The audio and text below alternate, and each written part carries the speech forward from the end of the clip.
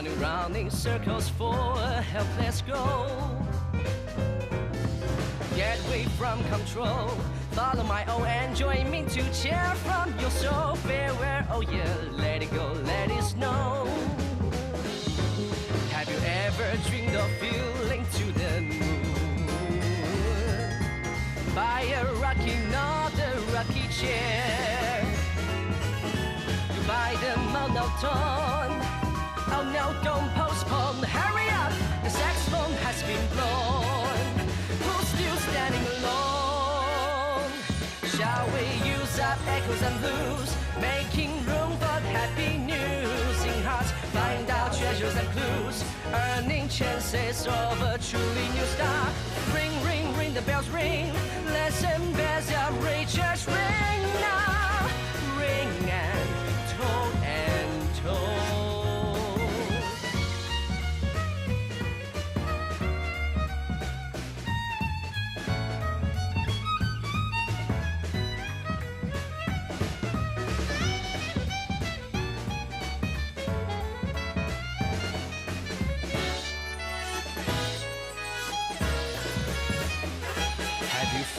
A little bored with your role, running round in circles for a helpless goal. Struggle as a draw, finally open the exit gate, and you say farewell man or only a black keyhole.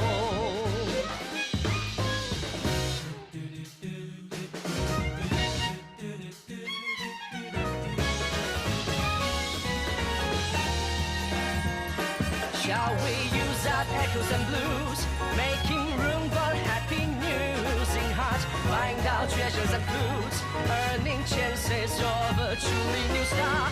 But my professor fails to give a certain future because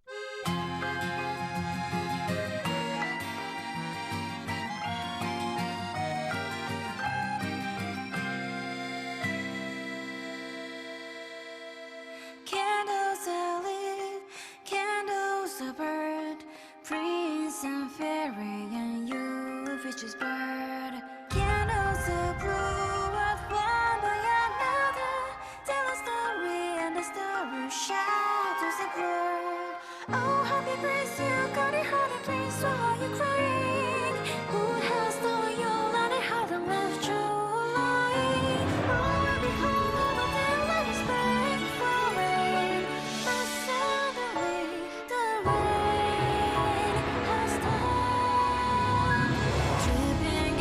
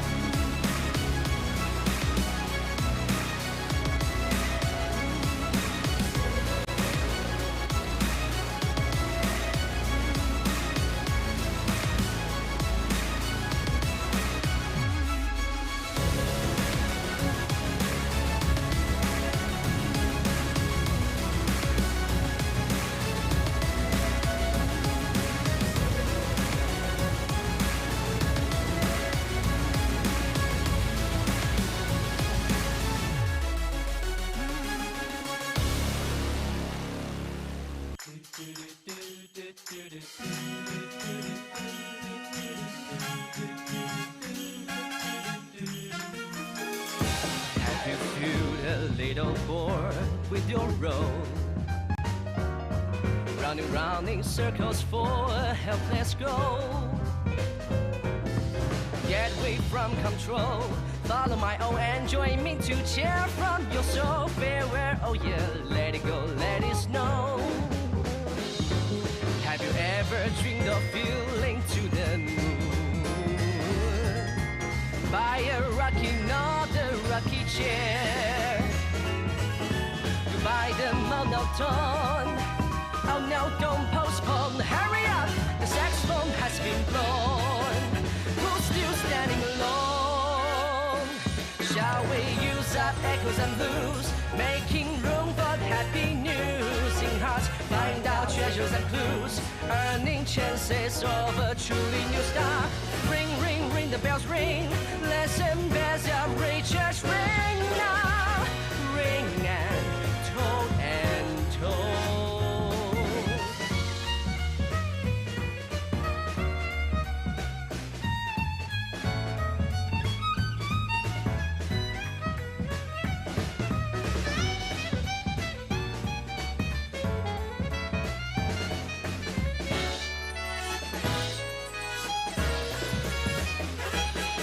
Feel a little bored with your role, running round in circles for a helpless goal. Struggle as a draw, finally open the exit gate, and you say farewell man or only a black keyhole.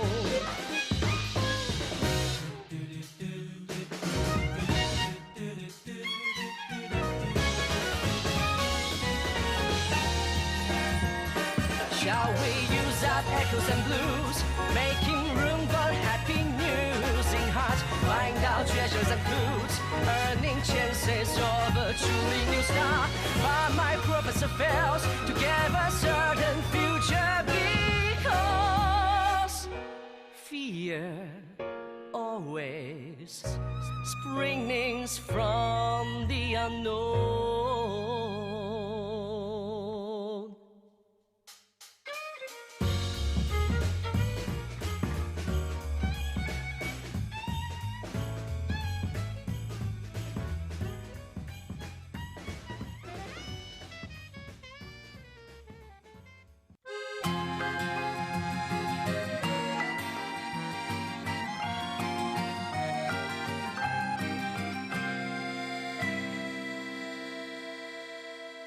Candles are lit, candles are burned. Prince and fairy and you, vicious bird. Candles are blue, but one by another. Tell a story and the story shadows are blurred.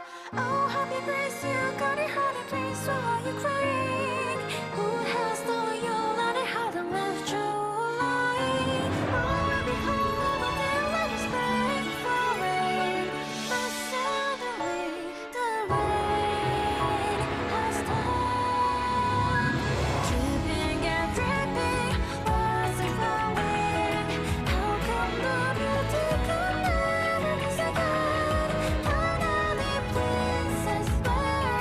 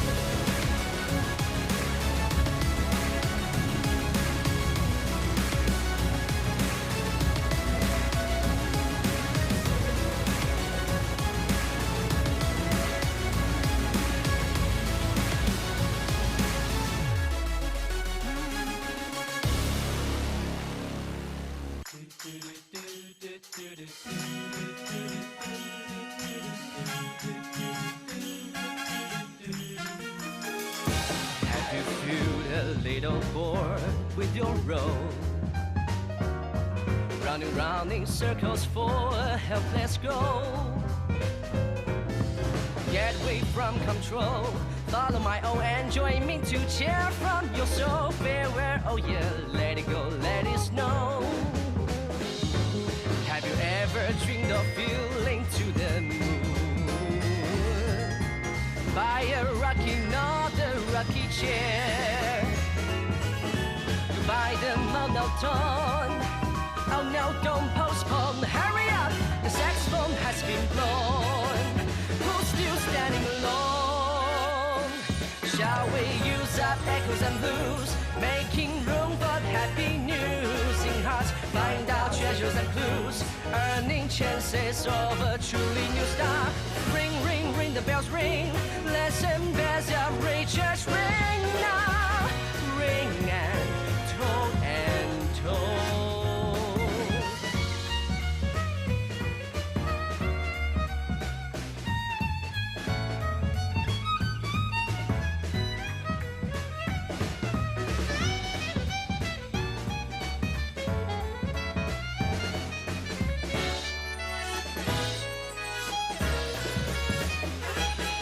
Feel a little bored with your role. Running round in circles for a helpless goal. Struggle as a draw. Finally open the exit gate and you say farewell man or only a black keyhole.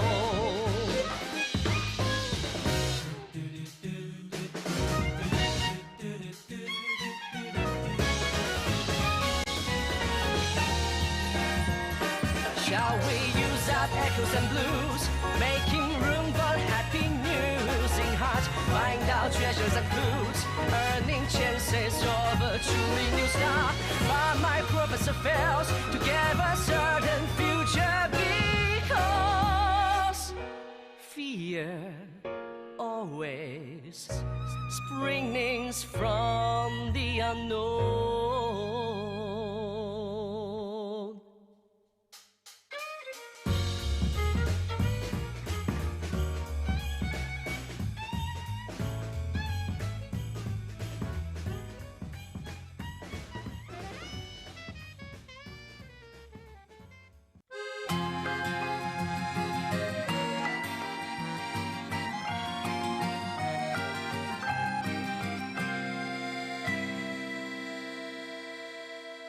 Candles are lit, candles are burned. Prince and fairy and you, witch's bird. Candles are blue, but one by another. Tell a story and the story shadows are blurred. Oh, happy prince, you got it hard and prince, why are you crying? Who has stolen your land and how them left you lying? Oh, I'll be home, but then let us beg for rain. But suddenly the rain has stopped. Dripping and dripping, what's it flowing? How come the beauty can never be so good? Finally, princess, where are you going?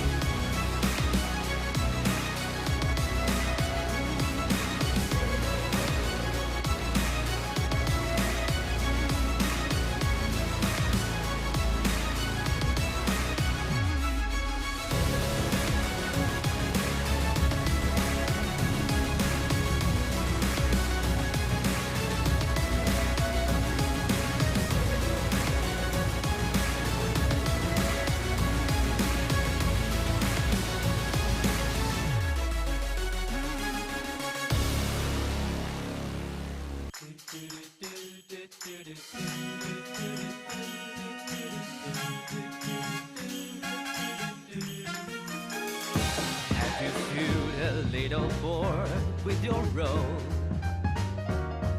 Running round in circles for a helpless goal. Get away from control. Follow my own and join me to cheer from your soul. Farewell, oh yeah, let it go, let it snow. Have you ever dreamed of feeling to the moon? By a rocky, not a rocky chair. Goodbye the monotone. Oh no, don't postpone, hurry up, the saxophone has been blown. Who's still standing alone?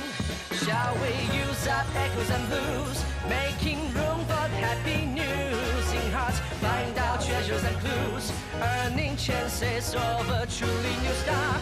Ring, ring, ring, the bells ring, listen, bells of Rachel's ring now. Ring and toll and toll.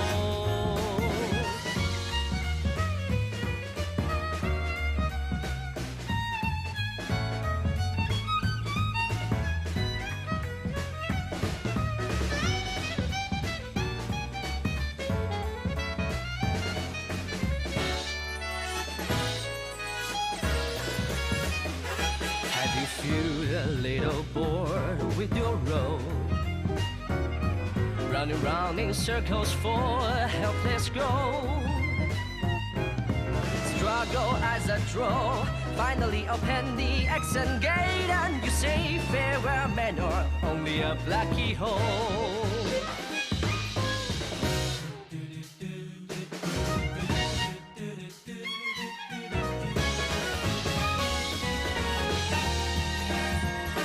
Shall we use up echoes and blues, making room for happy news? In hearts, find out treasures and clues, earning chances of a truly new star. But my professor fails to give a certain future because fear always springs from the unknown.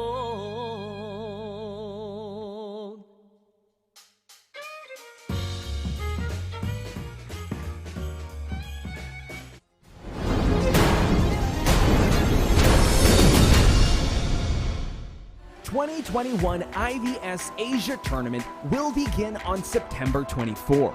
8 clubs from 4 regions will compete for the championship.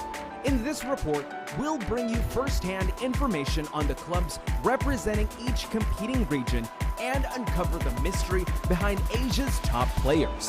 First up, we have 3 clubs from Chinese mainland. They are Douwu, FPX.ZQ, and GR. Clubs from Chinese mainland are very strong in every respect. They're proficient in various advanced in-game techniques and strategies, and maintain a high level of stable play. In the face of their top competitors, they remain strong and fearless. Douwu is a veteran powerhouse. They won the IVS Championship last year. In this year's IVL Summer Tournament, they launched a rapid offense and performed brilliantly. Their hunter player, Dong Xuan, ranked first in both average deduction points and total eliminations in the IVL Summer Tournament. FPX.ZQ has piles of talented players on the roster. They performed very well in this year's IVL Summer Tournament. They are capable of executing advanced operations in the match and often exert a sense of complete domination on their opponents. In addition, they have an excellent survivor player on the team, Long. He captures every detail accurately while competing and is very good at using terrain to restrain hunters for a long period of time. GR is also a veteran club. Their hunter player, PPX, is an experienced veteran of Identity V tournaments. He possesses a deep understanding of the game. No matter how many changes the game's updates bring, he always manages to master strong characters and leads his team to victory. We've invited 3 clubs from Japan. They each boast a strong and aggressive playstyle, excel at using less popular characters to make unexpected strategies work, and are good at executing unconventional tactics. They are SST, ZETA, and CC from Japan. SST reigned supreme in IVC last fall. With excellent results and achieving consecutive wins in the preseason, they were immediately shortlisted for the IVS tournament. Among their ranks, they have Alf, the Hunter player who has contributed the most eliminated all matches to Identity 5 tournaments since the IVC summer, and KZNK, the Survivor player who has restrained Hunters for 94.83 seconds per game on average. ZETA used to be the JUP club we are all familiar with. This year, they once again stand in the spotlight, reborn as ZETA, a dark horse on the battlefield. Their Survivor player Rayoli excels with the Mercenary, with an escape rate of 70%. With a life and versatile playstyle, he serves as a powerful restraining force on the field. CC is a veteran club with colossal potential. The coordination of this club is perfect, and members' skills are also inspirational. The Survivor player Magura has a lot of fans in Japan, attracting a lot of attention. Southeast Asia and Republic of Korea are both new to IVS Asia this year. These clubs emerge from fierce competition, representing the best their regions have to offer. GH is a super club formed of top players from 3 Southeast Asia star clubs. Their members have participated in COA competitions on behalf of Southeast Asia many times. In the 2021 IVC Southeast Asia, GH fought all the way from the losers bracket to win the championship. MS is from the Republic of Korea. They have one of the world's best hunters among them, a helping hand from Japan, Buryo. He often turns the tide and saves the day for his club all by himself. They also have an amazing female player, Siyun, who currently ranks among the top 100 server survivors. They demonstrated their perfect coordination and teamwork in South Korea IVT and eventually won the championship through their brilliant performance. On September 24, the 2021 IVS tournament will begin. Faced with an upgraded tournament system, top players from the 4 tournament regions will compete for glory. Will they be able to handle the pressure in this epic international showdown? Who will create a legend for their region? The spotlight is on the new contenders, Southeast Asia and South Korea. Can they write a new chapter in their region's history, achieving glory through brilliant cohesion on the IVS battlefield? Let's find out in this year's IVS. Hello， 大家好，我是FPX.ZQ学生队的大虎。大家好，我是GR战人监管者区域线，然后我擅长的监管者是26号守卫。大家好，我是选手东选，是斗五监管者，最擅长的角色是梦之女巫。我是GR战队的求生者空降，最擅长的角色是囚徒。こんにちは。ゼータディビジョンのヤノソです。ゼータディビジョンのカットです。ゼータディビジョンのドリスです。サンシスターのカズネコです。スターのアルフです。サンシスターのレスです。 안녕하세요. 저는 LS킬렐의 이변시은이며 팀의 선수로 생존자의 용병을 맡고 있습니다. Hello, I am Ajay from GH team, hunter from Southeast Asia.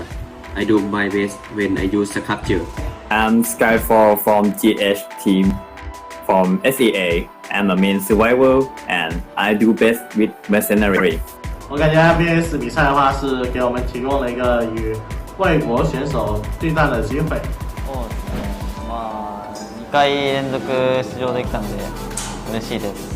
사실 저희 팀은 오로지 한국 대회 상금만을 보고 만들었던 팀이었기 때문에 여러 나라 선수들과 공식적으로 겨뤄볼 거라고는 생각도 못했어서 아직도 시간이 나지 않고 좋은 긴장되죠? 늘 기대하고 있습니다. I'm very excited to have qualified for the IVS Asia tournament. For me, I want to learn the experience with the strong team from other country, and I will do my best to get the win. ノーファイブと戦いたいです。やっぱずっと勝ち続けてきてたチームなので、前準優勝だったんで、今回も日本チームの強さをまず中国知らしめてやりたいと思うので、1位取りたいと思います。I want to beat some team from China. 然后每一场比赛，然后这些每一场和别的队伍合作机会，然后我认识。首先是拿一个好成绩嘛，然后其次的话是跟大家去切磋一下技术。大家谦虚一点，冠军一定能稳进我们的口袋。頑張ります。頑張ります。화이팅! IVS 加油！加油 IVS， 我们来了！加油 IVS， 我们来了！ IVS 我们来了，大家一起加油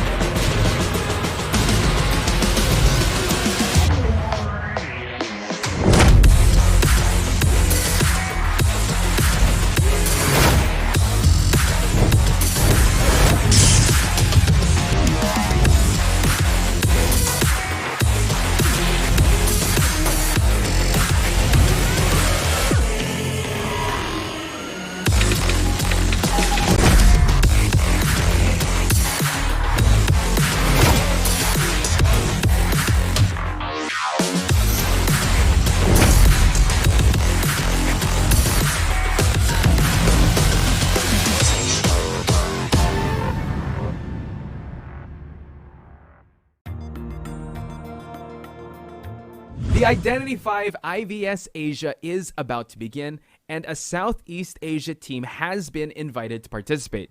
Today, we will drop by a team member's house to have an online chat to find more about their lives.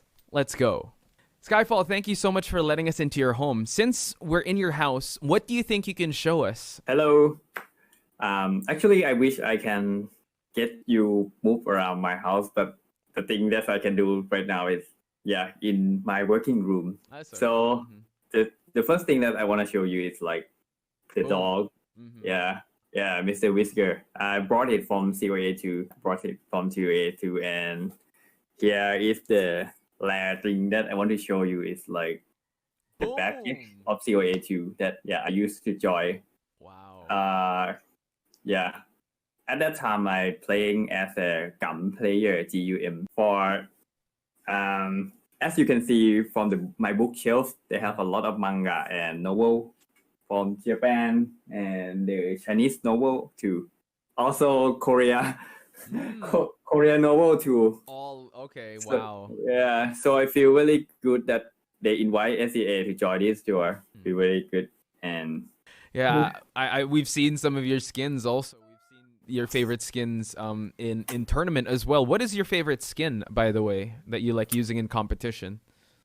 My favorite skin in competition is Naive, the detective with the pipe. Yeah, it's very cool and look like gentleman detective. And the secret is the glove, the spring hand. I mean, how can I say the elbow pad? It's hard to see. It's hard to see the elbow pad when you use the dash. Yeah, they can't tell. Hunters don't know. Like, does he have the dash? Yeah, it's hard to see. Smart. That's the secret. Ooh, okay. But if I have to like choose some skin that I like the most in the game, it's maybe the S skin preset. I don't know the name. The white skin preset. Yeah, the white one we were talking about. Yeah. Identity 5, maybe you can bring it back so Skyfall can get a cut, please. Please. You'll be participating in the IVS Asia tournament soon. How do you feel about that? I feel really happy and very excited because every team in IVS tour is very strong, and this is the first time that they invite SEA player to join. So we have to do our best in this tournament. Maybe SEA player have a chance to join this tour again. Perfect. I'm excited for you guys, and I want to also know, how are you guys going to prepare for IVS Asia a tournament? It's a big tournament, so how are you guys going to prepare? We will keep practicing more, but like IVC, we will prepare and keep training every day. After like the interviewer 2 or 3 days, we will start it to. Actually, from now we already started, but yeah, it's a secret. Let's wait and see. Okay. So, knowing that your team members aren't all in the same place, aside from training, did you ever make plans to do something else together? Actually, we have planned to like meeting together, but the COVID situation make us have to stay safe at home. So meeting in the Discord and game is fine. If they have a chance after this situation, maybe we meeting together, have some meal, have some photo, and hang out. That's nice. That is my plan. Okay. So if you guys would win the IVS tournament, how would you guys celebrate the championship? Honestly, in this situation, maybe we can celebrate as IVC tournament was stay at home and take some rest. Okay. That's all we can do in this situation. But yeah, that is okay, because when you get the winner, you feel happy. That is the best thing to celebrate in your heart. Aw, nice. That's a good one, Skyfall. Thank you for that. So one of the last questions is, we know about your tournament and your career in Identity 5, but tell us about your daily life and what do you usually do at home? The thing that I usually do at home, I'm a gamer, and the game that I play is Identity 5. I stay at my home playing Identity 5, streaming, and you can follow me on Facebook page Sky4V and YouTube Sky4V channel. Don't forget to follow my channel. I playing Identity 5 and making some video, sharing some technique to other people, and I hope one day, if maybe I quit the tour, they have some other player come and like viewing some player for SEA, play SEA. Nice. Yeah, get inspired with the knowledge you pass down. So yeah, amazing. I'm sure everyone is gonna like and support that page and that channel. So is there any last words you want to say, Skyfall, to the people watching, your fans? How can they support you? You have the floor. I have to say thank you to all of the fans that cheering us. We will do our best as a representative of SEA. GH team will do our best and hope everyone support every team in IVS Tour. Actually, it's not only IVS Tour, every team in this world, every player. Thank you, everyone. And all right. So, Skyfall, thank you so much again for a wonderful tour of your office and your figurines. And best of luck to you guys in the tournament. See you guys all at IVS. Okay, see you everyone in the tournament. Hope you guys enjoy. This will be a big and the great time ever in the tournament. See ya!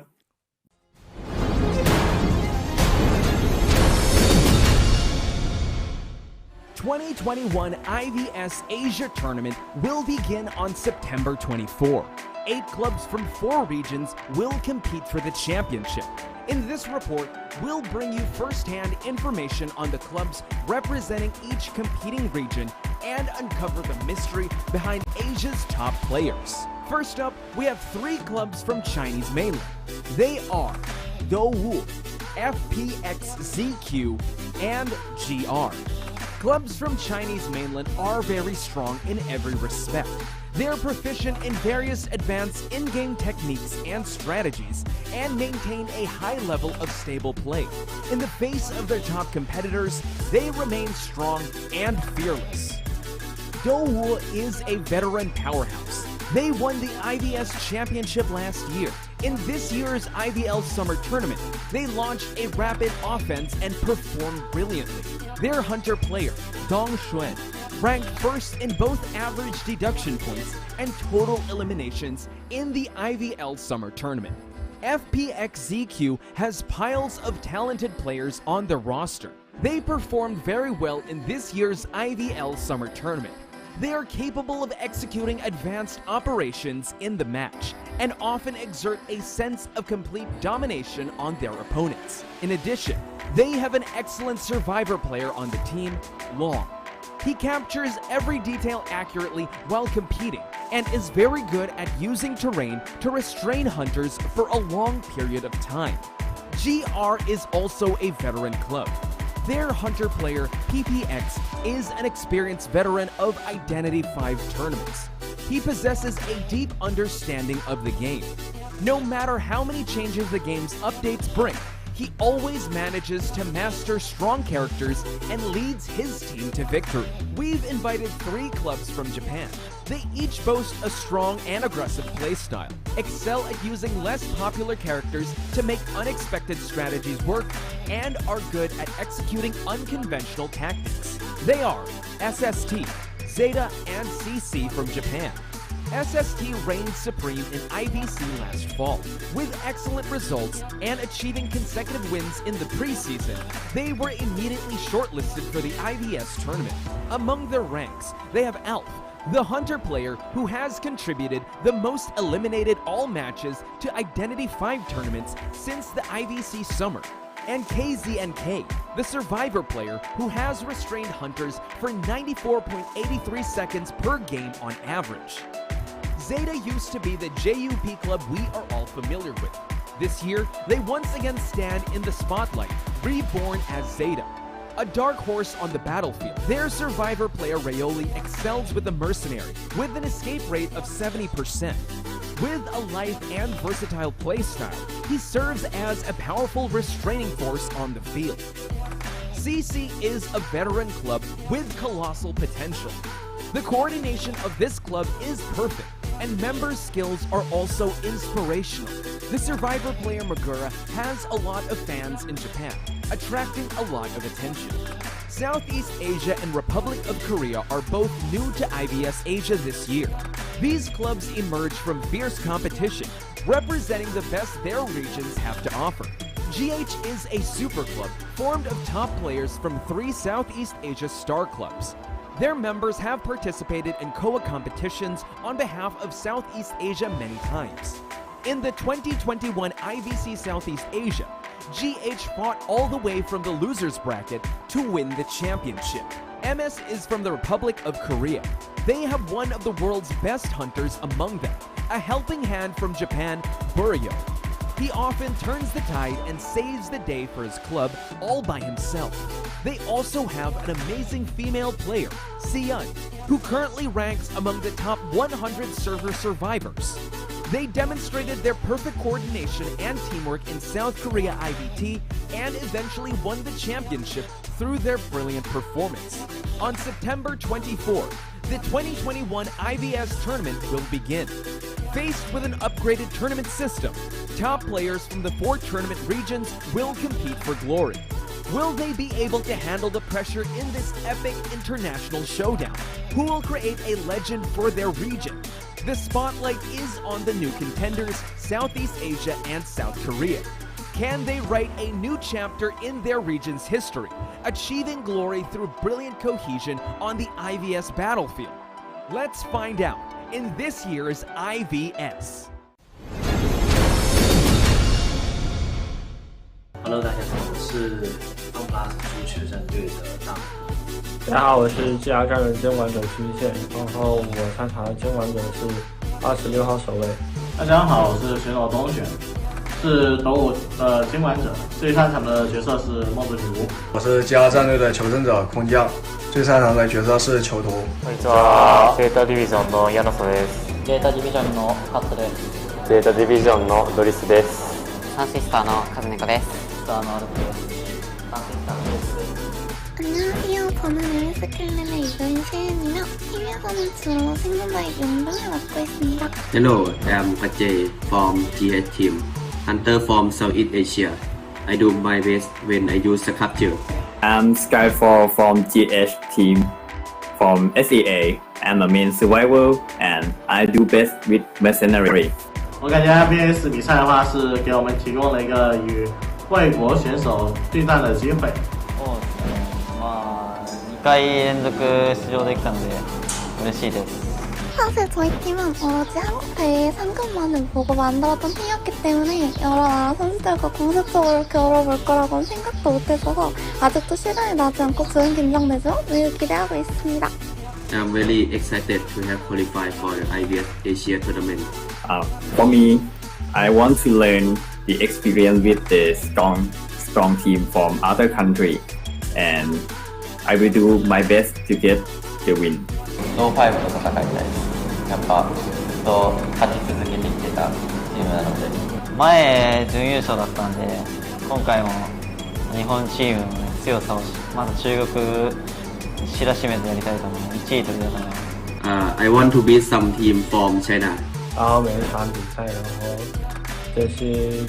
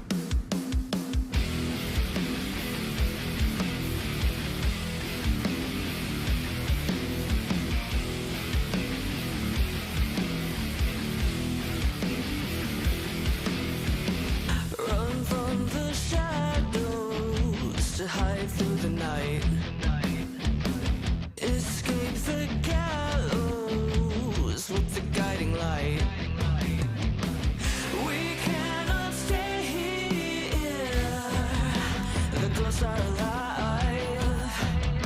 The ghosts are alive. This endless nightmare. Hunted must survive. Nowhere to run. Nowhere to hide. No way to escape from the night. Welcome, ladies and gentlemen, to the Identity 5 Asia Stellaris Challenge. It is day number 3. We are going to have an action-packed day. Botch Spice and Kahel giving you the Identity 5 action. And you know what? I would say having the best seat in the house, because so far, day 1 and 2 have really went beyond my expectations. Kahel, we're going to have some amazing matches. What are the matches you are looking forward to today?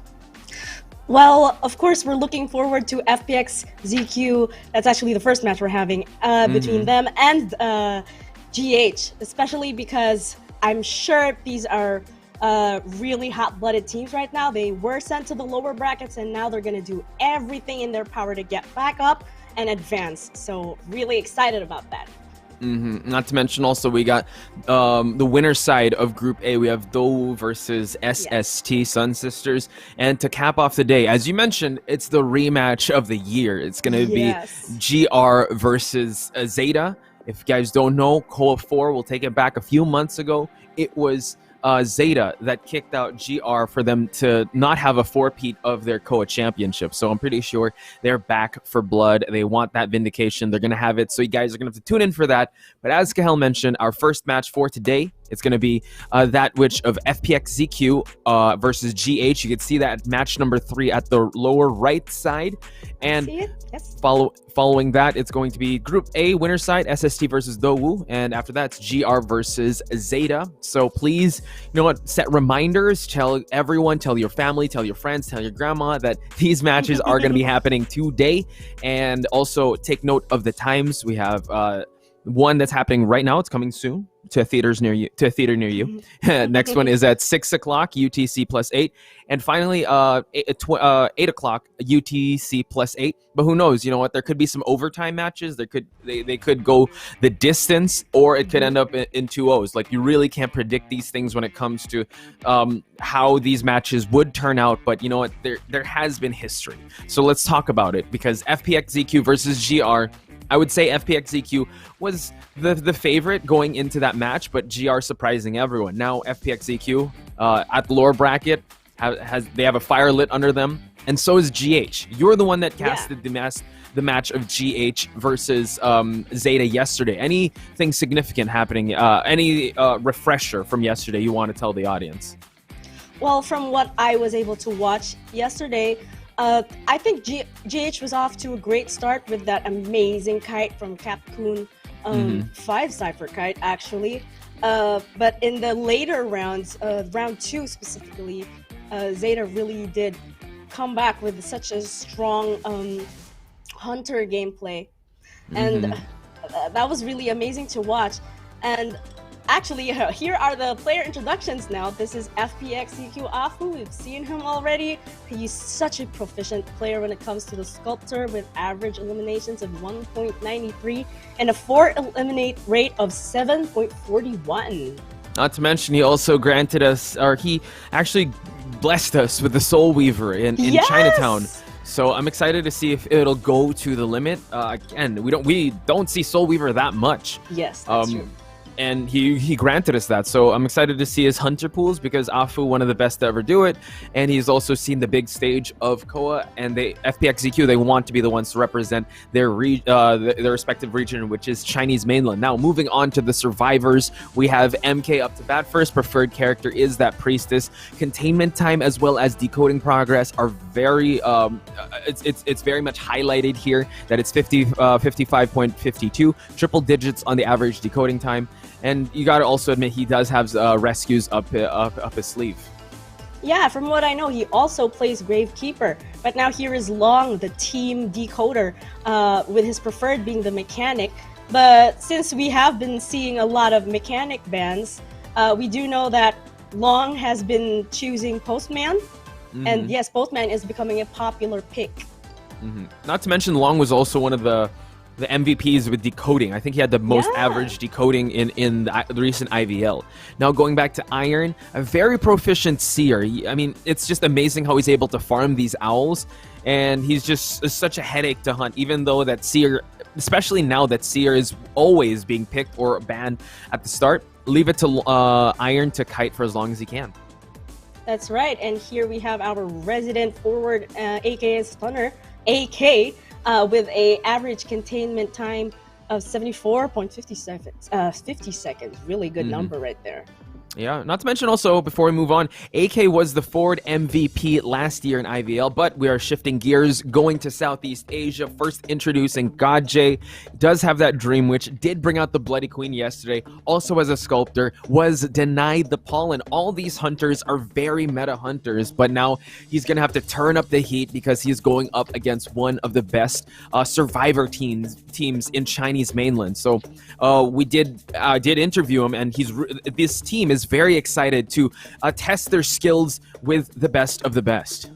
And speaking of that, we do know that Skyfall here, our mercenary main from Southeast Asia, has a 58.74 containment time and 133 decoding progress.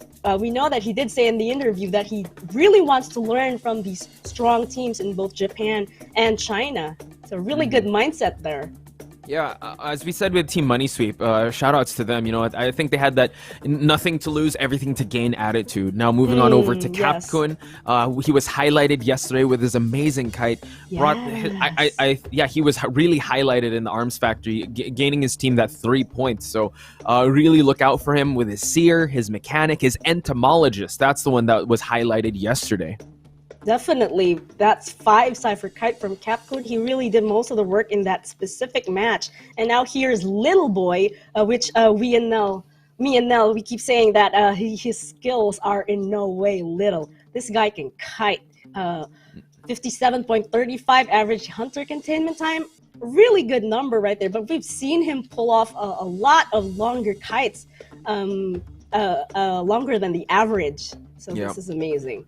Not to mention his hunter pool, also, survivor pool. He has a priestess, also has an entomologist, a postman. But moving on over to Hatari. Hatari being the main stunner of the group. Hatari and Capcom have this unspoken tandem that they have. Yes, they do. And they're just so good with once Capcom is running out of resources, Hatari is already there to tag in, ready for the hot tag, ready to just harass the hunter. And it's really great to have a forward like that on your team, just so that the tandem works really well. So we're gonna see if that's gonna be the case, because Afu, again, he had one of the best performances yesterday. GR did win it just by a little bit, so I'm sure both of these teams are fighting for their lives. So we will see the best versions of themselves as they head into the first round.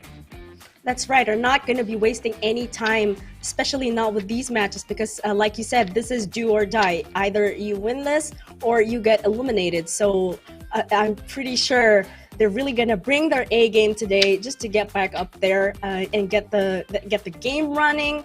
And yeah, that's it. I'm really excited to see how they're going to want to come back from yesterday's losses. I'm sure they've got a plan up their sleeves, and I'm just really excited to see that. Yeah, so let's talk about the certain matchups, because we are heading into the lineup. It is going to be Afu that will be hunting first, while the survivors of GH will be testing their skill against Afu. And Afu is very dangerous in the first round. His sculptor yesterday, there were so much highlights, and in this map particular, Ever Sleeping Town, this is like his hunting domain. So let's see, as we head on over to the bans, who will he be banning first? It could actually give us an indication of who he's going with a mechanic first. Of course, like we keep on saying, you really don't want to be having a problem with Cypher Rush, and that's why Mechanic is really one of those top bans. And here we have the Seer and the Forward. Of course, that is to be expected. I'm guessing Hatari is picking the Forward here. And Capcom probably on that Seer. Yes. Little Boy's Priestess is going to get banned, so probably, might go with the Prisoner, might go with the Entomologist. Postman, maybe. The Postman has been rising in this tournament. We've been seeing a lot of players utilize Postman. But now we see Mercenary for sure has to be secured. Probably Skyfall's Mercenary. Now just waiting on the last one, which is Postman, probably by Little Boy.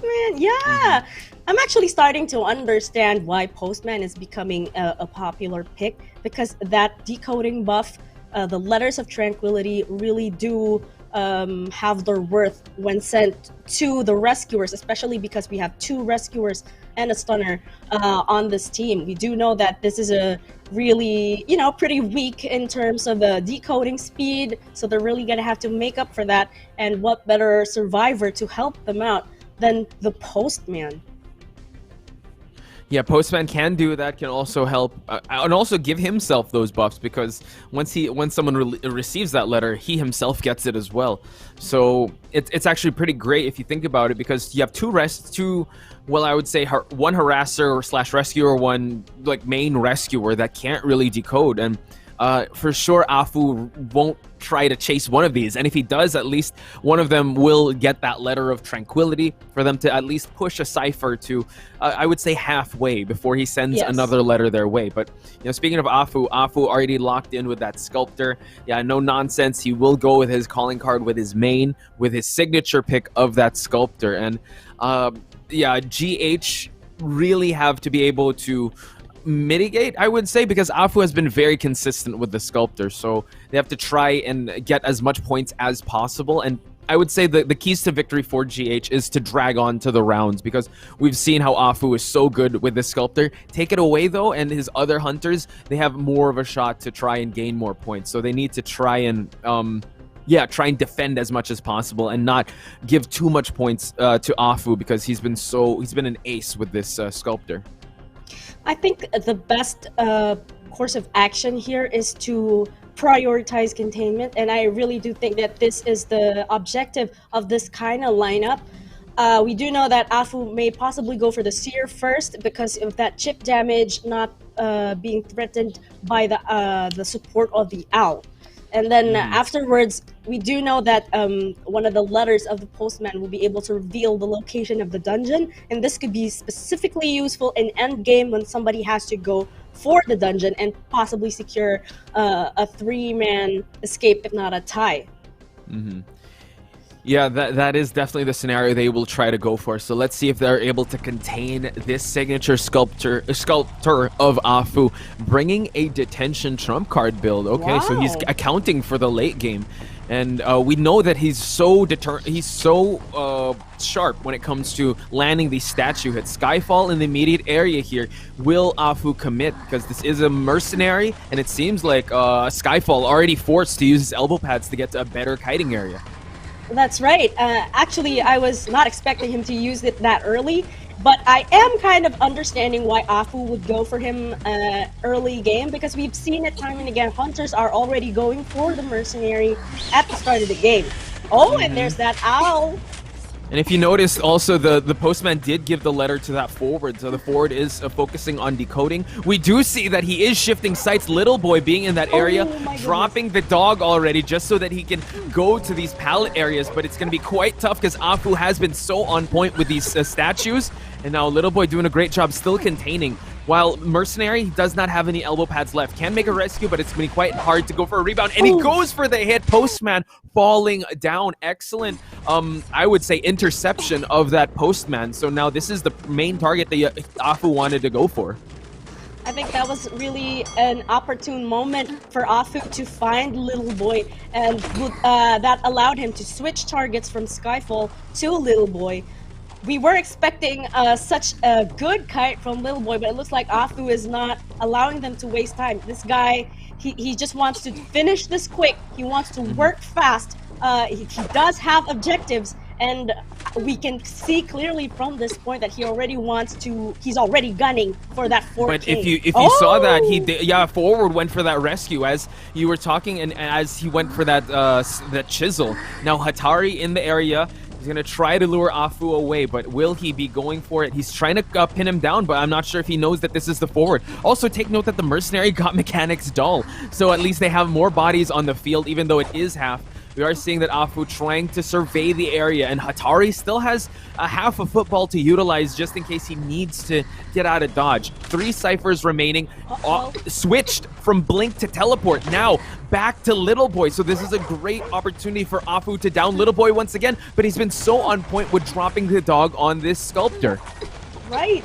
Actually, nice aim on the part of Little Boy here. He just needs to be very careful in looping Afu, especially because the basement is in the corner house. So he's going to have to extend his kite as best as he can, especially because he was rescued before half in the first chair. It's gonna be, well, a lot of times he stepped into the basement. He's forcing Afu to go to the basement. He is trying to just lure him away from everyone else. And now he's trying to tiptoe his way. Is he going to try to exit? Oh my god, he juked away. Oh, he found him. Oh my god. Little Boy, again, just trying to buy time for containment. He's trying to just keep everyone not disrupting the Cypher rush. Going to the basement, already saved before half. So now Afu sharing at the basement would kind of limit his camping ability. I'm not sure if they're going to be going for rescues here because everything's so far apart. But Hatari showing himself already. It seems like Hatari is chased away from his Cypher. And the Seer already finished that one Cypher. Afu knowing that, he is going to just stay here to make sure he has one survivor at least out of the game. I think at this point they're already gonna try to settle for a tie because I think the plan was to get shared at that house. All part of the plan. Oh wow, Skyfall eating that hit once the chisel dropped, and now Mercenary is half-life. And we see that the Postman is no longer in the game. Skyfall has, I would say, depleted, or his skill is not there anymore. No more elbow pads. Has a smidge of a doll left, and now we see that the great stuff from Hatari being on top there, getting healed by the Mercenaries doll, and we see that they are trying to push for at least a tie. That's what they can go for, but one Cypher remains. They're still gonna try to. Oh wow, the body block from the doll, buying some time for the forward to escape the second story of that building, and Afu still looking for a target. Skyfall, he's hiding. Oh, he gets spotted out. One more hit, he will be falling down. I think Skyfall's plan here is, yes, to be in the target of Afu, but look at that Cypher right there, already 60% on that. I wonder if Afu is gonna fall for it. He does have teleport available. He could potentially teleport to that last Cypher, pushing probably Hatari to rescue Skyfall. And there's that teleport I was telling you about. Oh! He tried to go for the stun, but now goes for the rescue. Capcom now is the one that has to contain this Hunter, using the pallet boost to get away from that Cypher. And that's the Cypher that is primed. Afu now realizing that has to focus on this one Seer and try to just prolong their stay here in Ever Sleeping Town. Capcom has to eat that hit. We do see that Hatari is in the area, has a quarter of a football left. He is hiding. I don't think so. I think he's just going to wait it out and try to go for a safe rescue. But you know what? He is trying to close things out here. We do see that oh wow, they're not going to go for it. He's not going to go for the chair. We do see that the Cypher is already primed. Yes, Hatari. Yeah, Hatari just in the area, and we see that Capcom waiting, trying to crawl. Who is going to blink first? This is a really intense moment. Both teams are being very patient before the end game is popped. I think Afu at this point is just trying to plan this out in his head. What am I gonna do? The Cypher's primed. If I chair Capcom, he's gonna get rescued, and if somebody absorbs the hit after rescue, that Cypher is gonna get popped. But the thing is, I think he's waiting out teleport. Yeah, exactly. That's the thing. This is a stalemate, but it's actually working in favor of Afu because teleport is going to be ready. He's still saving all those skills. It's just a real big stalemate now. Wondering if he's going to wait for the train to block. Oh, there we go, the train! Goodness. And now he's able to use the train. Excellent timing by Capcom waiting on the train. It wasn't on schedule, but you know what? Rush hour is coming in, and now Afu has to wait. Oh, Capcom gets off the train. Was hoping that Afu would be one going. He's going to bait a hit out of it. Pops the Cypher, and now detention is in the air. Capcom will have to contain Afu. That's right, especially in a good area because this is as far as it gets from the exit gate that Skyfall is about to decode, which he is doing right now. So Capcom Oh, there you go. He takes that hit, but look, teleport is already available. There we go. He's not going to waste time. He knows because the Exegate is here. So now Skyfall and Hatari have to hightail it to the other side. Afu hitting Skyfall in the process. Skyfall falling. But now we see that the forward is on his way to pick up Capcom. You see that the chisel is ready. So Afu can defend now and try to look at that gate. He will be rolling his way back. Now it's still very doable for them to be able to try and go for a tie here, but it's quite tough because Afu is already here, cutting off the team from trying to save the Mercenary because the Mercenary is already past half. That's right, and it'll be up to Afu now just to put down Capcom ideally, and I think at this point, Hatari will want to go for the dungeon already, but things are looking good for Afu, but who knows? Who knows? The thing is, if he goes for the dungeon, I think Capcom still has to get his first chair.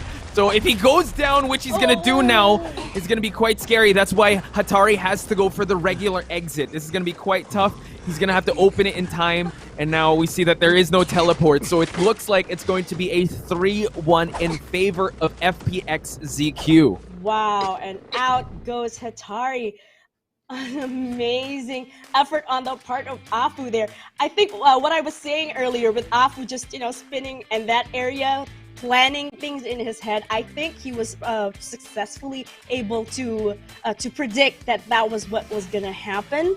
And it's really impressive how he was able to, just make it happen. Teleport to the gate, down Capcom, and come back because he knows that Hatari is probably going to want to go around the map and probably heal Capcom. Wow, Afu, I'm really impressed. Yeah, that stalemate moment where he was deciding, should I chair, what should I do? Hatari's there for the stun or the rescue. Cypher is already primed. So it was a great job by Afu just slowing down the pace of that game. And, great stuff on the side of GH as well. For Capcom to wait on the tram and get there safely and try to play the mind games. Afu was just a step ahead in this matchup. It was a great performance because considering Afu is pretty consistent with his 4Ks on this Sculptor, for them to get one survivor out is a victory in itself because the point differential isn't that much. Pressure is still on GH since FPX.ZQ did win this first half. Now it's going to be up to Gajay. So looking at the stats here, all of them had, Hatari, Capcom, and Skyfall, triple digits when it came to decoding. Little Boy being the second chase, it was actually Skyfall forcing Skyfall to use the elbow pads, and Little Boy also taking the hit, going to the basement, realizing, all right, I need to buy you guys some time, I'll just do this. Also almost made it to a 60-second kite. Did his job and played his role well, and it was just an excellent survivor performance. How about it though, Kahel? How about Afu? Well, Afu was just on point the whole time. His statues were on point. 5 pallets destroyed, 9 strikes, and 9 knockdowns. That was amazing. Especially, I'm still not over that moment when he was waiting out teleport. I think that was also one of those reasons why it was a kind of a stalemate moment, like you said. He really had it planned out in his head. So to have that foresight as a hunter, it really is an eye-opener for GH, the kind of league that they're in. It shows them where they are in the game, like I mentioned offline. That was amazing. Yeah, just the big brain plays from both Survivor team and the Hunter, and just them countering each other constantly. And Afu, again, didn't really have the best find with the Mercenary, but you know what, he just made... if life gives you lemons, you can make lemonade. And if you find the Mercenary, exhaust his pads. You don't want to chase him too much, but luckily he ran into Little Boy, and Little Boy being the prime target, at least he knew that the Mercenary, if he went for the saves, couldn't elbow pad away. And luckily for Skyfall, found a Mechanics doll to help them prime for that end game, the last Cypher pop, and also did help heal Hatari. So just excellent performance on the Survivor side. Afu, though, getting 3-1. Great start for FPX.ZQ. Now we're going to switch things up. It is going to be FPX.ZQ Survivors that will be coming up to bat, while Gajay will be coming in. And now we're not going to see any bans from the Hunter. So will we see his breaking wheel? That's actually what I'm expecting, because this is Ever Sleeping Town after all. We do know how proficient is Gajay when it comes to using that beast of a hunter. And we have seen him repeatedly securing 4Ks with the breaking wheel. I don't think GodJ is gonna pass up on this opportunity to do just that, especially because I think arguably breaking wheel is one of his strongest hunters that he has in his arsenal. Yeah, Breaking Wheel, he did mention that he likes using Sculptor as well because she's really in the meta, but in this map, based on what we've seen also in the recently concluded IVC, he's really proficient with that Breaking Wheel. So banning already the Seer, opening up the Mechanic, opening up the Mercenary, as well as the Forward. AK and Iron might be a Forward. Well, Iron doesn't have a Seer anymore, so it's going to be interesting to see who Iron will be utilizing in lieu of the Seer being banned. But AK gonna lock in that Forward. Oh, I was expecting this. This is probably Long already picking his preferred character, which is the Mechanic. They really do need to take advantage of this open slot to secure that Cypher progress.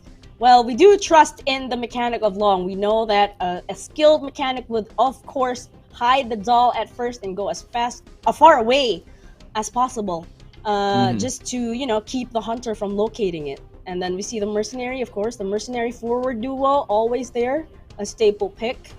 I think we're gonna have another Postman.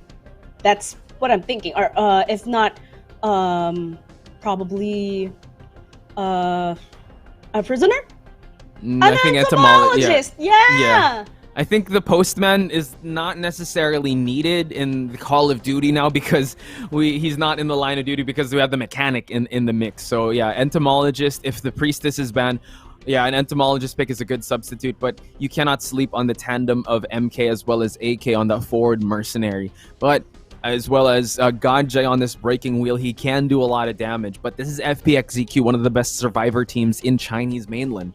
So he's going to have his hands full trying to be able to, well, down and out these survivors because FPX.ZQ have faced in strict competition in IVL that some of the top breaking wheels out there. Can GodJ be one of them? Can GodJ cement his legacy here with how he's able to handle the survivors of FPX.ZQ?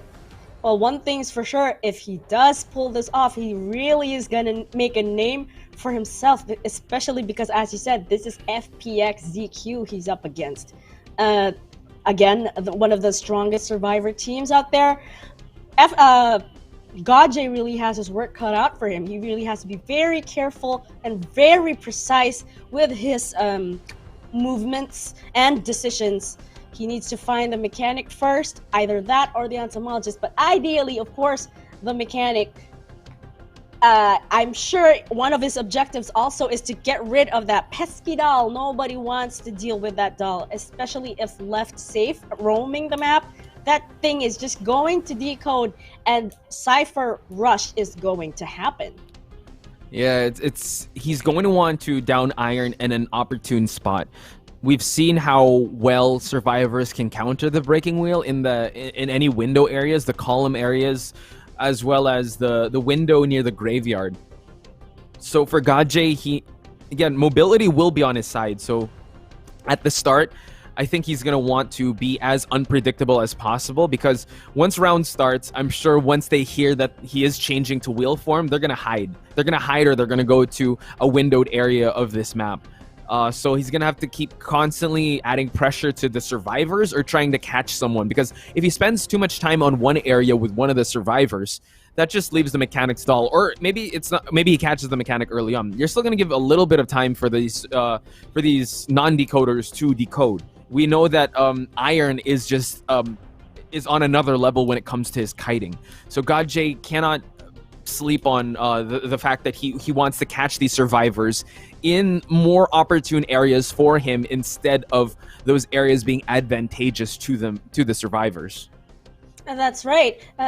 Also, one thing to note is that I'm actually excited to see if Iron and the rest of the survivors have that discipline to know when to vault windows, to know when to mirror the movements of GodJ. And now here he is, spawning at a very good spot on the map, finding the doll right off the bat. Really good going for GodJ here. And now, yeah, once he's able to down the doll, but now he knows where the doll is. The thing is, he's not gonna want. Is he gonna want to focus on that doll? He knows that Iron might be in the area, but you have to down that doll to know where he's at. And we see that GodJ still like rotating around here to find the best possible target. He knows that he has to down this Mechanics doll, but we see that the Mechanics doll is forcing him to go back to human form. GodJ getting the hit and now getting a whiff of where the Iron is at, transforming already into wheel form, and now he's gonna be gaining some presence. And that's right. And here he is, Iron, on the bottom of the geisha house. This is what I was talking about, having that discipline to mirror and avoid the spikes, avoid getting touched by the wheel. GodJ's skills are really being put on the test here because he was already able to land one spike, but I wonder if he will be able to land that second, especially because Iron is such an amazing kiter. Yeah, look at this. How many rounds have we went, but already GodJ landing that one, that second spike. But we see that the entomologist already utilizing the bees. The blink was already expended, and now we see that they hit an excellent doll drop by Iron. And look, the push. This is what I'm talking about with FPX.ZQ. Their coordination is so on point, and Iron, you know what, expending the doll just to buy himself more time, and now he is shifting over to the windowed area of this graveyard. He's gonna eat 3 spikes now, so he's gonna have to be very careful transitioning away. But we do see the forward AK with the support stun, and now buying even more time for the mechanic to heal up. GodJ now sees that there's 2 survivors here. Entomologist has the swarm to utilize for her to be able to use, but now we see that him on that wheel form actually counters these bees. At this point, the mechanic Iron needs to start decoding, especially because all survivors are still in full health. They need to take advantage of this opportunity, and nice dodge of the trap there. We are getting a display of absolute skill on the part of FPX.ZQ here. GodJ really needs to step it up this time. And that's the thing, we're going to the alleyway long, deploying the bees, and we'll use it again, forcing him out of that wheel form. These traps, they've been dodging it left and right, breaking the ankles, and has to go through those bees, forcing him to break the pallet. 2 ciphers still remain. We do see that Iron was up at that 2nd-story building, trying to find if he's able to get it, and activates the burst. So we see him go back to wheel form. FPX.ZQ is really putting the heat on GodJ, and he's now trying to find the most opportune target. None of them are spiked anymore. Wow, a fantastic job on the part of the survivors here. You can really see that they're on they're just coordinating and pushing GodJ to just switch targets. Wow. Yeah, that was a good veer to the left, but yeah, GodJ seeing that already got full presence out of that exchange. Now MK is gonna eat a spike for his troubles. Iron now, the first target, will be zoned in here. And he's doing a great job just cutting corners, but then 2 spikes, and he could go for the hit, and now Mechanic did fall down, does have a magic wand. Now we see that AK is in the area. He's going to be very careful if he wants to go for a stun here. 2 ciphers still remain, but all survivors are still up and about. That's right. If ever he is going to chair Iron here, it's going to be the first, and that's still a lot of time to finish those 2 remaining ciphers. The GodJ has to be very careful with his decisions here, especially because, oh wow, especially because AK, wow, did you see how sharp he was with that turn? And now Iron able to get out of there. Oh wow, he used the magic wand. Can't be found. AK now just buying the attention, but now Iron, you know, GodJ has his sights on Iron. These traps, they've been dodging it like crazy bolts, but then GodJ was able to punish. Now they're force healing just to buy a little more time to just prime that last 2 ciphers. 1 remaining. And we see that the blink was trying to utilize it. Now AK is in the area trying to go for that save. He can go for it. Can go for just a regular save here. Yes, especially because that last cipher is already primed. We could see a 3-man escape here on the part of FPX.ZQ, Potch.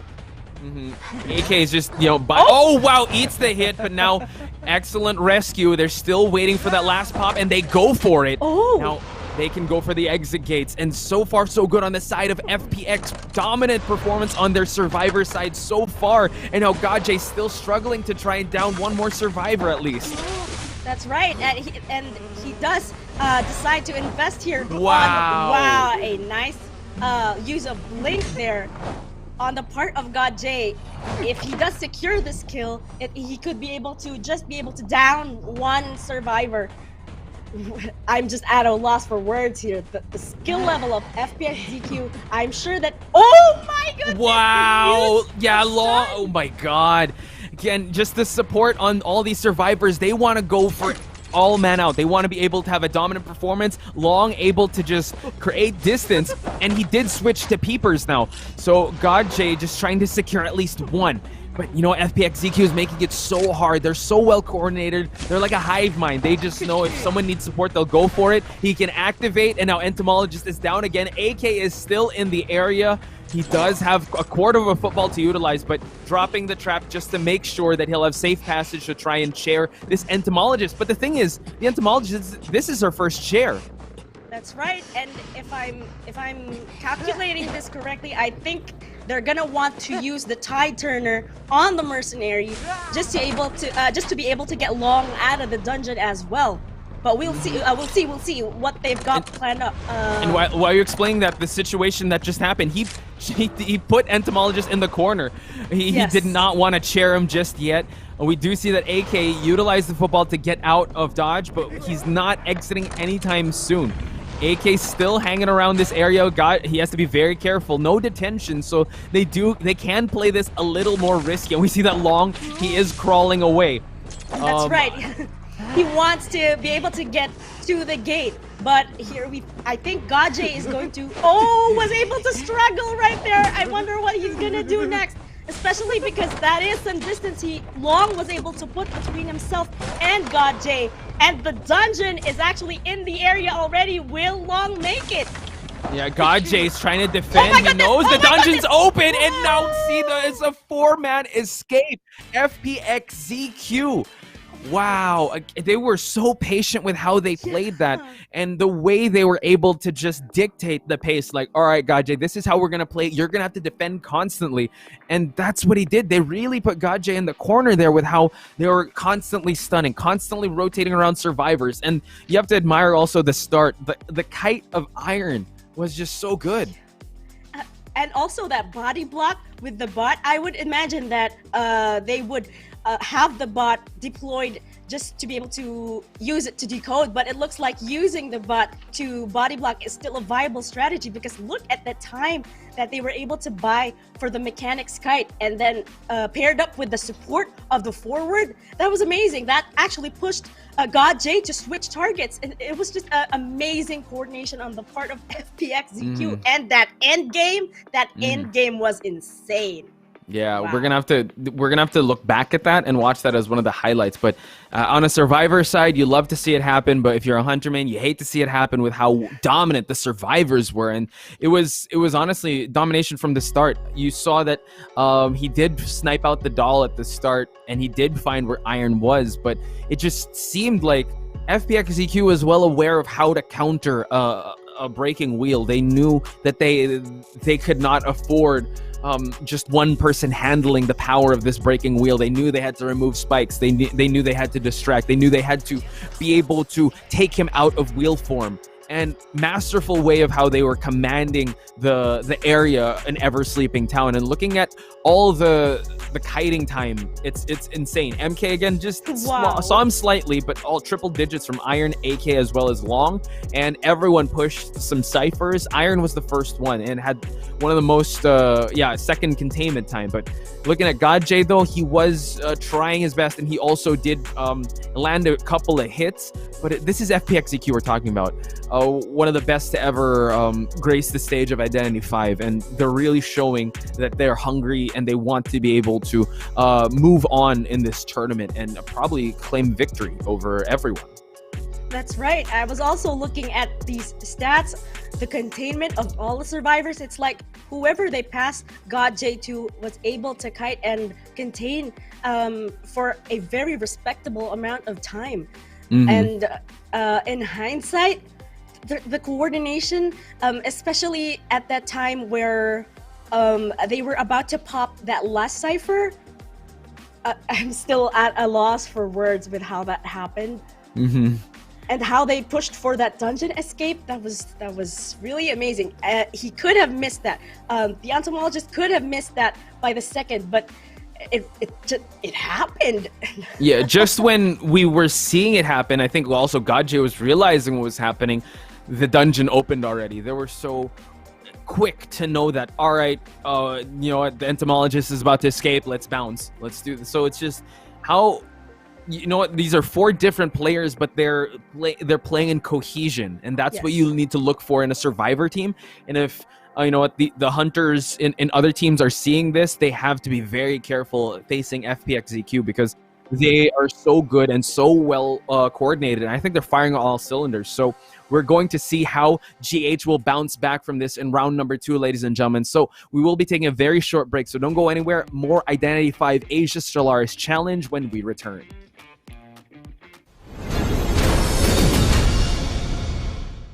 Hello， 大家好，我是FPX.ZQ学生队的大。大家好，我是技压战的监管者徐一线，然后我擅长的监管者是26号守卫。大家好，我是选手东选，是斗五监管者，最擅长的角色是梦之毒。我是技压战队的求生者空降，最擅长的角色是囚徒。こんにちは。ゼータディビジョンのヤナソです。ゼータディビジョンのカットです。ゼータディビジョンのドリスです。サンシスターのカズネコです。スターのアルフです。サンシスターのケースです。 안녕하세요. 저는 ASK의 이도인 TV에서는 주로 생존자의 용병을 맡고 있습니다. Hello, I'm Ajay from GH team, hunter from Southeast Asia. I do my best when I use the capture. I'm Skyfall from GH team. From SEA, I'm a main survivor and I do best with mercenary. 我感觉 FPX 比赛的话是给我们提供了一个与外国选手对战的机会。そうですね。まあ2回連続出場できたので嬉しいです。 사실 저희 팀은 오로지 한국 대회 상금만을 보고 만들었던 팀이었기 때문에 여러 나라 선수들과 공식적으로 겨뤄볼 거라고는 생각도 못했어서 아직도 시간이 나지 않고 좋은 긴장되죠? 늘 기대하고 있습니다. I'm very excited to have qualified for the IVS Asia tournament. For me, I want to learn the experience with the strong team from other country, and I will do my best to get the win. ノーファイブと戦いたいです。やっぱずっと勝ち続けてきてたチームなので、前準優勝だったんで、今回も日本チームの強さをまず中国知らしめてやりたいと思う。1位取りたいと思います。I want to beat some team from China. 然后每一场比赛，然后这些每一场和别的队伍合作机会，然后我认识。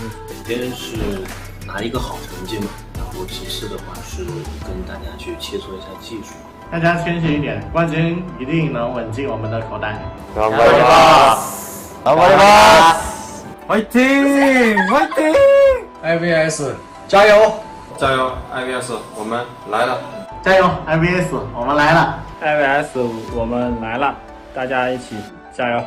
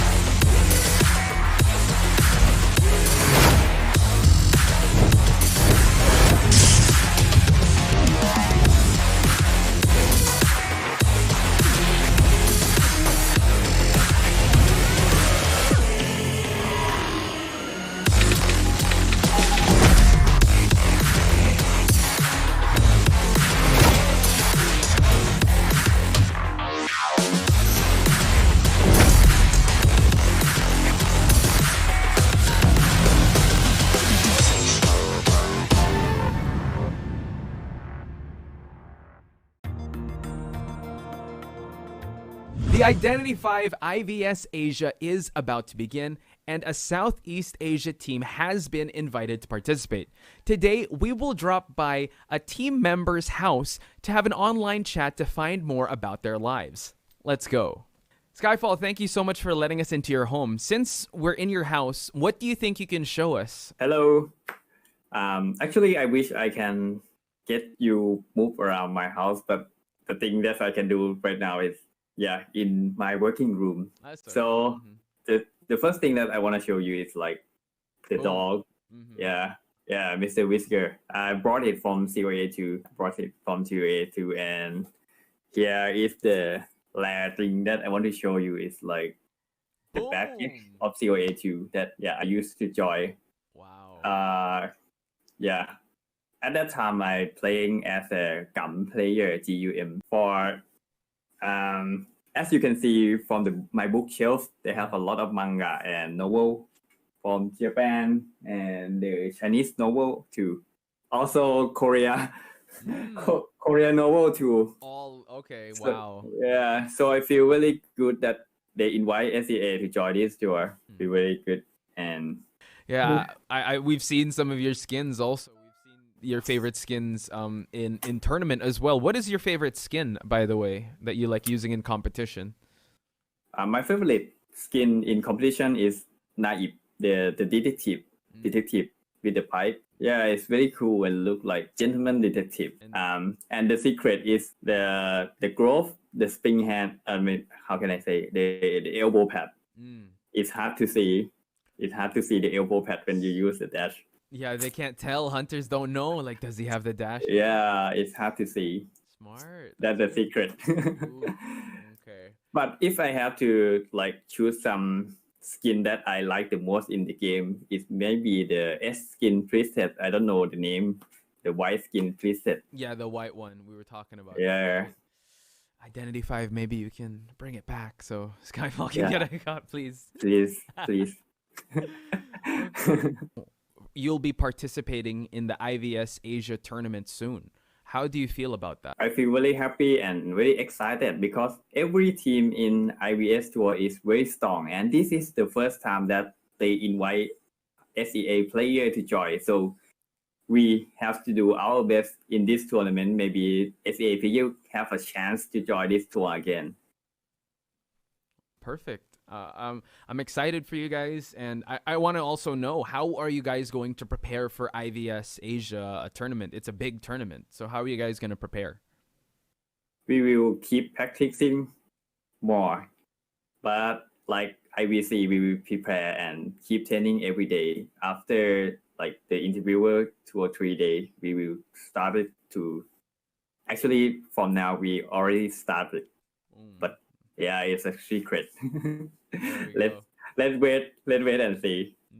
Okay. So, knowing that your team members aren't all in the same place, aside from training, did you ever make plans to do something else together? Actually, we have planned to like meeting together, but the COVID situation make us have to stay safe at home. So, meeting in the Discord and game is fine. If they have a chance after this situation, maybe we meeting together, have some meal, have some photo, and hang out. That's nice. That is my plan. Okay. So, if you guys would win the IVS tournament, how would you guys celebrate the championship? Honestly, in this situation, maybe we can celebrate as IVC tournament was stay at home and take some rest. Okay. That's all we can do in this situation. But yeah, that is okay, because when you get the winner, you feel happy. That is the best thing to celebrate in your heart. Aw, nice. That's a good one, Skyfall. Thank you for that. So one of the last questions is, we know about your tournament and your career in Identity 5, but tell us about your daily life and what do you usually do at home? The thing that I usually do at home, I'm a gamer, and the game that I play is Identity 5. I stay at my home playing Identity 5, streaming, and you can follow me on Facebook page Sky4V and YouTube Sky4V channel. Don't forget to follow my channel. I playing Identity 5 and making some video, sharing some technique to other people. And I hope one day, if maybe I quit the tour, they have some other player come and like viewing some player for SEA play SEA. Nice. Yeah, get inspired with the knowledge you pass down. So yeah, amazing. I'm sure everyone is gonna like and support that page and that channel. So is there any last words you want to say, Skyfall, to the people watching, your fans? How can they support you? You have the floor. I have to say thank you to all of the fans that cheering us. We will do our best as a representative of SEA. GH team will do our best and hope everyone support every team in IVS Tour. Actually, it's not only IVS Tour. Every team in this world, every player. Thank you, everyone. And all right. So, Skyfall, thank you so much again for a wonderful tour of your office and your figurines. And best of luck to you guys in the tournament. See you guys all at IVS. Okay, see you everyone in the tournament. Hope you guys enjoy. This will be a big and the great time ever in the tournament. See ya!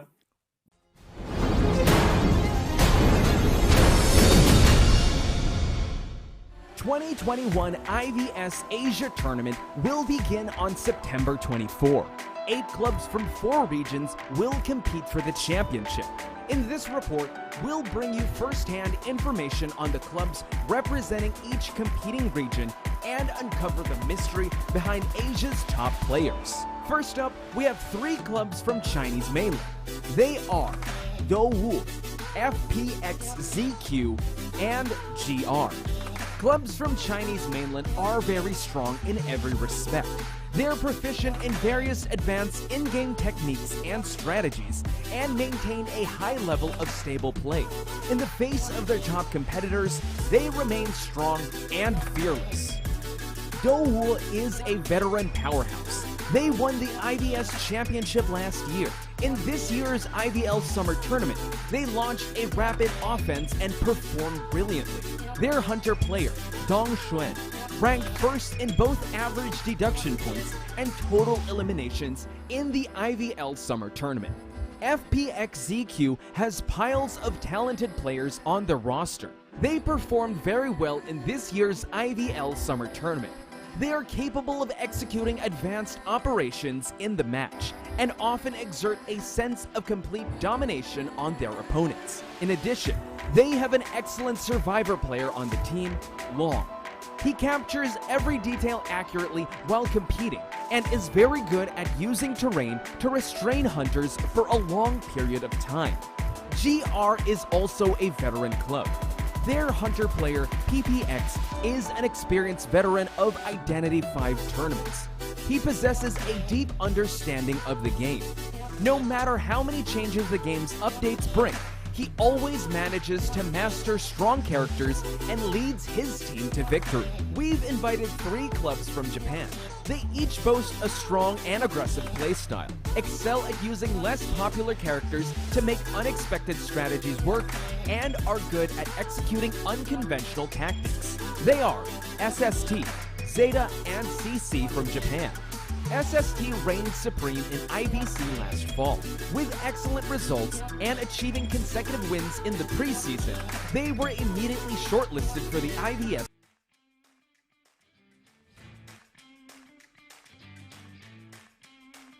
And we are back, ladies and gentlemen, with more Identity V action. We are round number 2 in Arms Factory between the battle between GH as well as FPX.ZQ. GH put in a tough spot now. They have lost the first round, but you know what? They can bounce back from this. Afu now banning the Seer and forward. How about it, Kahil?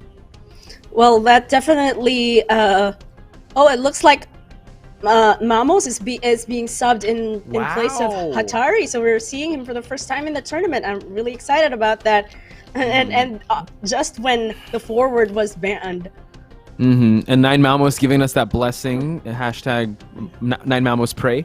A lot of the community did see that, and also I think he was one of the acting coaches, and now he's stepping up to bat. So I'm sure that they're going all out now. We see that Little Boy and Skyfall are the ones picking first, and these are actually Skyfall's mains, Gravekeeper as well as a Mercenary. So a very defensive and rescue heavy lineup to start off the team of GH. Well, that's pretty ideal because they've gotten a taste of Afu's skill. So they're going to want to prioritize containment and rescue as well as support in this map, especially because this is a very tight map and it'll be really easy for Afu to get to and from. So I am guessing we're going to see another entomologist, possibly a postman, but definitely an entomologist on Cap Kun. Yeah, he did so well yesterday. I don't see the reason why he's got to change that up because of how well he's able to kite. And if Afu is able to find Cap Kun first, I'm not sure if he's going to commit, but Perfumer and Entomologist. So I believe, Nine Malmos locking in with a Perfumer. And shout outs to the JP scene as well. Yeah, they really love their Perfumers. And Nine Malmos granting that. And now we see that a Bonbon is picked, a chip damage hunter. That is crazy in arms because, again, a compact map means that Afu has free reign to just maneuver around, even though Bonbon has a slow walk speed and needs to really close out the distance and has, his kiting, it's Little Boy, actually. It's Nine Malmos with a Gravekeeper. Apologies, ladies and gentlemen. But Afu did lock in with the Bonbon. That's right. And I think this is a really good lineup to counter Bonbon, or at least manage a tie to fulfill the win condition and also push for a round 3. But of course, the survivors are going to want to play it safe this time. They need to be really careful with their decisions. That first kite has to last long. It has to secure that Cypher rush, especially because as a strategy against a Bonbon, most of the time, you really wouldn't rescue anymore, especially if chaired too early in the game. For sure, because they'll be feeding Bonbon, that would also be putting you in a compromising position, and it would really put on full display the camping potential of this hunter. And a lot of people have fallen to terror shocks, multiple bomb hits, and they do want to manage that because they can't afford that much losses now because of the frantic pace FPX.ZQ, both survivor side and hunter side, displayed. Looking at the rounds, they have to just focus on at least tying or at most winning this round, and we'll just talk about the points later because they have to take this round per round and a cipher per cipher before they think about the big picture, before they can move on. So for Nine Malmos to come in, they probably estimated that this is a big play because Nine Malmos was actually in the sideline coming into IVC. So maybe they were expecting that Hatari's forward would be banned, and now Nine Malmos coming into this Gravekeeper. They definitely are planning something in this matchup. Well, whatever it is, I'm pretty sure they're gonna want to step it up because this is it. If this becomes a 2-0, then it will be FPX.ZQ who will be advancing to the next round. So they need to be able to work closely and deny that 2-0. They need to work together for that that early kite. And now getting straight into the match, we have Afu at the shack area and finds Skyfall in the area. I don't think he's gonna invest on Skyfall this early in the game. But yeah, hasn't seen him yet, but that's what we said early on. But yeah, he sees that it's the Mercenary, doesn't want to invest too much time. He's not a sculptor. He does have chip damage, but again, he can use those elbow pads. So already transitioning away, we did see that he has detention, trump card, and he did bring Blink for the early down.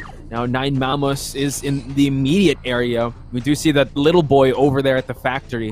Afu, again, really wants to be able to find the most opportune target. Doesn't really want to go for maybe the Gravekeeper as well. If he's going to pick between the two rescuers, Gravekeeper, again, he's able to just hit him out of that burrow state, go for the regular hit.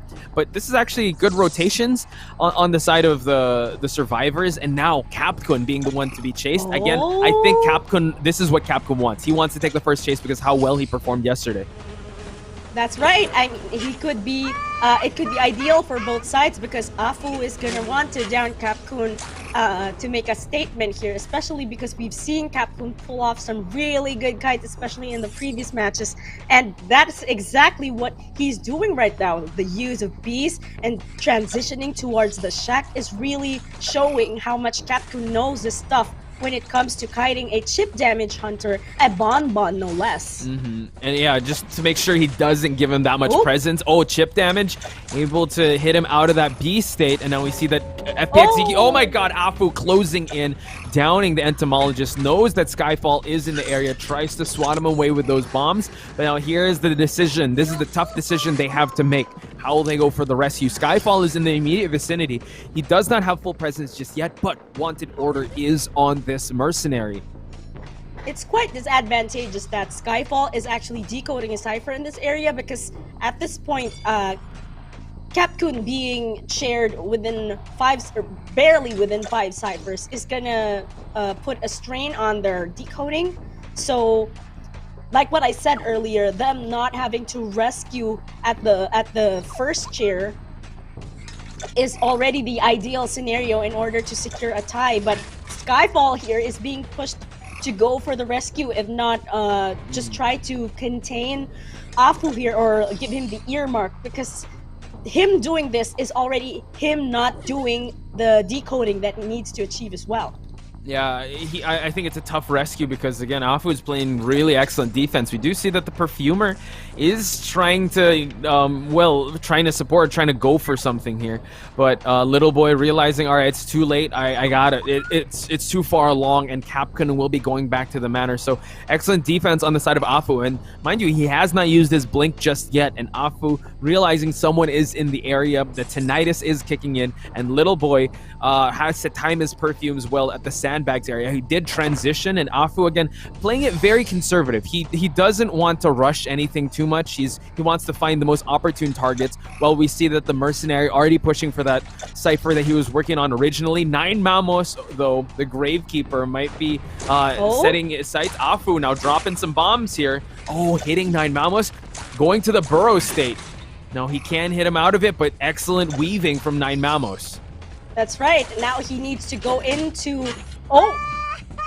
Wow! Was able to absorb that hit and is out of the shovel. But Afu teleports towards Little Boy. He knows that that cipher is pretty hot. So and look at that. Did you see that? Yeah. Trying to go for that hit, baiting the perfume. Now, Little Boy does not have any perfumes to go for, and Afu, again, so calculated with how he is downing these survivors and depleting the skills of them. And now we see that he did go for the perfume. Little Boy, again, I'm playing mind games, but you got to note that Afu was looking constantly back and trying to see if he was going to perfume back. We do see that the perfume is still on cooldown. Can he be able to use it? Bolts. And now he goes for the hit, but no, Little Boy was out of there. Tries to transition to the safe haven of these survivors, which is the factory. And Afu, realizing it's going to be too pesky of a chase, goes and tries to monitor these ciphers because one cipher remains. You know what? This is actually really good coordination of the part of GH here. It looks like they may potentially go for that tie because that last cipher is almost done and Afu's teleport is not yet available. So it was really good of them. Oh, the cipher has been popped. They're really going for the end game here. Yeah, I think this could potentially be a tie, boss. What do you think? Wow, and look at that. The Gravekeeper does get hit. Perfumer already working on that exit gate, and it seems that way. The teleport is not ready, as you called out. We do note that the Perfumer already opened up that exit gate. Wow. Mercenary is already on the way there, and we have ourselves a tied game. Amazing job on the part of GH there. Valiant effort on the survivors. I think they were able to predict, yes, as you've said, that Afu would ban the forward. I think it would have been a completely different story as well if they were able to use that forward. But it was amazing how they were able to secure that tie and get that cipher going, even as Capcoon was chaired within 5 ciphers. Yeah, at the start, they were doing a real good job rotating and keeping Afu away from gaining that much presence. And Capcom did a great job. Was transitioning, did fall in the shack area where Skyfall was, but Skyfall technically was containing the Hunter at a distance, and he was still able to be able to pop his cipher towards the end. So it was just great communication. It is a tie, though. This they got to cut their losses with how well Afu was defending. They weren't forcing any chair rescues because of how well he was timing those bombs. But looking at the match data here, Skyfall actually having the most decoding, while 9 Mamos the most kiting. Capcom and 9 Mamos were the ones to get sent back to the manor, but you gotta also give it up to Little Boy with how he was able to contain. It wasn't a 60-second kite, but the moments he was there, it was quite dicey, and especially when he was able to transition to the factory, really it got Afu thinking about if I was gonna go for Little Boy, and he decided not to go for him anymore. But on the side of Afu, though, what were the highlights, Kahel? Well, it was that early down of Capcoon at the start. So that was a really good decision on the part of Afu, and him defending Capcoon on that chair against Skyfall was a really good use of those bombs, because those bombs are really preventing Skyfall from making an entrance towards that those ruins where Capcoon was seated. Also, we did expect a backdoor rescue from the perfumer, but it wasn't. They weren't able to do it. Probably they wanted to get that earmark. But Afu, I really loved how he just left Capcoon there and was confident. Okay, they're not going to rescue this person. I can safely transition towards my next target, and that was exactly what happened. And you really got to give it up to Afu for his foresight on what's to come. However, that gave Skyfall the chance to finish his cipher. And when you said that Little Boy was able to do a good amount of containment, those 42.4 seconds, those were really important seconds right there, because that was what allowed them to prime the last 2 ciphers. And considering how they were playing, how Afu was playing, they didn't want to risk anything. I would say they're going on the defense now. They know what is at stake. They know that FPX.ZQ is no team to mess with. That's why they went with a conservative play, and them going for the tie does push the possibility of a round number 3, but we're going to have to find out, because FPX.ZQ survivors are up to bat, and they will be going up against GodJ, and in their record, they did pretty well. If FPX.ZQ gets 3 survivors out, they're going to be moving on. So the pressure is immense for GodJ now, so he's going to have to play this one well, try to push for at least a tie to see round number 3, but at most he wants to be able to provide some points for his team. So I can't imagine what he's going through right now, because there's so much decisions going through his head, Kyle. Which hunter is he gonna go with? We know him, he has a lot of hunters. He brought it out in IVC, but it seems like FPX.ZQ really know how to counter these hunters. Let me ask, please chime in. What do you think GodJ will be bringing to the table? I'm putting myself in the mind of FPX.ZQ. They know the capabilities of GodJ's Breaking Wheel, so they don't have to actually ban him, especially not in Arms Factory, because if they were able to counter GodJ's Breaking Wheel in Ever Sleeping Town, what more in Arms Factory? So on their part, I'm guessing they will not be banning the Breaking Wheel, and will instead be banning GodJ's Sculptor. So we were talking about this offline with Nell. I think I'm expecting GodJ to take out Anne. We do know how proficient he is with Anne. And we also know... Wait. Oh, it's going to be the last human that is coming in. And shout outs to him because he was the one that, won for his team back in the qualifiers of IVC 2020. He did make his presence felt once in the previous IVC 2021 with a Naiad. Right, but Naiad. now he's coming in very proficient. But last year's Identity 5 is completely different from this one. So I'm excited to see how this one's going to be coming in. We do note that, that did happen in the previous match, that Hatari was subbed out by 9 Mamos, but right now it's going to be Last Human that's hunting. So this blows our expectations out of the water because now Last Human, and they did their homework. They know that Last Human's the Dream Witch main. At this point, I actually low-key want Last Human to bring out Naiad, just because I'm really curious how he's been training to use her. But we shall see. We shall see. We know that he has banned the Forward and the Seer, of course, understandably so, because you don't want to deal with the Forward and Mercenary duo of AK and MK. But the Mercenary being left for the picking, already secured here, as well as the Mechanic, very strong in this map. Yeah, it would really be to their advantage to have her in the lineup. Yeah, strong statement already, them securing that Mechanic.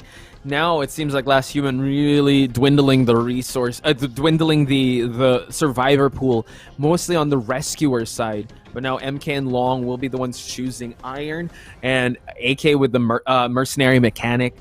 They still have their fair share of survivors to go for. Perfumer coming into the mix once again. Are we going to see an Entomologist as well?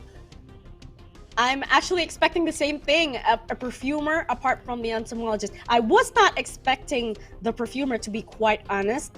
I also wouldn't think they'd use a Priestess because this is Arms Factory after all, and we have some better picks when it comes to this map. But the Perfumer is actually a pleasant surprise. I'm excited to see how this is gonna play out. Looking at this line, Explorer. Explorer. Wow, a double decode. So Last Human will really have to make his early game count, because if he chases the Perfumer or Mercenary, or finds the Perfumer Mercenary and allows the Mechanic and Explorer to go around, it's going to be quite tough. Now we're going to have a Bloody Queen, the Last Human's Bloody Queen. Okay, this is going to be a little tough, especially in finding and locating that Explorer, because it's when he gets into that Lilliput mode or that tiny mode, it's going to be real tough for you to find her. But it seems like, they really did their homework on Last Human, because Perfumer, we saw yesterday how well a Perfumer can handle a Bloody Queen. That's right. Actually, I think this is a very balanced choice on the part of both Hunter and Survivor. Bloody Queen is, after all, a very strong hunter in Arms Factory, especially with those mirror placements.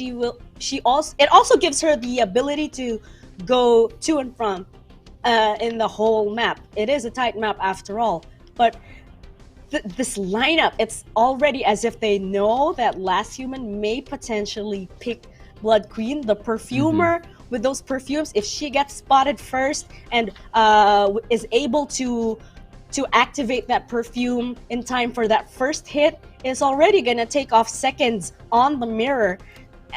I think them doing their homework also extends to Last Human's potential pick, which is impressive. Yeah, I think that Last Human picking this Bloody Queen is more of him getting his Dream Witch banned, and he really has to find the most optimal one. He has 2 to pick from, but he still has to worry if he zones in on one. The other decoder will be the one out and about. It's going to be tough if he chases the Mercenary or the Perfumer first, because double decoder here in Arms Factory, even though it is a compact map and the Bloody Queen does have that Aqua Mirror, I'm getting a little worried, because we know how FPX.ZQ handled the Breaking Wheel, especially if he chases Long at the start. We saw how Long was able to handle the Breaking Wheel of God J. But now this is a Bloody Queen, totally different story. When it comes to support, there isn't that much there's no Seer, there's no Priestess to help support Kite here. So that's one thing that Last Human can rest his head on. That's right. It's every man for himself in this match. They're gonna have to kite on pure skill, carry their weight, all on their own, Mm-hmm. and they need to be able to secure that first kite. We've seen the last human use Bloody Queen with on-point mirrors, and which we are about to see, by the way, because the match is already started. And now we see Iron already in the factory area.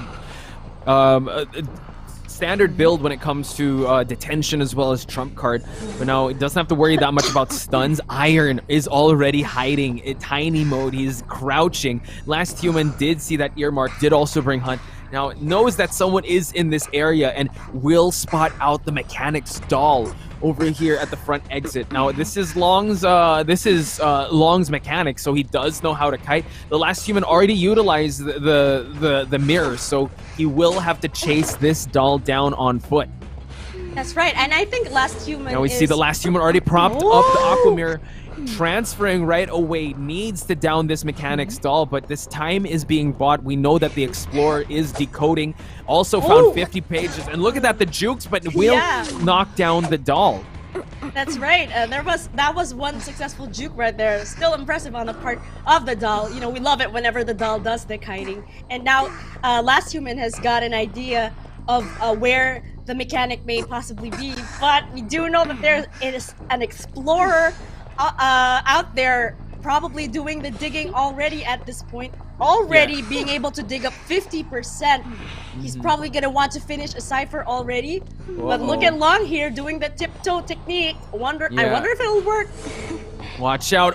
Gets spotted out by last human. Nice mirror placement here, but Long realizing, all right, I need to seek salvation here at the shack area. Will force last human, but he has blink, but it was empty. And now we see that he did drop the doll.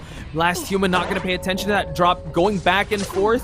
Eats the doll, eats the hit, but allows Long to transition to the back part of the shack, but now does not have to worry about blink in the near future. So Long now taking this kiting, but we do see that the Explorer did go in tiny mode, already expended the 50% of the pages, and now look at the jukes on Long, ankle breakers, but he does eat that hit. Last human really wants to zone in on this mechanic. That's right, and actually, him taking the hit while the mirror is active is quite advantageous for Long, because all he needs to do is transition once more before last human is able to use the mirror again. And he's just looping her around this area, which is quite interesting because that gives the other survivors the chance to decode from a distance. And now he is going to the happy corner here, tried to go for another juke. But excellent stuff on the side of Long, because he did buy time for these ciphers to be primed. 2 ciphers remaining, and both of them are past 50%. So this every man for himself strategy worked so well because of how amazing Long did that kiting session. And now we see that the mercenary does have wanted order, will pop that cipher he is working on. But we see that Iron is the one that's going to go for the rescue. And the last human forced to go back to the chair, waiting for a hit just to be safe. He eats the hit, but gets the rescue. This Explorer has Tide Turner. That's right, and this is actually a viable build for the Explorer, especially in this map, because he will be able to pull off those sneaky rescues. And now look, that last cipher is already primed. All it takes is that hit, and that cipher will be popped. And they have popped it. Yep. Now the end game is nigh. We do see that Long transitioning, playing around with the 3 pals, but look at that! He was able to get the mercenaries' elbow pads. Excellent stuff. He still has one to utilize, and he's gonna go to the dungeon area. He vaults it just in time. Last human keeping him there. He knows that the dungeon is here at the bottom of the shack area, and Long still has 1 elbow pad to utilize. He has to be very careful. He does have detention, and it wouldn't matter because the mechanic is at half health. Last human now waiting for that blink to clear up, trying to chase everyone out. And now we see that the dungeon is there. Can he make it in time? Oh my god! FPX.ZQ, ladies and gentlemen, will be moving on. That was an amazing display of discipline on the part of Long there. You know, just taking his time, tiptoeing around the shack just to be able to secure that dungeon escape. And I think that really was a calculated move, absorbing a hit before barely being outside of the vicinity of the dungeon, because you can do that. That small time of attack recovery will allow a survivor to escape through the dungeon and secure that 4-man escape. That was impressive. And that kite, what do you think about that kite, Bot? Yeah, again, we saw how Long was able to break the ankles of any survivor he goes after, and I really think he's in the running for MVP with how he is able to contain and also go for the dungeon exit. And at one point, he didn't even have any resources. He was just utilizing the real estate of the shack area. And it was quite tough because we said the Bloody Queen, she's known as the Thai Queen, and she's very consistent with that. But the way they played with the mirrors so well, they timed their positioning so well that the only kiting that happened was basically Long. The perfumer wasn't even seen. AK was the one that popped the last cipher. And kudos to GH, to Last Human as well, bring out the Bloody Queen, and for him to be able to try their best. Again, this is FPX.ZQ, one of the best survivor teams out there, and they really wanted to test their skills against the gold standard of Chinese mainland teams, and I'm sure they learned a hell of a lot.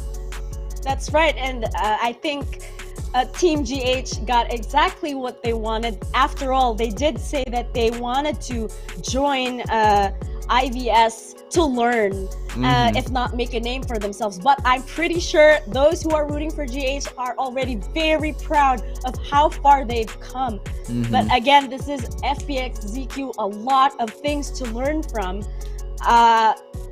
It was really amazing, And the thing is, it's not the end of their journey just yet. Since they won IVC, they do have a fast pass to head to the Call of the Abyss, and I'm sure this is just a bump on the road for them for their journey. And for FPX.ZQ, this is the start of something. They made their way past the first test of being in the lower bracket. Now they are moving on, and I think they want to get that run back with GR. So again, congratulations to FPX.ZQ for moving on. Clutch survivor plays. Also shout outs to Afu. We will be finding out the MVP shortly, but Kahel, let's try to unwind and try to unpack what we just witnessed here.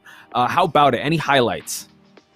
Well, we really can not take away from Iron and Long's kiting abilities. I mean, they both used the mechanic, and we've both seen them use other items apart from the bot. So in the previous match with GodJ, the mechanic was able to use a wand, and this time they had that item exchange. I think it happened at the rescue of the Explorer, if I'm not mistaken.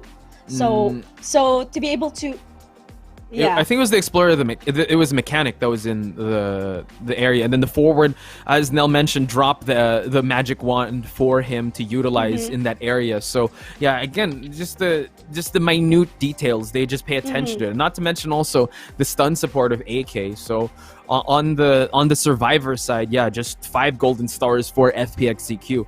Something I do want to highlight with GH was the way they were able to manage risk, and for them to be able to be played conservative, definitely. And the respect they had with Afu. Cap Kun is also one of the best in Southeast Asia, if not the best kiters out there.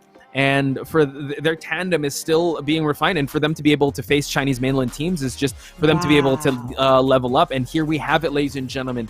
Well-deserved, tried and true. We have the MVP of FPX.ZQ. It is no other than Iron. 27 decoding progress, but you gotta look at the containment time. 120 seconds on a mechanic. That's right. And like we keep on saying, the meta is changing. Now we're calling the mercenary mercoders now. So it looks like they're the ones who are able to achieve that 3-digit decoding progress, and it's up to the decoders to do the containment. I can't wait for MVP of a Mind's Eye main, because that is going to be the best kiter Mind's Eye. So, but big shout outs to FPX.ZQ's Iron for getting the MVP, well deserved. Gave us a ton of highlights to look back on, and one of the best to ever do it. Excellent stuff, and I'm so excited to see their journey in the Identity 5 Asia Stellaris Challenge. And that's right. And speaking of more matches to look forward to, we do have the match between SST and Dou, sorry. And then we have the rematch of the year happening later between GR and ZETA. And so with that being said, ladies and gentlemen, we will be taking a very short break. Nell will be tagging in while Kahel gets her bearings, because those are some amazing matches. So I hope you guys are sending your love and support out there to the teams and to the players out there. We will be right back with this very short break, so please don't go anywhere. More Identity 5 Asia Stellaris Challenge when we return.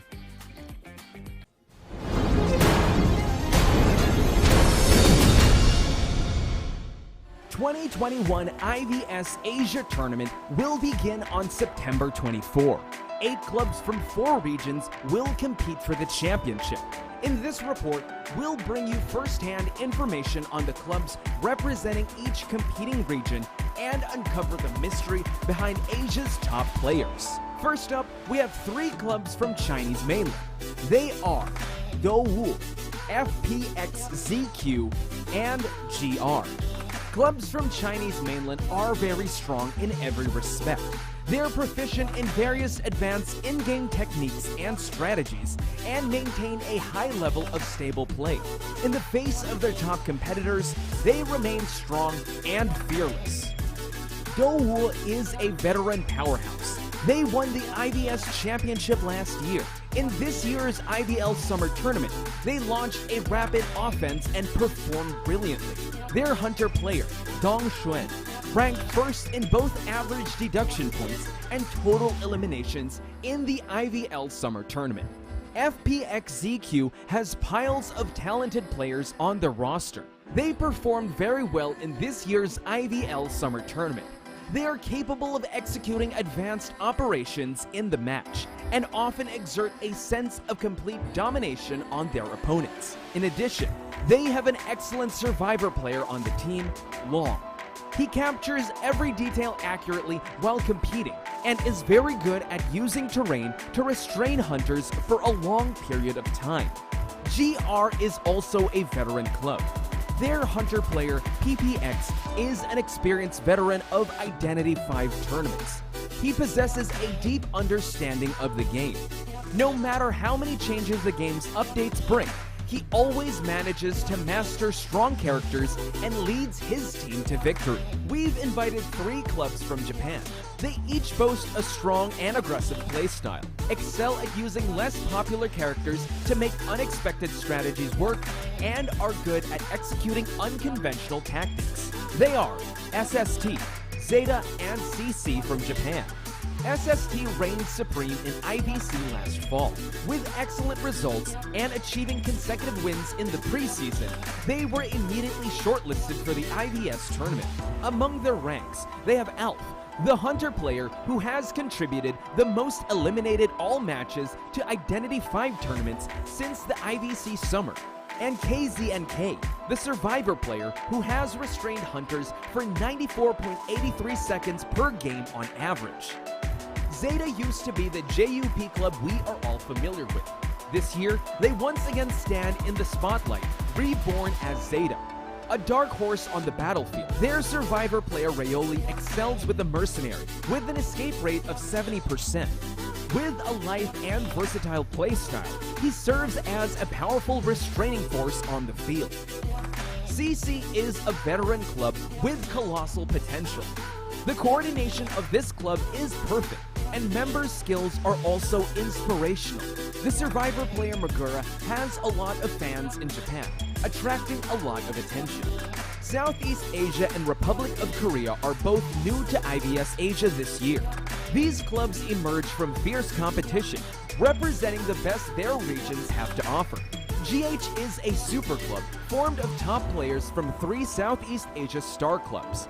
Their members have participated in COA competitions on behalf of Southeast Asia many times. In the 2021 IVC Southeast Asia, GH fought all the way from the losers bracket to win the championship. MS is from the Republic of Korea. They have one of the world's best hunters among them, a helping hand from Japan, Buryo. He often turns the tide and saves the day for his club all by himself. They also have an amazing female player, Seon, who currently ranks among the top 100 server survivors. They demonstrated their perfect coordination and teamwork in South Korea IVT and eventually won the championship through their brilliant performance. On September 24, the 2021 IVS tournament will begin. Faced with an upgraded tournament system, top players from the 4 tournament regions will compete for glory. Will they be able to handle the pressure in this epic international showdown? Who will create a legend for their region? The spotlight is on the new contenders, Southeast Asia and South Korea. Can they write a new chapter in their region's history, achieving glory through brilliant cohesion on the IVS battlefield? Let's find out in this year's IVS. Hello， 大家好，我是 FPX.ZQ 决战队的大虎。大家好，我是GR战人监管者区域线，然后我擅长的监管者是26号守卫。大家好，我是选手东选，是斗五监管者，最擅长的角色是梦之竹。我是GR战队的求生者空降，最擅长的角色是囚徒。こんにちは。ZETAディビジョンのヤナソです。ZETAディビジョンのカットです。ZETAディビジョンのドリスです。サンシスターのカズネコです。スターのアルフです。サンシスターのレスです。 안녕하세요. 저는 스킬렐의 이근시입니다. 해외 선수로 생존자의 용병을 맡고 있습니다. Hello, I'm Ajay from GH team, hunter from Southeast Asia. I do my best when I use capture. I'm Skyfall from GH team. From SEA, I'm a main survivor and I do best with mercenary. 我感觉 IVS 比赛的话是给我们提供了一个与外国选手对战的机会。そうですね。まあ2回連続出場できたので嬉しいです。 사실 저희 팀은 오로지 한국 대회 상금만을 보고 만들었던 팀이었기 때문에 여러 나라 선수들과 공식적으로 겨뤄볼 거라고는 생각도 못했어서 아직도 시간이 나지 않고 좋은 긴장되죠? 매우 기대하고 있습니다. I'm very excited to have qualified for the IVS Asia tournament. For me, I want to learn the experience with the strong team from other country, and I will do my best to get the win. ロー5と戦いたいです。やっぱずっと勝ち続けてきてたチームなので、前準優勝だったんで、今回も日本チームの強さをまず中国知らしめてやりたいと思うので、1位取りたいと思います。I want to beat some team from China. 然后每一场比赛，然后这些每一场和别的队伍合作机会，然后我认识。首先是拿一个好成绩嘛，然后其次的话是跟大家去切磋一下技术。大家谦虚一点，冠军一定能稳进我们的口袋。頑張ります。頑張ります。Fighting! IVS 加油！加油 IVS， 我们来了！加油 IVS， 我们来了！ IVS 我们来了，大家一起加油！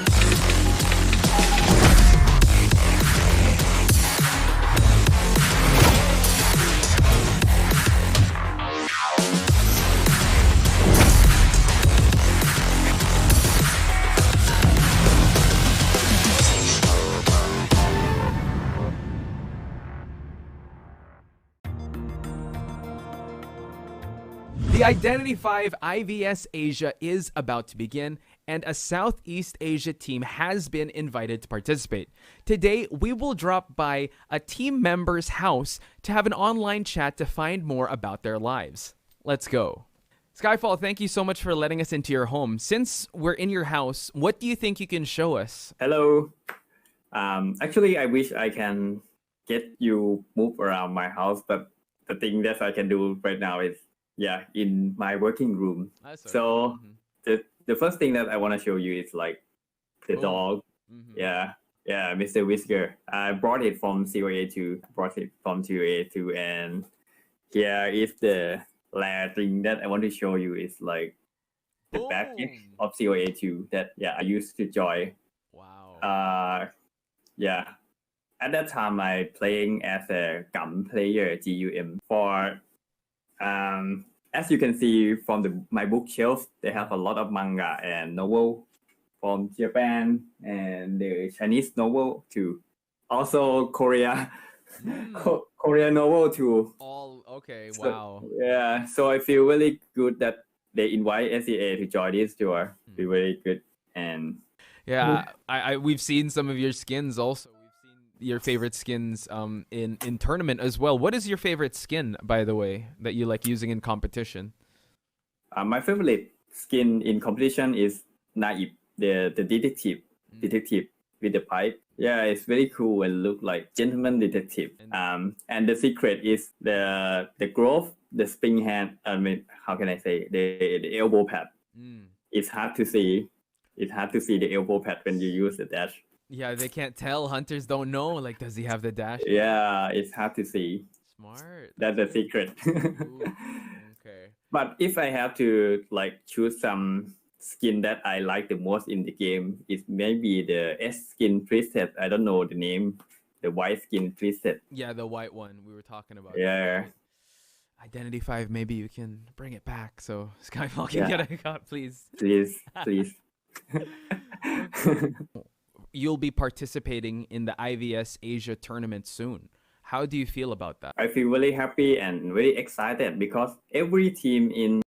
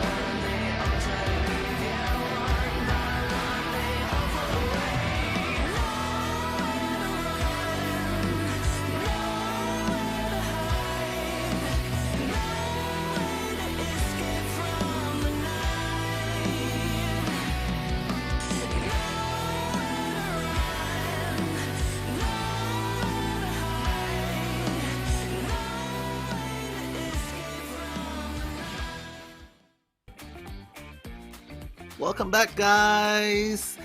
Oh, in for another action, another day, another action, and joining me is Posh Spice right here. Wow. What an intro. What in the world? We have Nello Mello. A wild Nello appeared, and now we're going to see an amazing match. We witnessed FPX.ZQ move on to moving on, still in the lower bracket. And GH, unfortunately, this was their last match that they played, but do send them love and support. They are going to learn from this. But right now, we're going to move on to the winner's side of Group A, which is SST versus Do-U. There we go. We can finish each other's sentences. Okay, I am trying my best to remember what is going to happen, because I was trying to recap the matches that they were in, because Do-U, they were so dominant. They were so dominant in the IVL China matches, IVC China matches, and then when they came in this tournament, we were again surprised by how well MS performed, and then moving on towards this stage, they still managed to get over MS to come to this stage. And I think I'm just putting it based on the assumption that we saw an upgrade by Crazy. The previous match, like on first day, they were kind of having jitters, and on the second day, they came back beast mode. So I'm really looking forward to seeing how Do-U will be performing today on day number 2 against the winners, Sunset Sisters. Yeah, what do you think? Well, you mentioned it. They both had dominant performance in their respective leagues. IVL in China, even though we see that Do-U got first runner-up in the championships. But you got to mention Sunset Sisters. Speaking of beast mode, they went beast mode on Crazy because they denied the round 3. So this is actually the moment they might actually push for a game 3. But considering what you said, that maybe the first day there were still some adjustments to be made, maybe that's going to happen with Do-U as well, with how they faced MS. But now we're going to introduce the team of SST, starting things off with Silk, one of the hunters, as well as 1484. But with Silk, we have Silk and Alf. Sorry, 1484 is in Crazy. Yep. But Silk is a Dream Witch main, average eliminations resting at 2.55. So you know what, this is definitely a hunter that you want to ban from him, which is the Dream Witch. For sure. And now we have Kazuneko, the Prospector as the preferred character. You can see that he has an outstanding containment time, 94 seconds, and even an average decoding time of 122. I'm definitely looking forward to how Kazuneko is going to play a Norton in the competitions, because it is a very annoying survivor to play against. 100%. And also, speaking of survivors that you don't want to go up against and are annoying, is Mochi's Mercenary. He did use them a lot during the IVC in Japan. Very impressive containment time as well as decoding. And I'm looking forward to seeing those rescues as well as escape attempts from the side of Mochi. And also, this is remember, Alf did say they're gunning for the championships now. Yeah, for sure. And right now we also have Lim on the Priestess. She will be the one connecting the dots between terrains, helping to support. And you can see as well, she has a very respectable containment time of 55 seconds and an average decoding progress of 157.80. So I'm looking forward to seeing Lim in action with the Priestess. Hopefully in the next match. And Unp with that Seer, he also used the forward, brought out a doctor, a perfumer, entomologist. There's a lot he has under their belt. What I want to see now is we're going to see styles sort of clash. We're going to see the best of the best from Japan versus the best of the best from Chinese mainland. So we are in for a treat. And this was, correct me if I'm wrong, this was the finals in last year's IVS, because they did get second place and Do-U won the championship. Yeah. It is. Actually, you're right. But you know what? Let's move on to the China mainland profiles right here. Powerhouse Do-U, and there you can have it, Dong Xuan on the Dream Witch with a 28% 4 elimination rate, and of course an average elimination of 2.46. But he does play an outstanding Pollen as well as the Sculptor. So looking forward to that. Yep, and moving on, we have Upsi. I hope I pronounced that right. Upsi, yep. Correct me. Upsi with the Priestess. Also, he's very support heavy. Has an entomologist, has a postman. Containment time above the 60-second mark. Decoding progress are at the double digits. And as you mentioned, Lim was the one connecting the dots. Here, it's going to be Upsi. Yeah, for sure. And now the harasser, the brute harasser of the team, Bobo on Do-woo. Playing the forward of the team, we're having an average containment time of 79.76 seconds and a very nice time of 125 average decoding progress. So that means most of the time, he not only does he get the rescues done, the harass done, but he can also get one cipher at least. Yeah, well-rounded is the team of Do-woo. Yeah. Yihua, we did see just glimpses of his mercenary in the previous day, but now I'm sure we're going to see that more. If not Yihua, we're going to see WW. But here we see that, again, all around is so good. Like above 60 seconds when it comes to containment time, decoding average is in the triple-digit marks. And now moving on to the next survivor, ZYJ. Wow, ZYJ with that cool pulse right there. Being the seer, the foresight of the team, the guardian with the owl, having also, like what you said, 60 seconds containment time at least, and an average decoding progress of 130. So this is it's a very well-rounded team, because not only are they so capable of fulfilling their roles of supporting, of harassing, of like even with the priestess connecting the dots, you have to do all of that in the middle of decoding. So it's not like you're just AFK standing still just to decode. So having that kind of stats of average decoding progress, it says a lot about how they work around the team. And I'm excited to see that that well-roundedness also translate to SST, because we were talking about it, me and Kahel, how the rematch of the century is happening later today. It's going to be GR versus ZETA, but this is a rematch of its own. Alf did say some fighting words. They said, we're gunning for the championship. We're going to go for Do-woo. And now we're being treated to it early on. One will have to go to the lower bracket. I'm excited to see that happen because both these teams did so well. I would say now we're going to see SST go to the third round. And now we're going to see how Do-woo survivors kind of adjusted to this tournament format, because again, it's again with first day going up against MS. I think they were kind of taken aback with the different play style they had, and they did really push Do-woo to the limit, especially the survivors. I would say that they did not have an easy first day going up against MS, and now next challenger comes up, it's going to be SST. So let's try to break down who are we gonna see when it comes to hunters and survivors in the first match, Nell. Since there won't be any hunter bans in the first match, I can imagine Dongxuan.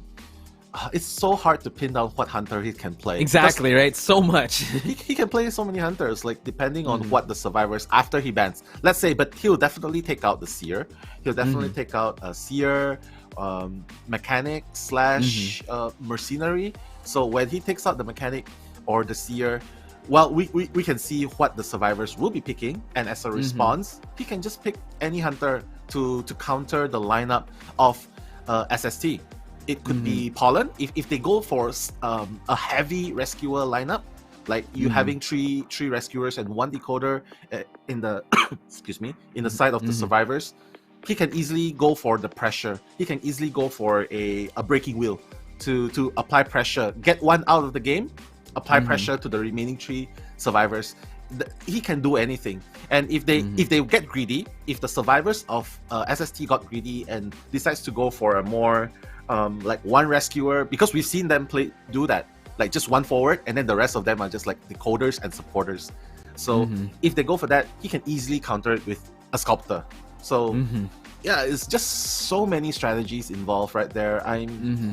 But again, planning wins 50% of the battle beforehand. So we'll just have to see how well they do during his picks and bans.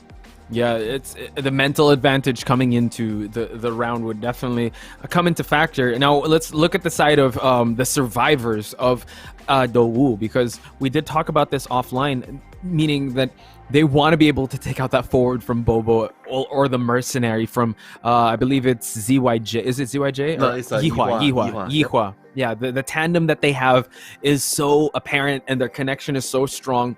That even MS realized that they were trying to get the forward away from Bobo, that Bobo had to go for the coordinator, not really go for one of the best stunners, which is that forward. So coming into this, I think Alf or Silk will have to consider that in their lineup, and considering that they have two hunters, they have, I guess, a sort of advantage. But looking at how Dong Xuan does play it, like, he could just do whatever. Alf as well as Silk have their perspective hunters that they go to, but with Dowu, I mean, the win that they got for MS was courtesy of how well Dong Xuan played those games. One of the best hunters in IVL, one of the best hunters, dare I say, in the game currently. Yeah, for sure. And that's the reason he's the best in the game, one of the best in the game, if not the best, because of that mental fortitude. Even if he gets a minor setback, it's so important, especially when you're a hunter player, to not reminisce on the mistakes or the slip-ups and just moving on. Being focused is definitely an added bonus, and you can see Dong Xuan is the only one. There's no replacement for him. If win or lose, they're just gonna be sticking with Dong Xuan from beginning to the end. Whereas I would say on the side of SST, well, I no doubt they are great hunters as well, but again, like what you said, there's an advantage of having two hunters in the team. Like if one of them is having jitters, like for example a setback, and probably not feeling too comfortable to go in probably round two, they can easily swap out, because both of them are equally, if they are great hunters in their own rights. So we'll just see which team crumbles under pressure. If not, which team wants that coordinates much better, and that's the team that's going to escape. And case in point, also in day number 1, Yihua getting substituted for WW, and it worked out pretty well. But now going to the ARMS factory here, and it is going to be Silk. And based on the stats that we've done, Silk really prioritizing a Dream Witch. So we might see those bans of that mechanic and Seer is the first one that will be banned. Yeah, you got it right. But again, when he bans the Seer, it leaves forward and Mercenary out. Exactly. Yeah, there we go. Like clockwork. But okay, but Bobo with that forward. Yeah. But they did secure that mechanic. Yeah. Mechanic's so important too. Like they probably think if you're gonna ban Mercenary, it's fine because we still have Gravekeeper. Exactly. Yeah, not to mention Yihua plays Gravekeeper as well. And you know, I think they're really gonna go for the Gravekeeper plus Postman, because we've seen FC play Postman so much. Actually, really maybe we've seen it before with FPX.ZQ. Once they secured that mechanic, I think they went with more of like Entomologist or a Prisoner. So double decoder. Okay, first in the game. Yeah, the first one today, right? Or is it for Dowu? For Dowu, it's the first one. Wow. Yeah, because we usually see Upsi with the Postman, but I think they're deciding to put on extra pressure with the ability of Luca to just connect ciphers. So right now, Dream Witch will have a big decision to make. Like if you go after the mechanic, there's Luca running free. If you go after Prisoner, that's the mechanic running free. So I think they're trying to push him towards making this kind of decisions, and hopefully making a mistake along the way. And like what you said, when it comes to the outcome, we're going to see who's going to crumble, because this is a very, double rescue, double decoder. Double rescue, double decoder lineup. It can make even the best hunters crumble under pressure with how hard it is to stop the pressure from the cipher rushing. And also what happens, I mean, this is ARMS factory, so it is kind of compact. What if you don't get the best find? You have the forward and the Gravekeeper also just to be there to kite forever, and also the forward just to constantly harass if he finally gets a down of any of these two decoders.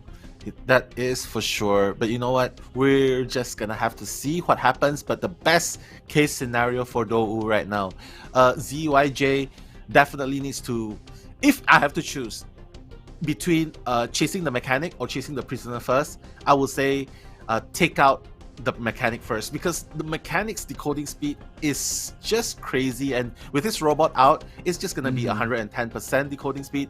I can't remember the exact number, but it's gonna be definitely a cipher rush madness right there. And so I would say still go for the mechanic first. Even if you can't find the mechanic, just draining the resources of the football of Bobo, or even forcing Yihua to use the shovel.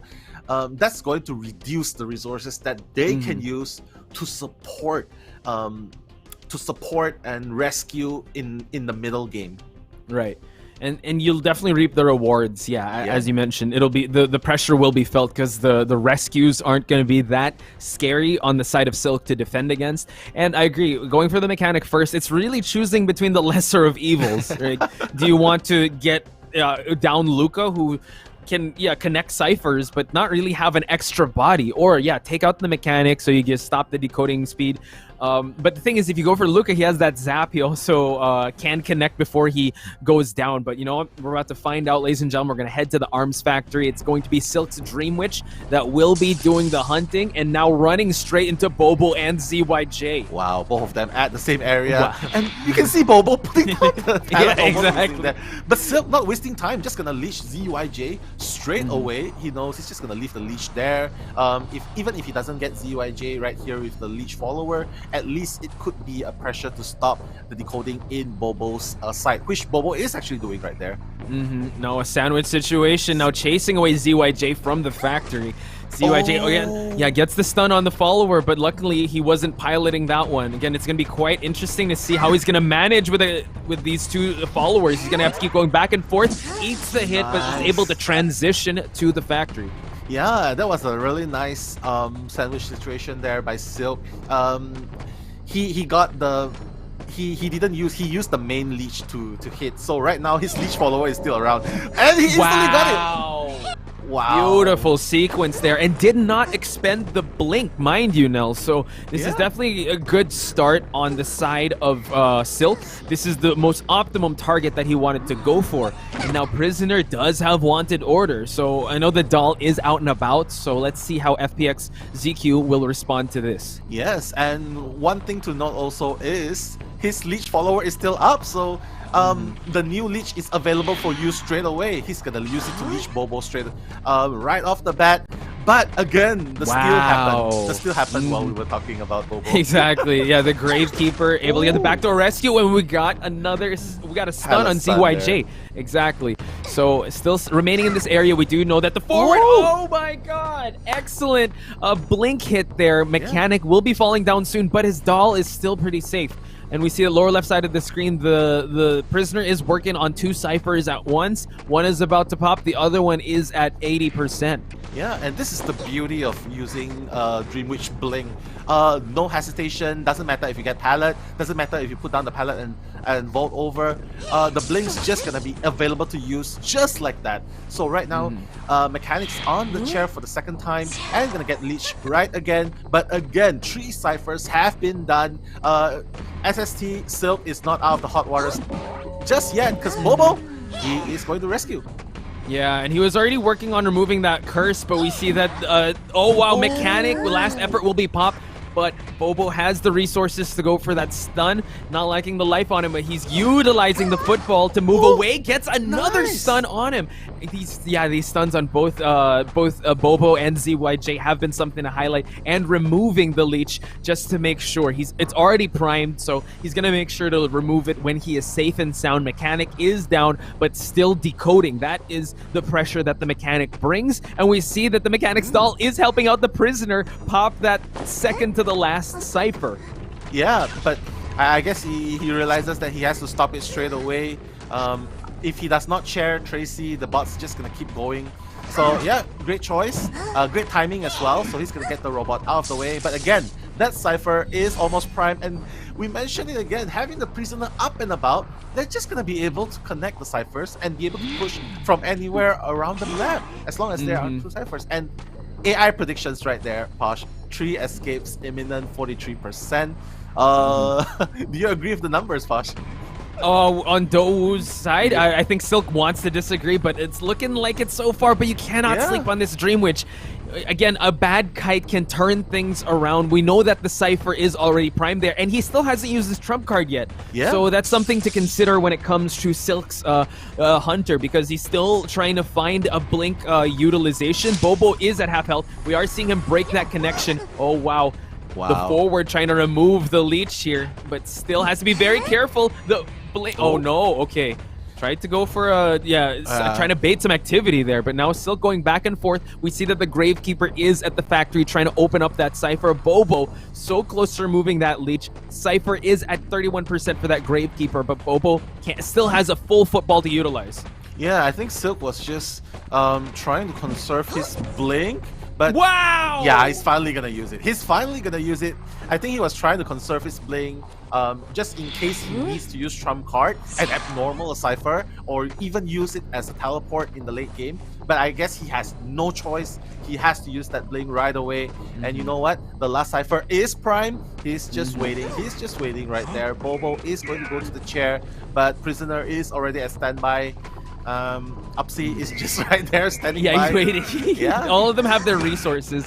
Now it's their turn to respond with this chair. Yihua is already on the case. And yeah, he was saving that blink. He was just trying to, I think he was trying to bait the forward to use that football. Now we see that Yihua is the one that's being targeted now. Oh, wow, Upsy is going to pop that Cypher, and now all of the survivors are spreading out. Detention is in the air. Class is over, and now we're at detention. We see that the Gravekeeper is trying to push for that Cypher. Forward is the only one with a leech, and now Upsy is being, just zoned in, trying to go for the blink, but excellent stuff from Upsy, still containing the Hunter. Yeah, very nice. Very nice juke right there. I think it's really unfortunate that Silk missed that blink right there. But again, they are not out of hot water. Dou still needs to have Upsy kite as long as possible, because you know what? Bobo is out. Yihua is on the verge of being out, and the dungeon is actually in the middle of the map.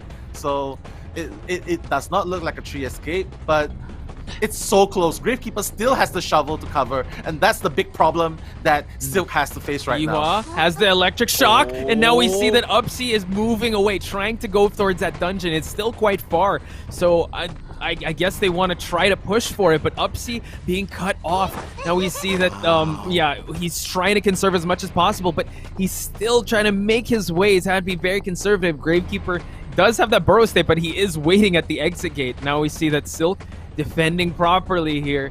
Everything really relies on this. It's so important for Silk to tie this one just to mitigate the lead. He's making a mad dash for it. Nell, can he make it? Oh, he's going through He's going exit gate. Yeah, we see that he is still sticking around this area. He has to play it very safe. We still have detention. He's trying to kite as long as possible to get detention out so he can use that hit to just speed past. Waiting for the blink. Oh my god, no! The Prisoner falls down, and it seems like it's gonna be a 2-2. It's so clutch though, Posh. It's like, it's so close. It could be a draw. It could be a tree escape. That's how close it was. Very, very unfortunate that the Gravekeeper did not manage to escort the Prisoner out. But again, very, very nice insight from Silk, sandwiching Upsy there. He's stopping the pathway. He's making sure that Upsy does not fool him, using the followers, the leech followers, to just sandwich him, keeping him out of the dungeon area. And Upsy has no choice, bypassing the dungeon, going straight for the exit gate. But again, he's stuck at that at that pallet area, and the sandwich happened, and he became a sandwich. Exactly. Prisoner sandwich, hold the tomato and lettuce. We'll just have that. Let's go. I really wanted to see how long that detention was lasting, because I think that was another plan he had. He wanted to hold out the detention because he was at full health.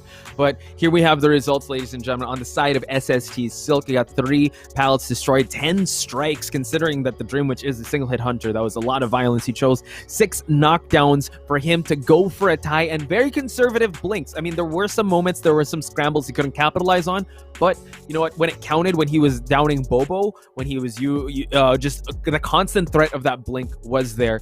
But Nell, how about the survivors?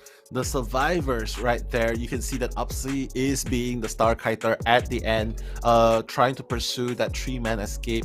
But again, 150 seconds against a Dream Witch, I believe that this containment time started after Cypher was being popped. So he was actually, as a matter of fact, he almost kited until detention is over, but just falling short of a few seconds, and there's 115 seconds. But of course, Tracy, even though she was the first one to be sent back to the manor, still managing 2 pilot strikes, 108% decoding progress, and not to mention Bobo on the fort as well.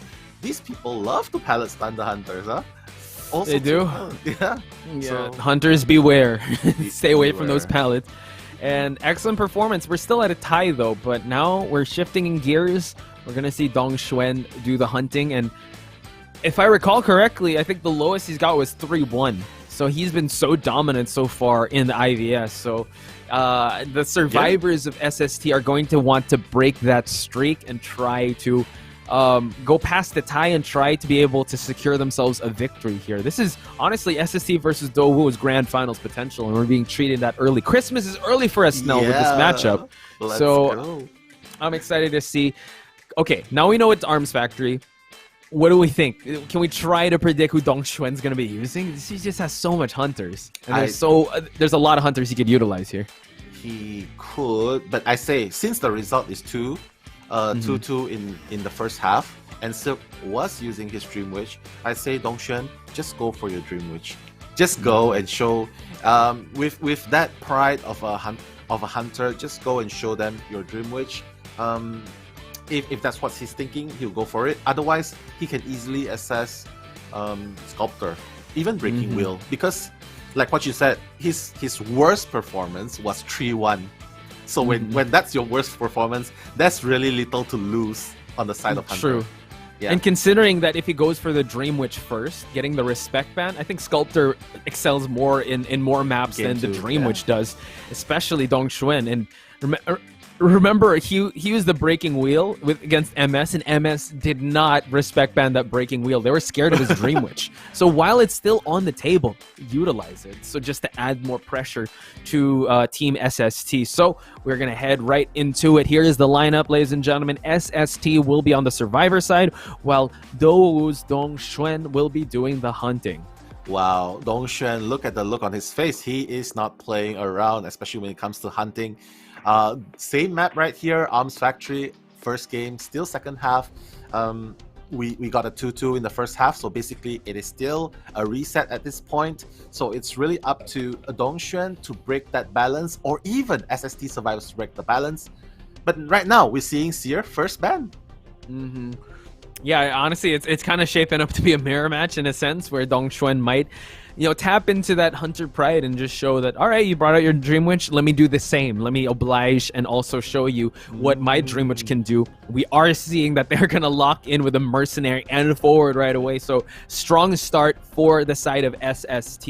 Yeah, I think when it comes to survivor side picks, there's really nothing much you can do except take the best rescuers first, because for the side of decoders, you have so many choices. Even Dancer came out, right? So exactly, so many choices. So right now we're just gonna see what they're gonna play. Wow, this is a very diverse lineup, but no decoders. As we were saying that, you have your choice of decoders, but no, they want to stun. Wow, they're going for coordinator perspective. And look at that, Dong Xuan not skipping a beat, goes for the Dream Witch right away. I see what you guys are doing. Yeah, I'll raise you a Dream Witch, but this is going to be quite interesting. Prospector coming into this. I know JP loves the Prospector and Perfumers. Yeah, I mean, Prospector, he is a very well-rounded survivor as well. He is a kiter.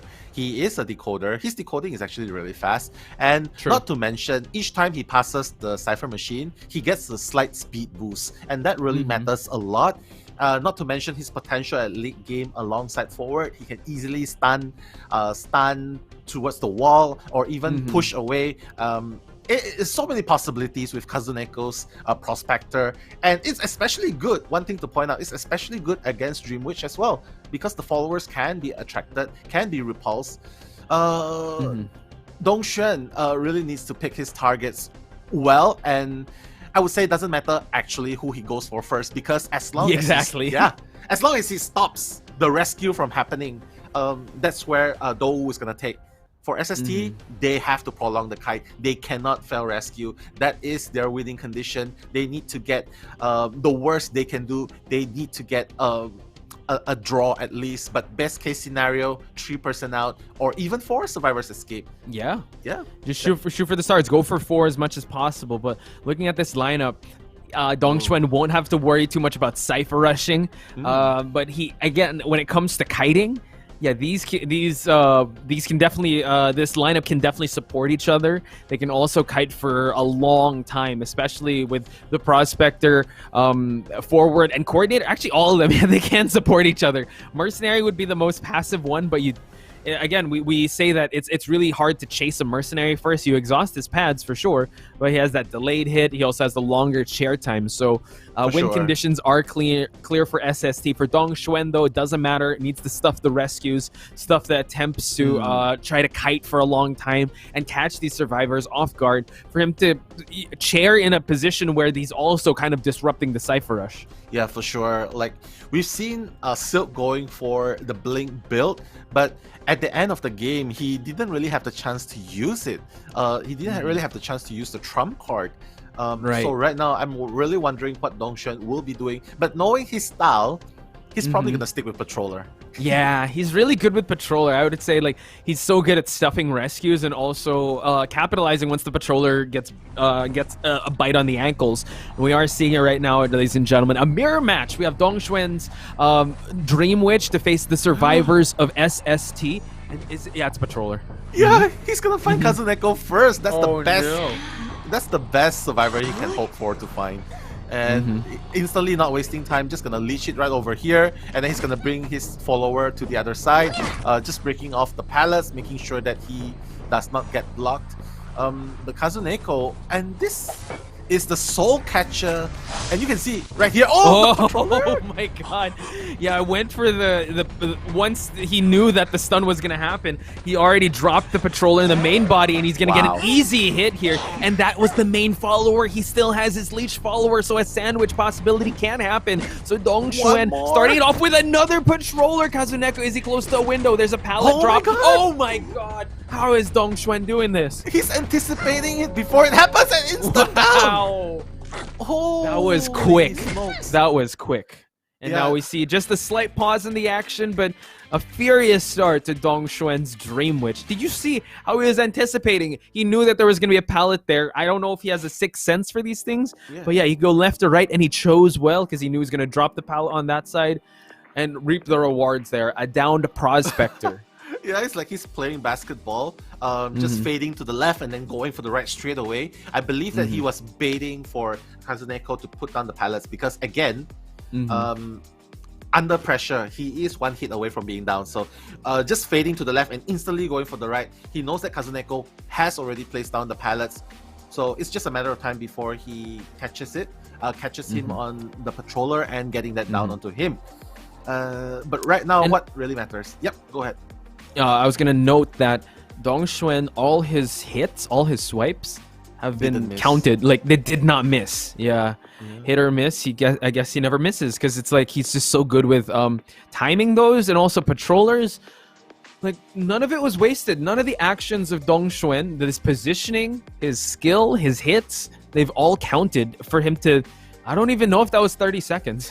That was so fast. Yeah, it was because I believe the clock right there, I think we can pay attention. We can have a look at the clock there because there's a match time there. I believe it was just like 60%, the fastest cipher available. And Dongxuan, one more thing to note is the way he positioned the leech. Right after leeching the first leech onto Kazuneko and positioning the leech across the pallet, that made a lot of difference. And when you know, because when Kazuneko ran towards the shack area, the leech was already in position to intercept with the Patroller. It's like, okay, you got hit one there, I know you're gonna run to the shack because that's the only exit route, and that's where he releases the Patroller. So great stuff coming on. So right now SST is the one under pressure. Oh yeah, and this was the start that Dongxuan wanted. Downing the Prospector again. He doesn't have to deal with those magnets anymore from the start. But we do have 3 rescuers to try and go after him, and now we see that we are continuing with the match. Prospector is down. Some ciphers are almost primed, so that's a sigh of relief on the side of SST. Now this is a tough chair to rescue from, so let's see how they will answer the call to rescue. Yeah. I mean, having 3 ciphers done at this point is really a very natural occurrence. But like what you said, if they stuff the rescue, it's gonna work. Oh! Wow, Nice okay, dodge. goes for the elbow pad. And oh my god, a terror shock, but it gets the rescue. Luckily, it was the terror shock from the mercenary side, but Dongxuan isn't messing around.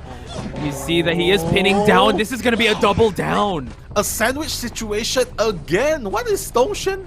It's like he's a crab, you know, like with the pincers, just pinching you from left and right. And right now, Dongxuan, he's so aware of his surroundings, and he's already leeching the machinery straight away. So the moment Coordinator tries to heal Mochi, he has to be careful. Because exactly. Yeah, just positioning. Yeah, positioning is so well. It's all about location, location, location. Kazuneko is healing up, probably forcing the self heal to come on, but we do see that Unpi is in the area, so Dongxuan has to be careful because this is the forward. He can go, and oh wow, and able to get the self heal. And again with the sandwich situation, Kazuneko able to create some space, create some distance, and another one before he's able to swipe him down. SST is fighting back, and we see that the forward is able to go for the stun. Incredible, but Kazuneko's still hanging out in this area. He's gonna capitalize on it. Changes to Blink now. Yeah, that's crazy. So right now it's really up to Unpi on the forward to try and get a stun rescue, but Dongxuan is not gonna allow that to happen. He's just gonna position. He's forcing Unpi out and then picking Kazuneko and putting him on the chair. And Unpi, he's going for the stun rescue. Oh, he was able to. He's gonna go for the rescue, second rescue, excellent stuff. But now we have more leeches. Again, this is so proactive of Dongxuan. He knows that he has to play this very delicately because there are stunners switching away, making sure that he's gonna try to position these followers and not get stunned in the process. Goes for the stun, and now switching, no more magnets left. Kazuneko will have to eat this last effort and fall down. This is the first survivor that will be going out of the game. Yeah, and you notice that Sunset Sisters, they were expanding so much resources, just trying to cover Kazuneko, and that's why right now only 2 ciphers have been done, the third one about to be done on the way, and it's already almost 4 minutes into the game. This is... Dongxuan has applied so much pressure that the decoding has not happened for the past 4 minutes. Only 3 ciphers have been done.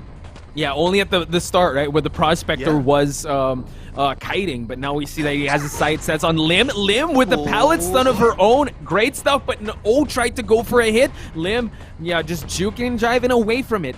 And now we see again the positioning of these followers are doing pretty well, forcing to break the pallets, and breaking these pallets would also force them to go for the... Oh wow, shoots the follower, and he was able to transition away, but now Coordinator eats that hit. Luckily for her, that was the follower of the Coordinator. Now he's gonna have to go chase him on foot with the main follower.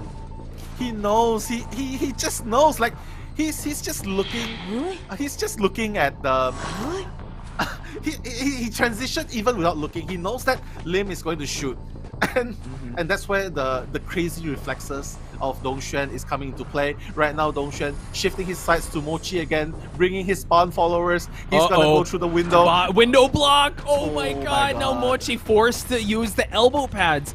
Now again, just expending the resources and dwindling them for this choke point to happen. And now Mochi at full health. The terror shock did happen, but now gets hit. We do see that the followers we only have the main follower now. So that's a sigh of relief. We do see that they are focusing now on objectives, but then again, you cannot sleep on the Dream Witch of Dongxuan. Yeah, but right now, good news for SST. Ciphers are finally moving, and the blink hit onto Mochi. Crazy work right there. 1 cipher is remaining at 59%. 2 ciphers are being worked on actually, and Mochi is going to be leech. Dongxuan is going to make sure that no one, at least the leech follower, will be there when Mochi wakes up. And Lim, the one to be decoding. Unpi right there. this is the next rescue is going to make a very big difference for the side of SST survivors. Unpi has to make this rescue successfully. Lim is almost priming the Cypher, and oh, he got it! He got it before he's able to use the forward, what's that, the football. And now we see that he can get stuffed, but the Cypher is already primed, still gonna go for it. But now we see the blink! He completely stuffed the rescue! He has the blink ready for that! The second hit, throwing him away from the chair. Oh my god. Oh my but goodness. Dongshen's going for Lim now. This is he knows that it's gonna take some time for that forward to revive, but the mercenary's still there. He's gonna ensure that he's gonna at least leech Lim, and now he's gonna pick him up.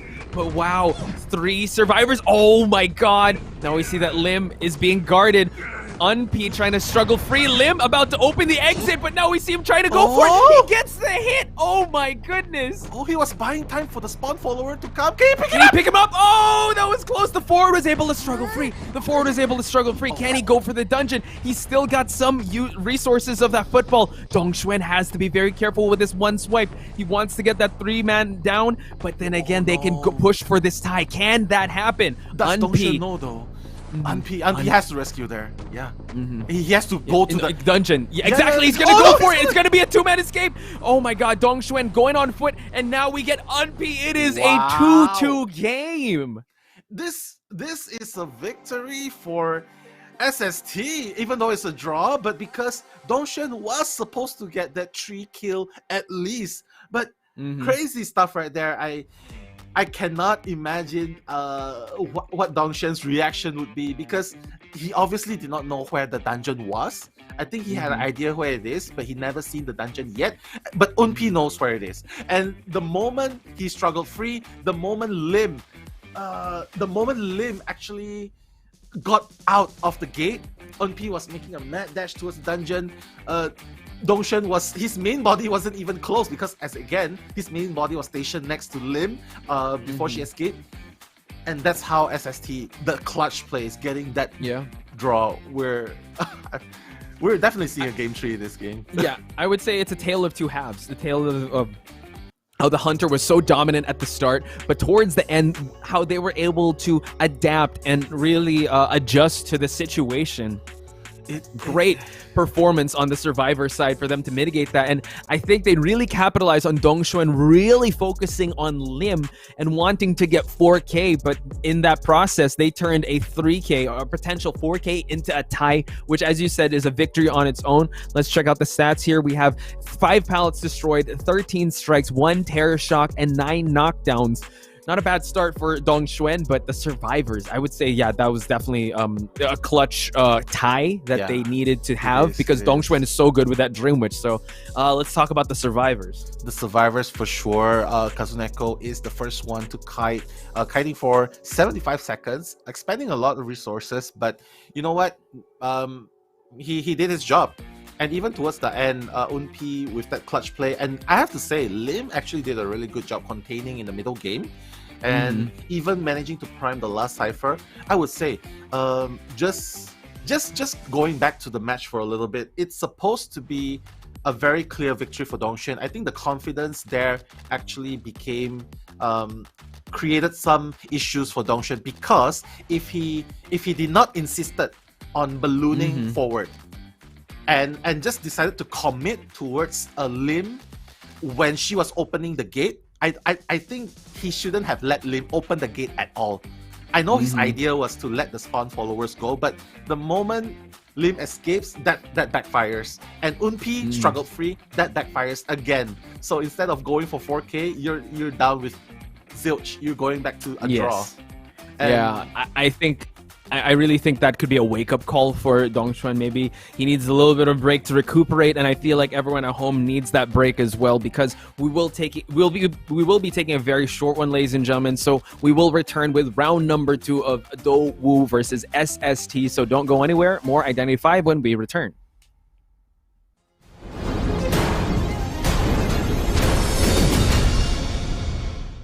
The 2021 IVS Asia Tournament will begin on September 24. 8 clubs from 4 regions will compete for the championship. In this report, we'll bring you first-hand information on the clubs representing each competing region and uncover the mystery behind Asia's top players. First up, we have 3 clubs from Chinese mainland. They are Douwu, FPX.ZQ, and GR. Clubs from Chinese mainland are very strong in every respect. They're proficient in various advanced in-game techniques and strategies, and maintain a high level of stable play. In the face of their top competitors, they remain strong and fearless. Douwu is a veteran powerhouse. They won the IVS Championship last year. In this year's IVL Summer Tournament, they launched a rapid offense and performed brilliantly. Their hunter player, Dong Xuan, ranked first in both average deduction points and total eliminations in the IVL Summer Tournament. FPX.ZQ has piles of talented players on their roster. They performed very well in this year's IVL Summer Tournament. They are capable of executing advanced operations in the match and often exert a sense of complete domination on their opponents. In addition, they have an excellent survivor player on the team, Long. He captures every detail accurately while competing and is very good at using terrain to restrain hunters for a long period of time. GR is also a veteran club. Their hunter player, PPX, is an experienced veteran of Identity V tournaments. He possesses a deep understanding of the game. No matter how many changes the game's updates bring, he always manages to master strong characters and leads his team to victory. We've invited 3 clubs from Japan. They each boast a strong and aggressive playstyle, excel at using less popular characters to make unexpected strategies work, and are good at executing unconventional tactics. They are SST, ZETA, and CC from Japan. SST reigned supreme in IVC last fall. With excellent results and achieving consecutive wins in the preseason, they were immediately shortlisted for the IVS tournament. Among their ranks, they have Alf, the hunter player who has contributed the most eliminated all matches to Identity V tournaments since the IVC summer, and KZNK, the survivor player who has restrained hunters for 94.83 seconds per game on average. ZETA used to be the JUP club we are all familiar with. This year, they once again stand in the spotlight, reborn as ZETA, a dark horse on the battlefield. Their survivor player Rayoli excels with the mercenary, with an escape rate of 70%. With a life and versatile playstyle, he serves as a powerful restraining force on the field. CC is a veteran club with colossal potential. The coordination of this club is perfect, and members' skills are also inspirational. The survivor player Magura has a lot of fans in Japan, attracting a lot of attention. Southeast Asia and Republic of Korea are both new to IVS Asia this year. These clubs emerge from fierce competition, representing the best their regions have to offer. GH is a super club formed of top players from 3 Southeast Asia star clubs. Their members have participated in COA competitions on behalf of Southeast Asia many times. In the 2021 IVC Southeast Asia, GH fought all the way from the losers bracket to win the championship. MS is from the Republic of Korea. They have one of the world's best hunters among them, a helping hand from Japan, Buryo. He often turns the tide and saves the day for his club all by himself. They also have an amazing female player, Siyun, who currently ranks among the top 100 server survivors. They demonstrated their perfect coordination and teamwork in South Korea IVT and eventually won the championship through their brilliant performance. On September 24, the 2021 IVS tournament will begin. Faced with an upgraded tournament system, top players from the 4 tournament regions will compete for glory. Will they be able to handle the pressure in this epic international showdown? Who will create a legend for their region? The spotlight is on the new contenders, Southeast Asia and South Korea. Can they write a new chapter in their region's history, achieving glory through brilliant cohesion on the IVS battlefield? Let's find out in this year's IVS. Hello， 大家好，我是 FPX.ZQ 决战队的大。大家好，我是质押战人监管者徐一线，然后我擅长的监管者是26号守卫。大家好，我是选手东选，是斗五监管者，最擅长的角色是梦之图。我是质押战队的求生者空降，最擅长的角色是囚徒。こんにちは。ゼータディビジョンのヤナソです。ゼータディビジョンのカットです。ゼータディビジョンのドリスです。サンシスターのカズネコです。スターのアルプです。サンシスターのレスです。안녕하세요. 저는 ASKL의 이도인 TV에서는 주로 생존자의 용병을 맡고 있습니다. Hello, I'm Ajay from GH team, hunter from Southeast Asia. I do my best when I use the capture. I'm Skyfall from GH team. From SEA, I'm a main survivor and I do best with mercenary. 我感觉 FPX 比赛的话是给我们提供了一个与外国选手对战的机会。そうですね。まあ2回連続出場できたので嬉しいです。 사실 저희 팀은 오로지 한국 대회 상금만을 보고 만들었던 팀이었기 때문에 여러 나라 선수들과 공식적으로 겨뤄볼 거라고는 생각도 못했어서 아직도 시간이 나지 않고 좋은 긴장되죠? 늘 기대하고 있습니다. I'm very excited to have qualified for the IVS Asia tournament. For me, I want to learn the experience with the strong team from other country, and I will do my best to get the win. ロー5と戦いたいです。やっぱずっと勝ち続けてきてたチームなので、前準優勝だったんで、今回も日本チームの強さをまだ中国知らしめてやりたいと思う。1位取りたいと思います。I want to beat some team from China. 然后每一场比赛，然后就是每一场和别的队伍切磋机会，然后我认识。首先是拿一个好成绩嘛，然后其次的话是跟大家去切磋一下技术。大家谦虚一点，冠军一定能稳进我们的口袋。頑張ります。頑張ります。Fighting! IVS 加油！加油 IVS， 我们来了！加油 IVS， 我们来了！ IVS 我们来了，大家一起加油！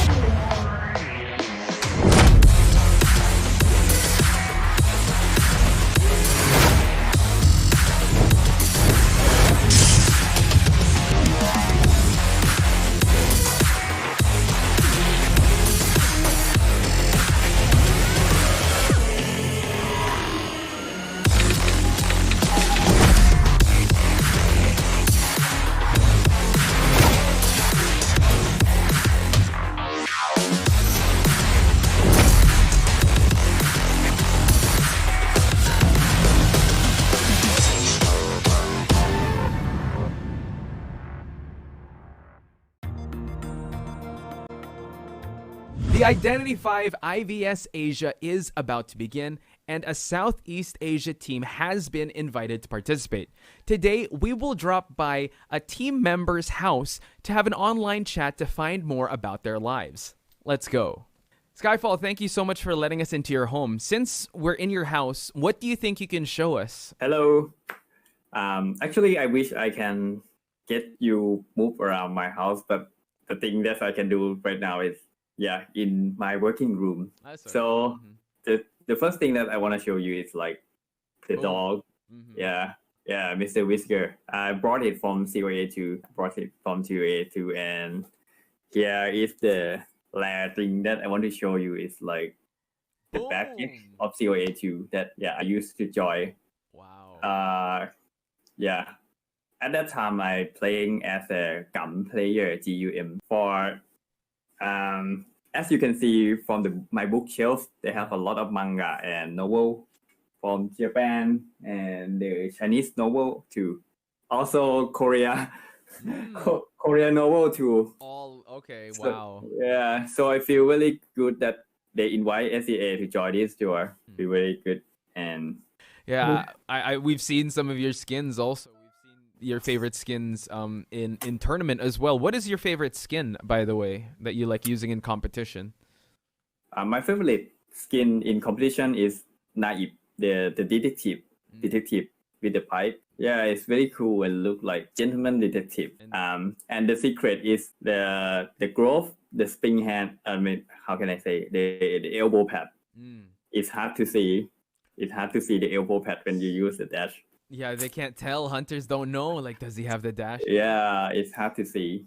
Smart. That's the secret. Okay. But if I have to like choose some skin that I like the most in the game, is maybe the S skin preset. I don't know the name. The white skin preset. Yeah, the white one we were talking about. Yeah. Identity 5, maybe you can bring it back so Skyfall can get a cut, please. Please. You'll be participating in the IVS Asia tournament soon. How do you feel about that? I feel very happy and very excited because every team in IVS Tour is very strong, and this is the first time that they invite SEA player to join. So we have to do our best in this tournament. Maybe SEA player have a chance to join this tour again. Perfect. I'm excited for you guys, and I want to also know, how are you guys going to prepare for IVS Asia tournament? It's a big tournament, so how are you guys going to prepare? We will keep practicing more, but like IVC, we will prepare and keep training every day. After like the interviewer 2 or 3 days, we will start it to. Actually, from now we already started, but yeah, it's a secret. Let's wait and see. Okay. So, knowing that your team members aren't all in the same place, aside from training, did you ever make plans to do something else together? Actually, we have planned to like meeting together, but the COVID situation make us have to stay safe at home. So, meeting in the Discord and game is fine. If they have a chance after this situation, maybe we meeting together, have some meal, have some photo, and hang out. That's nice.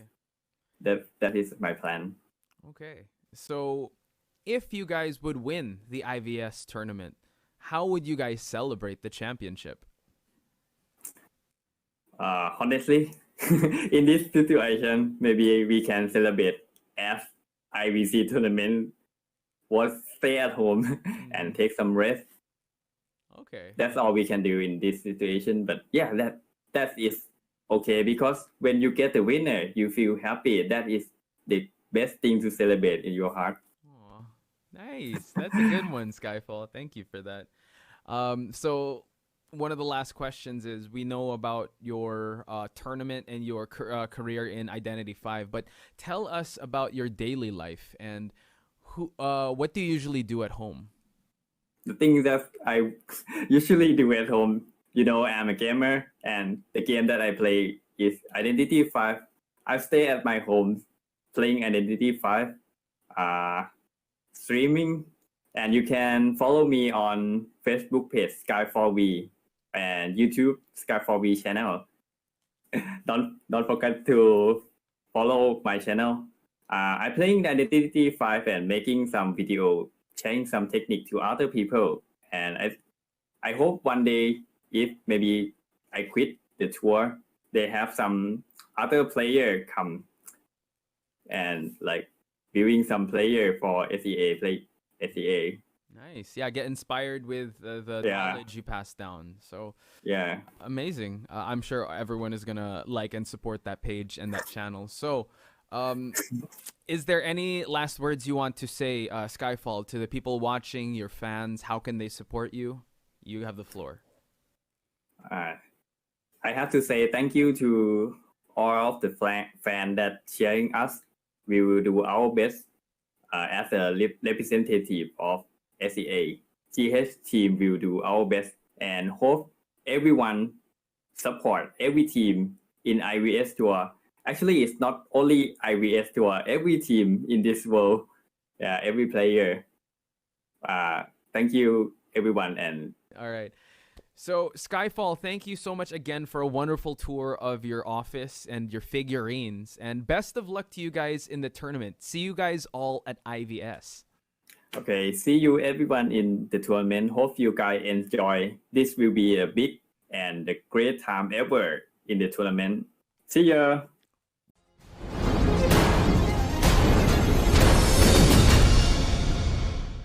2021 IVS Asia Tournament will begin on September 24. 8 clubs from 4 regions will compete for the championship. In this report, we'll bring you first-hand information on the clubs representing each competing region and uncover the mystery behind Asia's top players. First up, we have 3 clubs from Chinese mainland. They are Douwu, FPX.ZQ, and GR. Clubs from Chinese mainland are very strong in every respect. They're proficient in various advanced in-game techniques and strategies, and maintain a high level of stable play. In the face of their top competitors, they remain strong and fearless. Douwu is a veteran powerhouse. They won the IVS Championship last year. In this year's IVL Summer Tournament, they launched a rapid offense and performed brilliantly. Their hunter player, Dong Xuan, ranked first in both average deduction points and total eliminations in the IVL Summer Tournament. FPX.ZQ has piles of talented players on the roster. They performed very well in this year's IVL Summer Tournament. They are capable of executing advanced operations in the match and often exert a sense of complete domination on their opponents. In addition, they have an excellent survivor player on the team, Long. He captures every detail accurately while competing and is very good at using terrain to restrain hunters for a long period of time. GR is also a veteran club. Their hunter player, PPX, is an experienced veteran of Identity V tournaments. He possesses a deep understanding of the game. No matter how many changes the game's updates bring, he always manages to master strong characters and leads his team to victory. We've invited 3 clubs from Japan. They each boast a strong and aggressive playstyle, excel at using less popular characters to make unexpected strategies work, and are good at executing unconventional tactics. They are SST, ZETA, and CC from Japan. SST reigned supreme in IVC last fall. With excellent results and achieving consecutive wins in the preseason, they were immediately shortlisted for the IVS tournament. Among their ranks, they have Alf, the hunter player who has contributed the most eliminated all matches to Identity V tournaments since the IVC summer, and KZNK, the survivor player who has restrained hunters for 94.83 seconds per game on average. ZETA used to be the JUP club we are all familiar with. This year, they once again stand in the spotlight, reborn as ZETA, a dark horse on the battlefield. Their survivor player Rayoli excels with the mercenary, with an escape rate of 70%. With a life and versatile playstyle, he serves as a powerful restraining force on the field. CC is a veteran club with colossal potential. The coordination of this club is perfect, and members' skills are also inspirational.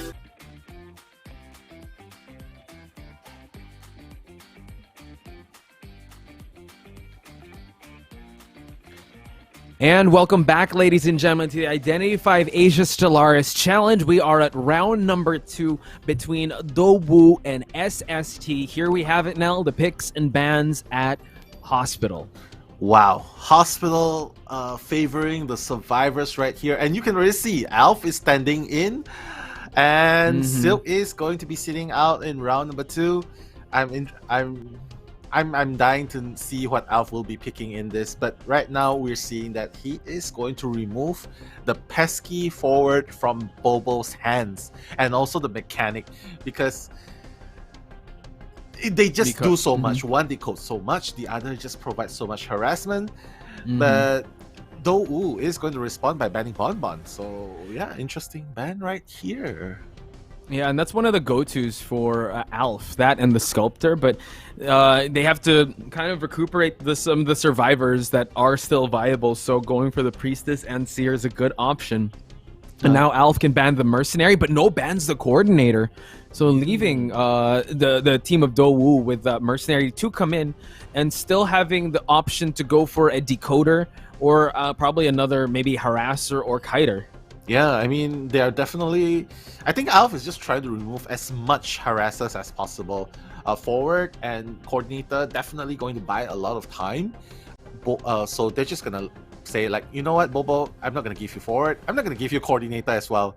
So I think it's a very smart choice for Alf because Dou-Wu has been doing a lot of clutch saves, a lot of beautiful assists with the harassers.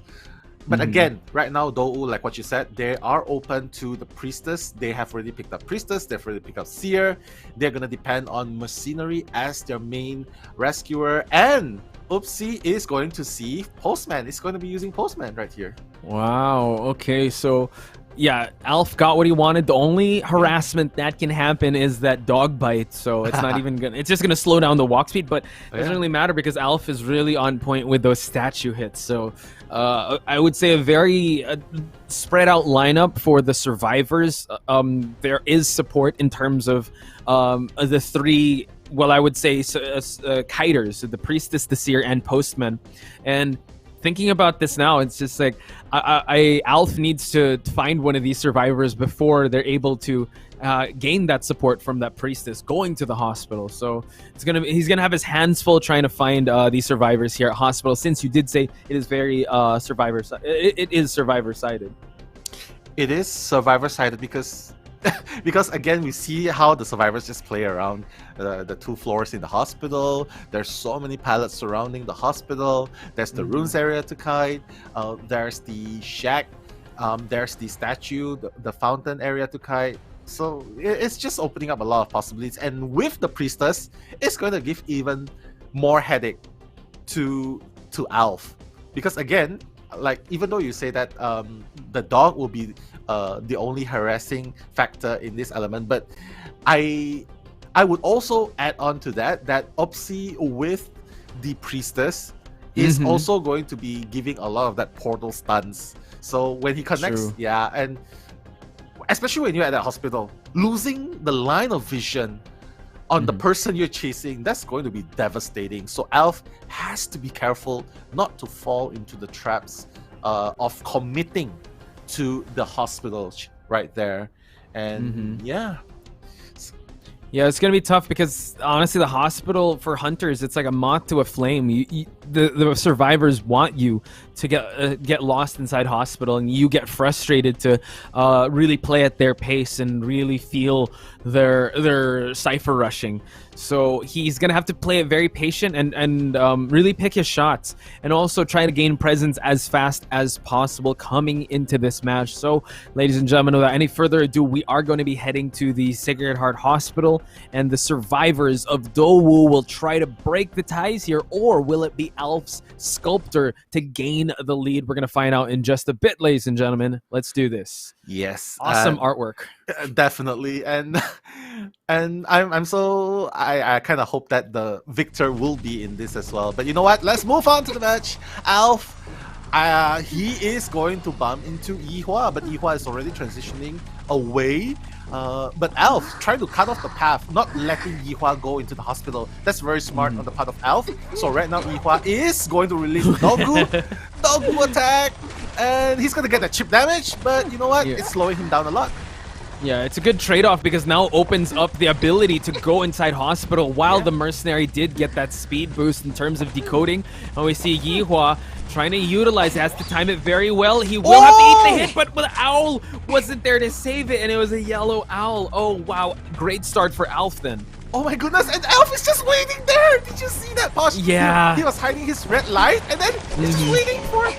Oh my goodness. Right in the middle.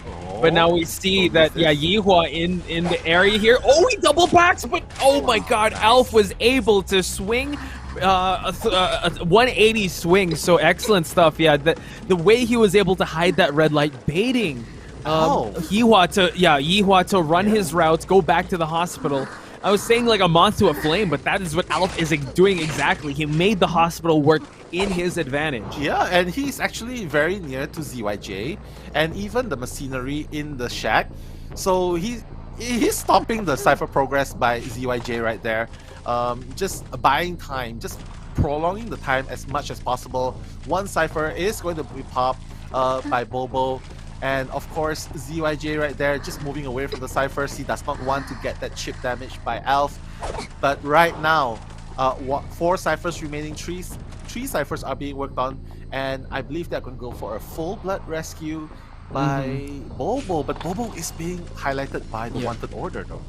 Yeah, he's just trying to be in this area. So it's now Alf realizing that, gets out of the chisel mode, and now we see that Bobo really cutting it close for this rescue. He sees that he is saving all his statues here.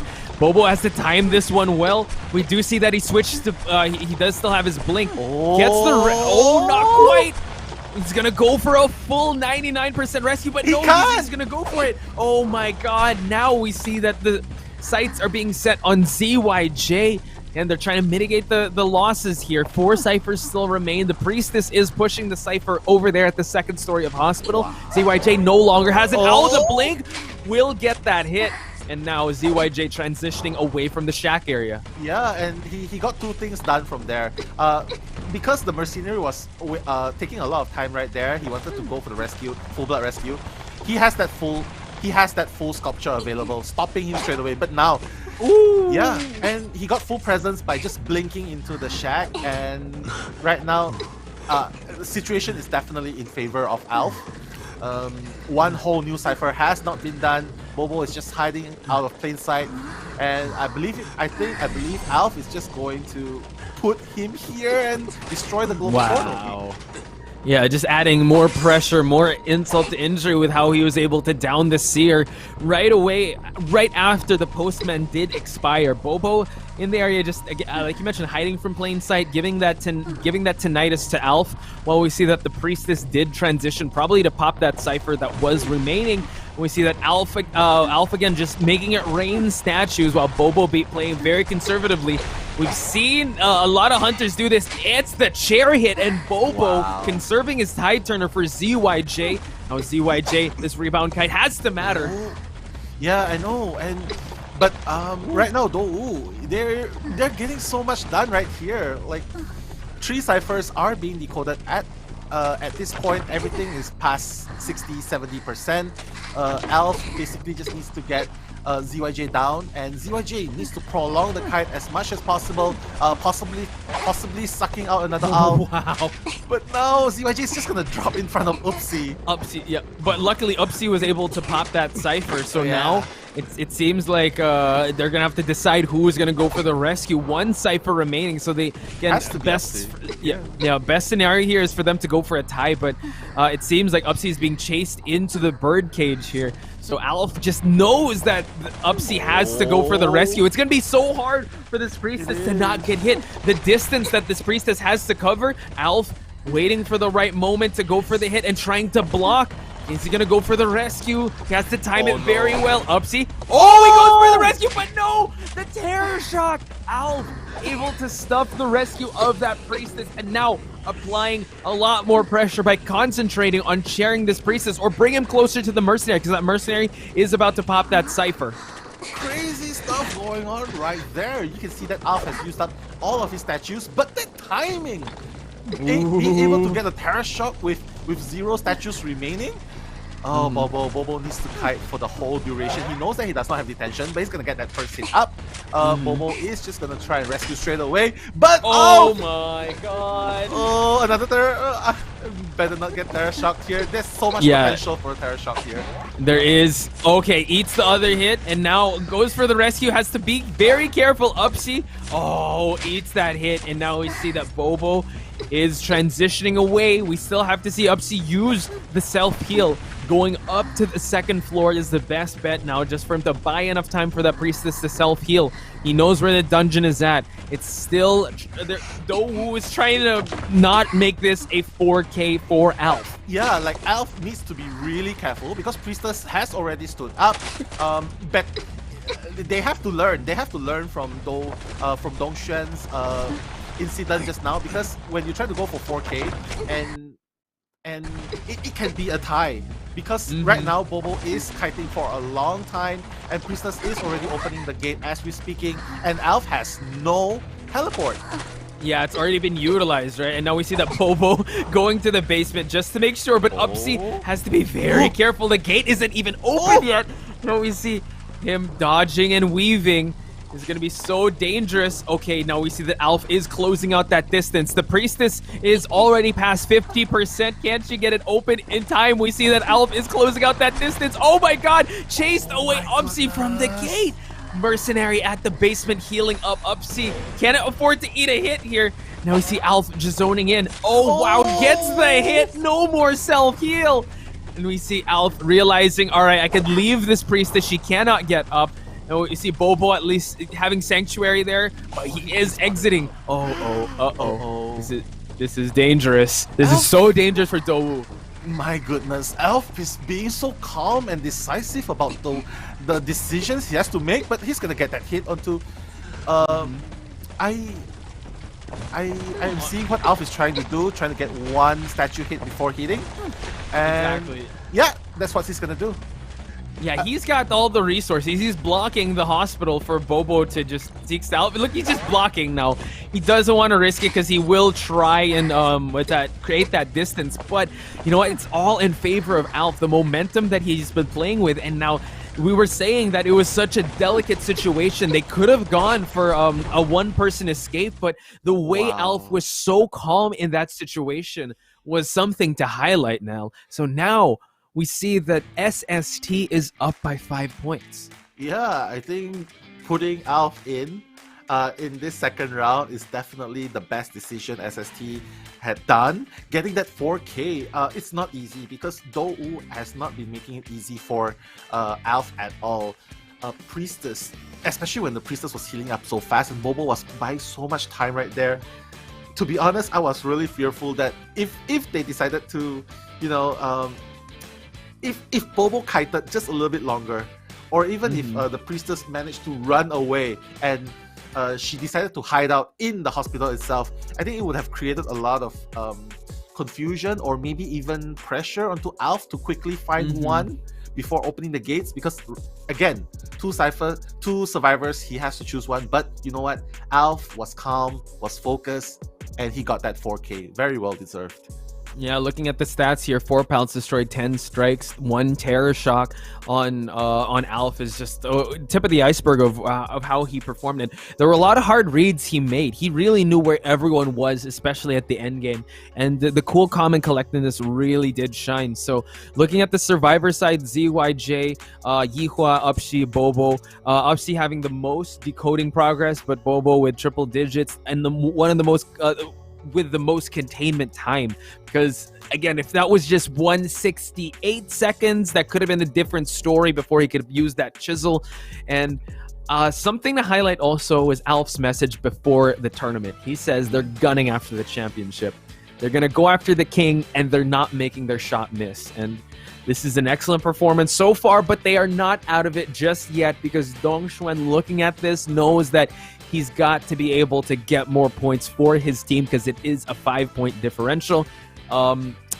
Let's see how it's going to fare, because we saw a lot of shining moments from Dongxuan, and it was just that one moment that it turned into a tie. So I'm sure he's not going to let that happen again. So SST has to realize that Dongxuan is awake. He is, in his final Saiyan form. He is firing on all cylinders. So we're going to find out in just a few moments how Dongxuan will respond to an excellent performance by Alf.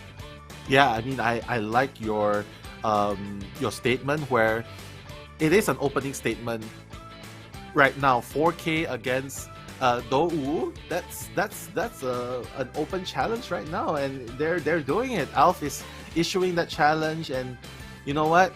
This is first blood, and we're gonna see a lot from the next match, especially when Dongxuan has to respond with his own hunter and trying to get that 4K to equalize, to at least equalize game number 2. But again, I can't stop being amazed at just how precise Alf was with his sculptor, like just playing good old solid defense. I think that really is the strategy. Block all the harassers. So that is something to take note of. He blocked all the harassers, and he just stood there and camped. He stood there and just camped, and making sure that he has enough statues. He knows that he's going to go for the full blood rescue. Just sit there, camp, and when the mercenary camp, he just took his time, just putting the vertical, the horizontal statues until time runs out. So very outstanding play right there.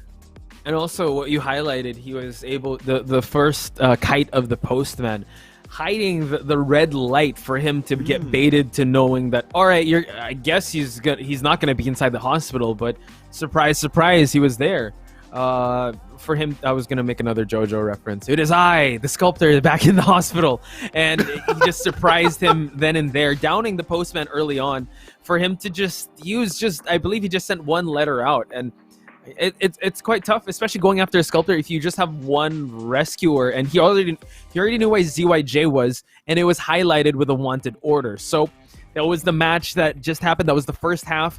Do Wu is going to have to shake off the cobwebs and come into this with a fresh state of mind, especially Dong Xuan. And SST don't have that much pressure. They can go for a tie. Heck, they can even go for a one-person out, and they still win this round courtesy of Alf. Yeah, for sure. And you know what? We are heading into the second half. Dong Xuan is going to be carrying as the hunter this game. Viewers in the chat, hashtag DoWu. If you think that Dong Xuan is going to be able to come back with a 4K sweep, or hashtag SST if you think that SST will be able to get at least one survivor out. You know what? Go and show your support to the teams, and we will be seeing the bans right here, Mechanic and Seer. Posh, what do you think about that? What do you think he's going to go for? This still opens up a lot of options for Dong Xuan. Depending on the ban, would they respect ban that Dream Witch? Oh, they do. Okay, so now, again, it might be another mirror match with Dong Xuan. A sculptor is definitely one thing to look forward to with Dong Xuan, but you know what? He also has... again, if he wants to play it real safe, he could go with his Anne, because his Anne did a lot of work as well. His Bloody Queen's pretty good too, but I really think he might stick to the meta with using that sculptor. And just, again, I think the Hunter Pride might be, he might be looking into that, so he will be considering that sculptor. But now we see a stunner and a support with that Priestess, and this is one of the big differentials from the lineup. We did not see a forward in the lineup of Bobo was denied that forward, and that could have been a difference maker because there was no potential harasser and a second rescuer. Now we see a very diverse lineup, and we see the Prospector and Perfumer in the same lineup. So forward, Perfumer, the love, Priestess, and we see Prospector. Yeah, the love of Japan coming out right in the same game, Perfumer and Prospector. I mean, why not? Because all they have to do is just get at least one survivor out. And I think Galatea is the best choice for Dong Xuan right here. Banning out the Dream Witch, even though they managed to get a 2 survivor out, is a respect ban after all. So, but I still think Sculptor is very, very scary, especially in the hands of Dong Xuan. They have to make this work somehow, because Dong Xuan has to deal with a lot of stuns by the forward, by the Prospector, and even the portal, the Holy Key portal stuns. So we'll see how Dong Xuan responds to this lineup. Well, we have been saying that Dong Xuan, his mental fortitude, the ice in his veins, he's just so calm. Again, we just caught him in a, I think SST kind of caught him in a bad spot towards the latter end of the match in Arms Factory. But he's no stranger to these type of situations. And when push comes to shove, he will pull out some great feats. So he'll have to rely on that same performance. But considering SST and Alf giving his survivor team that boost, that morale boost for them to be able to, okay, no pressure in this, not too much pressure on this match. I know you're going up as one of the best hunters, but you don't have to get a 3 survivor out. You can even go for a tie, 1 person out at least. Yeah, for like- us to still maintain that lead. Yeah, they don't feel that much pressure, right, Posh? And we already see, like, even in the chat, there's people going with hashtag DX, Viviana, bonjour, Kamikaze with the SST tags. Definitely a lot of people supporting SST and Dou, but again, this is going to be the deciding factor for game 2 second half. Dongxuan has to get that 4K, otherwise they are going to go to round 3 with a deficit, and that's going to create a lot of pressure onto the survivors of Dou. Yeah, but what do you think the traits here could possibly be? Like, would you think Dongxuan can consider a teleport, or maybe he's just going to stick to blink right here, or even an excitement, because there's so many stuns, right? Yeah, excitement. I don't know if excitement would be in, but I think he might have the same trait as he did, well, in the previous ones. Maybe have trump card, and maybe have a persona build just to deal with the stuns. But I think he might go with blink. Okay, 3-9 wants to get that insolence and still have that trump card, and we do see that he did bring blink, so he wants down survivors. He wants violence, finds Kazuneko right away. Can he make it before he's able to get in? And now we see that Dongxuan is chasing the Prospector, already utilizing the holy keys set up by the Priestess. Yeah, I mean, this is so good because they tried to make Dongxuan lose the line of sight against Norton, but look at Dongxuan. He's just waiting here, patiently waiting to see if Kazuneko actually got too hasty and jumped down. But Kazuneko's not falling for that, and he's already rotating to the other side of the building. Yeah, patience is a virtue, and Dongxuan is showing a lot of patience, as well as Kazuneko. The discipline for him not to just get too hasty, and he has 2 magnets to utilize, but now we see that he has to eat this hit to transition away. So we are seeing Kazuneko buy some time, but at least on Dongxuan's side, he doesn't have to worry too much about Cypher rushing, and he's able to cut the corner here and try to close it out, but oh my god, he skipped the steps and Terror Shocked his way down to the first floor, and Kazuneko was not even able to utilize his magnets. Yeah, like he has 2 magnets available for him to use, but right now you can see that the 1 Cypher about to be done very, very soon, but 2 Cyphers are still fairly fresh, 30% and 60%. I'm really worried that they're gonna sacrifice him, or at least I think Unp is gonna go for the full blood rescue. But they have to be really careful, like, because they do. If they go early, Dongxuan is just 1 hit away from getting a full presence. If that happens, it's gonna be, so they have to consider go now or and risk getting full presence and then getting the double down, or they're just gonna let him camp. It seems that was close. Umpi was about to be discovered. If Dongxuan just... I think he's found him already, and now we see that he's going to block him and try and... using the forward football, but he already got full presence, and we see that the Prospector got hit. Oh, wow. He was able to get the rescue, and both double down, Nell. And that's the problem, because, like what I said, 1 hit, perfect statue, and then... forward got hit, triggered the last effort first, and followed by Kazuneko. So right now they are at a deficit. Kazuneko trying to do some last minute struggles right there. Yeah, this is gonna look very dire though. Yeah, it is, and the way he was able to turn that around, because the early seconds were really in favor of SST. Now, since that did go past the half, forward is already down now, exhausting up the self-heal. You know what, the Cypher progress has been on a standstill as of late. We do see that the Priestess is setting up her portals at the lower left side of the screen, but Dongxuan is still out for blood. He's just so good at utilizing the skills and the traits of the Hunter for him to turn things around, even though that was looking quite in the favor of SST. Now has his sight set on Mochi. Oh wow. 1 chip damage already onto the he's gonna get it! He's gonna get it! Oh my god! Now the combinations on Dongxuan. He countered the perfume. He set up so much statues for when she came back. She ate the full hit, and now we see that the forward is in the area. He's going to be very careful. He's going to respect the forward of Unp. Forward is already getting 1 chip damage right here. Unp, he's going to get the second one, and Blink is already ready for the forward. Forward has to dash away. Mochi is going to be sacrificed. This is going to be a hard decision, but Oh, wait a minute. We see the forward. He did get a pallet boost. He's going to go for the stun, and he's able to get it, but he switched to excitement. Wow. Dong Xuan. Oh, my God. Now he knows that the forward already utilized the self-heal. So now it's the Priestess's turn to try and go for this rescue. 3 ciphers still remaining now. Full presence Sculptor. We have Lim and out in the open. Eats the hit. And they just keep on coming, and now the Priestess 1 hit away from being knocked down. Yeah, as soon as he got half damage onto the Priestess, Dong Xuan is just going to... Oh, Priestess able to circle around, gets the rescue. And now we see that Mochi is out and about. We do see the perfume, but look at that statue. Again, beautifully placed. And the Priestess able to pick up that forward. The Priestess is down as well. Forward is up. Yeah. Unti is basically the only one who can, but I don't know, Posh. As long as Dong Xuan doesn't chair either one of the survivors, wow, this is gonna be over.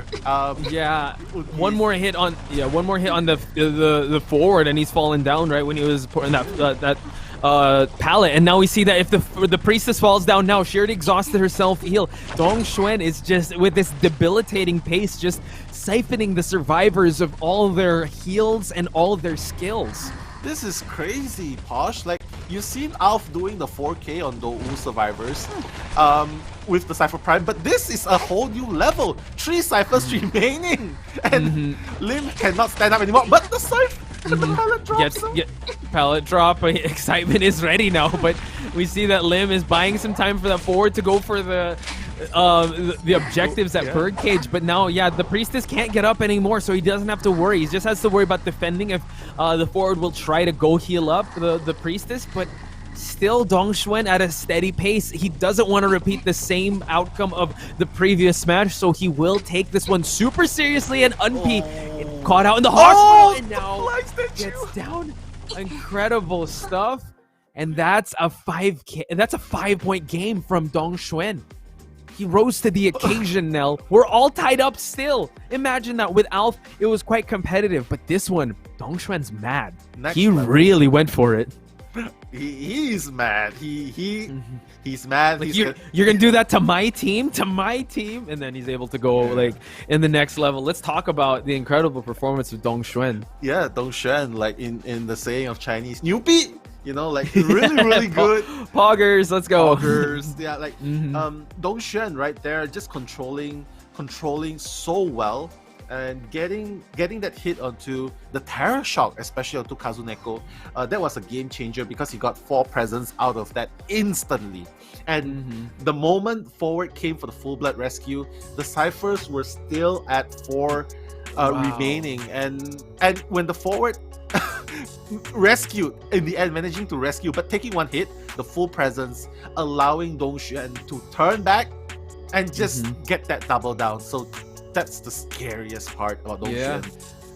It was working out so well for the survivors. Kazunaka getting the first kite at hospital, but eating that hit to transition away. But Dong Xuan cutting the corners. I'm not gonna take the stairs. I got the blink. I'm gonna catch him while he's able to vault, and him getting that terror shock.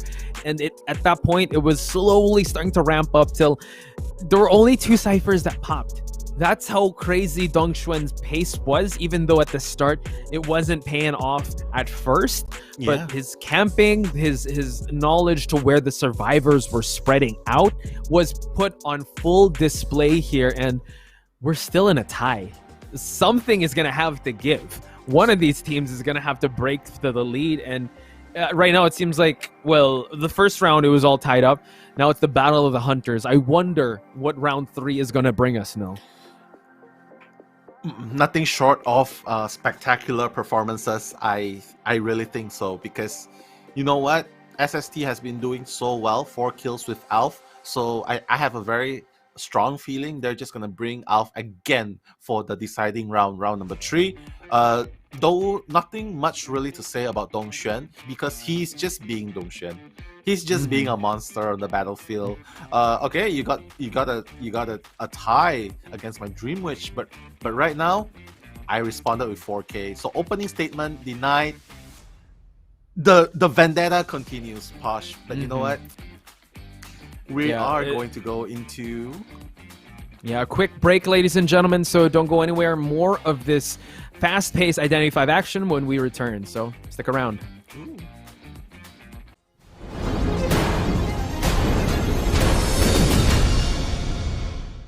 2021 IVS Asia Tournament will begin on September 24. 8 clubs from 4 regions will compete for the championship. In this report, we'll bring you first-hand information on the clubs representing each competing region and uncover the mystery behind Asia's top players. First up, we have 3 clubs from Chinese mainland. They are Dou, FPX.ZQ, and GR. Clubs from Chinese mainland are very strong in every respect. They're proficient in various advanced in-game techniques and strategies, and maintain a high level of stable play. In the face of their top competitors, they remain strong and fearless. Dou is a veteran powerhouse. They won the IVS Championship last year. In this year's IVL Summer Tournament, they launched a rapid offense and performed brilliantly. Their hunter player, Dong Xuan, ranked first in both average deduction points and total eliminations in the IVL Summer Tournament. FPX.ZQ has piles of talented players on their roster. They performed very well in this year's IVL Summer Tournament. They are capable of executing advanced operations in the match and often exert a sense of complete domination on their opponents. In addition, they have an excellent survivor player on the team, Long. He captures every detail accurately while competing and is very good at using terrain to restrain hunters for a long period of time. GR is also a veteran club. Their hunter player, PPX, is an experienced veteran of Identity 5 tournaments. He possesses a deep understanding of the game. No matter how many changes the game's updates bring, he always manages to master strong characters and leads his team to victory. We've invited 3 clubs from Japan. They each boast a strong and aggressive playstyle, excel at using less popular characters to make unexpected strategies work, and are good at executing unconventional tactics. They are SST, ZETA, and CC from Japan. SST reigned supreme in IVC last fall. With excellent results and achieving consecutive wins in the preseason, they were immediately shortlisted for the IVS tournament. Among their ranks, they have Alf, the hunter player who has contributed the most eliminated all matches to Identity 5 tournaments since the IVC summer, and KZNK, the survivor player who has restrained hunters for 94.83 seconds per game on average. ZETA used to be the JUP club we are all familiar with. This year, they once again stand in the spotlight, reborn as ZETA, a dark horse on the battlefield. Their survivor player Rayoli excels with the mercenary, with an escape rate of 70%. With a life and versatile playstyle, he serves as a powerful restraining force on the field. CC is a veteran club with colossal potential. The coordination of this club is perfect, and members' skills are also inspirational. The survivor player Magura has a lot of fans in Japan, attracting a lot of attention. Southeast Asia and Republic of Korea are both new to IVS Asia this year. These clubs emerge from fierce competition, representing the best their regions have to offer. GH is a super club formed of top players from 3 Southeast Asia star clubs. Their members have participated in COA competitions on behalf of Southeast Asia many times. In the 2021 IVC Southeast Asia, GH fought all the way from the losers bracket to win the championship. MS is from the Republic of Korea. They have one of the world's best hunters among them, a helping hand from Japan, Buryo. He often turns the tide and saves the day for his club all by himself. They also have an amazing female player, Siyun, who currently ranks among the top 100 server survivors. They demonstrated their perfect coordination and teamwork in South Korea IVT and eventually won the championship through their brilliant performance. On September 24, the 2021 IVS tournament will begin. Faced with an upgraded tournament system, top players from the 4 tournament regions will compete for glory. Will they be able to handle the pressure in this epic international showdown? Who will create a legend for their region? The spotlight is on the new contenders, Southeast Asia and South Korea. Can they write a new chapter in their region's history, achieving glory through brilliant cohesion on the IVS battlefield? Let's find out in this year's IVS. Hello， 大家好，我是FPX.ZQ足球战队的大马。大家好，我是GR战人监管者徐一宪，然后我擅长的监管者是26号守卫。大家好，我是选手东选，是斗武监管者，最擅长的角色是梦之图。我是GR战队的求生者空降，最擅长的角色是囚徒。こんにちは。ZETAディビジョンのヤノソです。ZETAディビジョンのカットです。ZETAディビジョンのドリスです。サンシスターのカズネコです。スターのアルフです。サンシスターのレスです。 안녕하세요. 저는 스킬렐의 이변시은이며 TV에서는 주로 생존자의 용병을 맡고 있습니다. Hello, I'm Ajay from GH team, hunter from Southeast Asia. I do my best when I use capture. I'm Skyfall from GH team. From SEA, I'm a main survivor and I do best with mercenary. 我感觉 IVS 比赛的话是给我们提供了一个与外国选手对战的机会。そうですね。まあ2回連続出場できたので嬉しいです。 사실 저희 팀은 오로지 한국 대회 상금만을 보고 만들었던 팀이었기 때문에 여러 나라 선수들과 공식적으로 겨뤄볼 거라고는 생각도 못했어서 아직도 시간이 나지 않고 좋은 긴장되지만 매우 기대하고 있습니다. I'm very excited to have qualified for the IVS Asia tournament.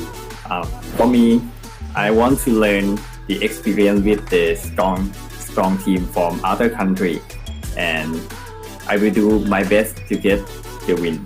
ノー5と戦いたいです。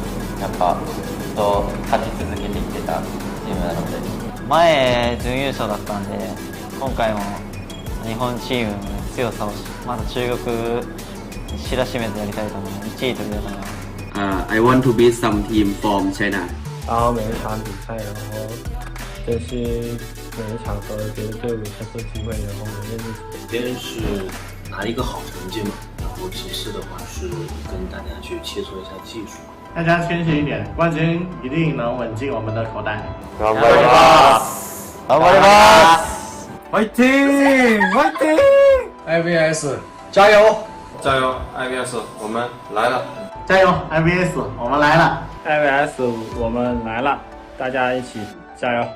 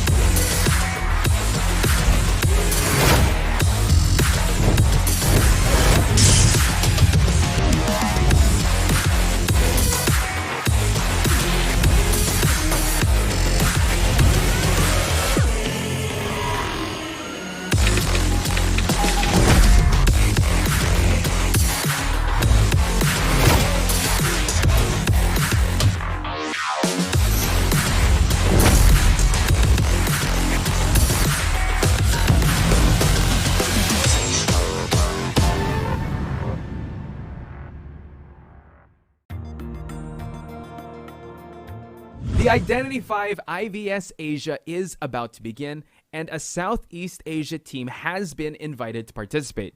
Today, we will drop by a team member's house to have an online chat to find more about their lives. Let's go. Skyfall, thank you so much for letting us into your home. Since we're in your house, what do you think you can show us? Hello. Actually, I wish I can get you move around my house, but the thing that I can do right now is in my working room. So the first thing that I want to show you is like the dog. Yeah, Mr. Whisker. I brought it from COA2. And here is the last thing that I want to show you is like the package of COA2 that I used to join. Wow. At that time, I playing as a GUM player, GUM, for as you can see from my bookshelf, they have a lot of manga and novel from Japan and the Chinese novel too. Also Korea, Korean novel too. All okay. So, Wow. yeah, so I feel really good that they invite SEA to join this tour. Be very good. And yeah, we've seen some of your skins also. We've seen your favorite skins in tournament as well. What is your favorite skin?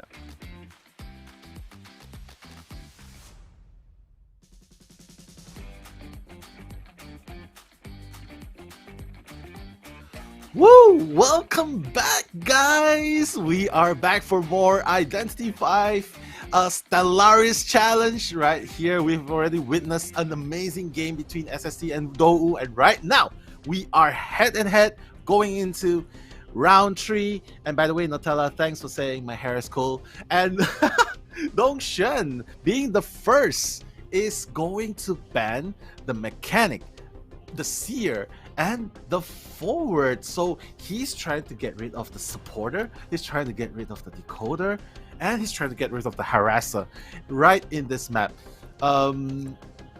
SST right here, what do you think? They have to ban, of course, the hunters that they already used, but this does open up his breaking wheel, so we'll just get to that in just a bit.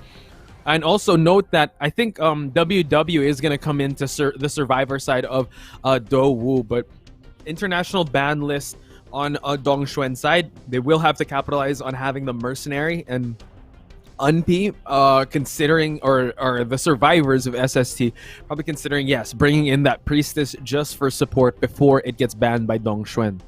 Yeah, for sure. Like, but again, they're definitely picking up these connectors.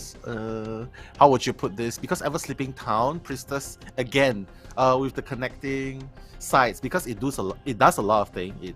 It breaks the line of vision, it provides a stun, it gives the opportunity for your teammates to kite to a more favorable position.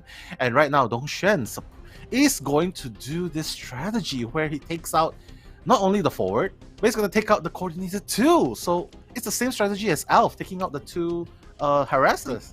Exactly, and it just seems like Dongshuan is taking a page out of Alf's book, and it would work accordingly, because if we see that if Dongshuan does bring out the breaking wheel, at least while he's transitioning forms, he does not have to worry about any harassment coming from the coordinator as well as the forward. So the Prospector is still very viable, and we've been seeing Unp use that Prospector a lot. I don't know if they're gonna, or is it Unp or one of the survivors? Yeah. And Entomologist coming in, so not just the support when it comes to just getting rescued by the mercenary, but the bees will come into play as well. And Dongshuan not skipping a beat, he's gonna go with a breaking wheel, which his breaking wheel, by the way, from 3-1 to 4K against MS.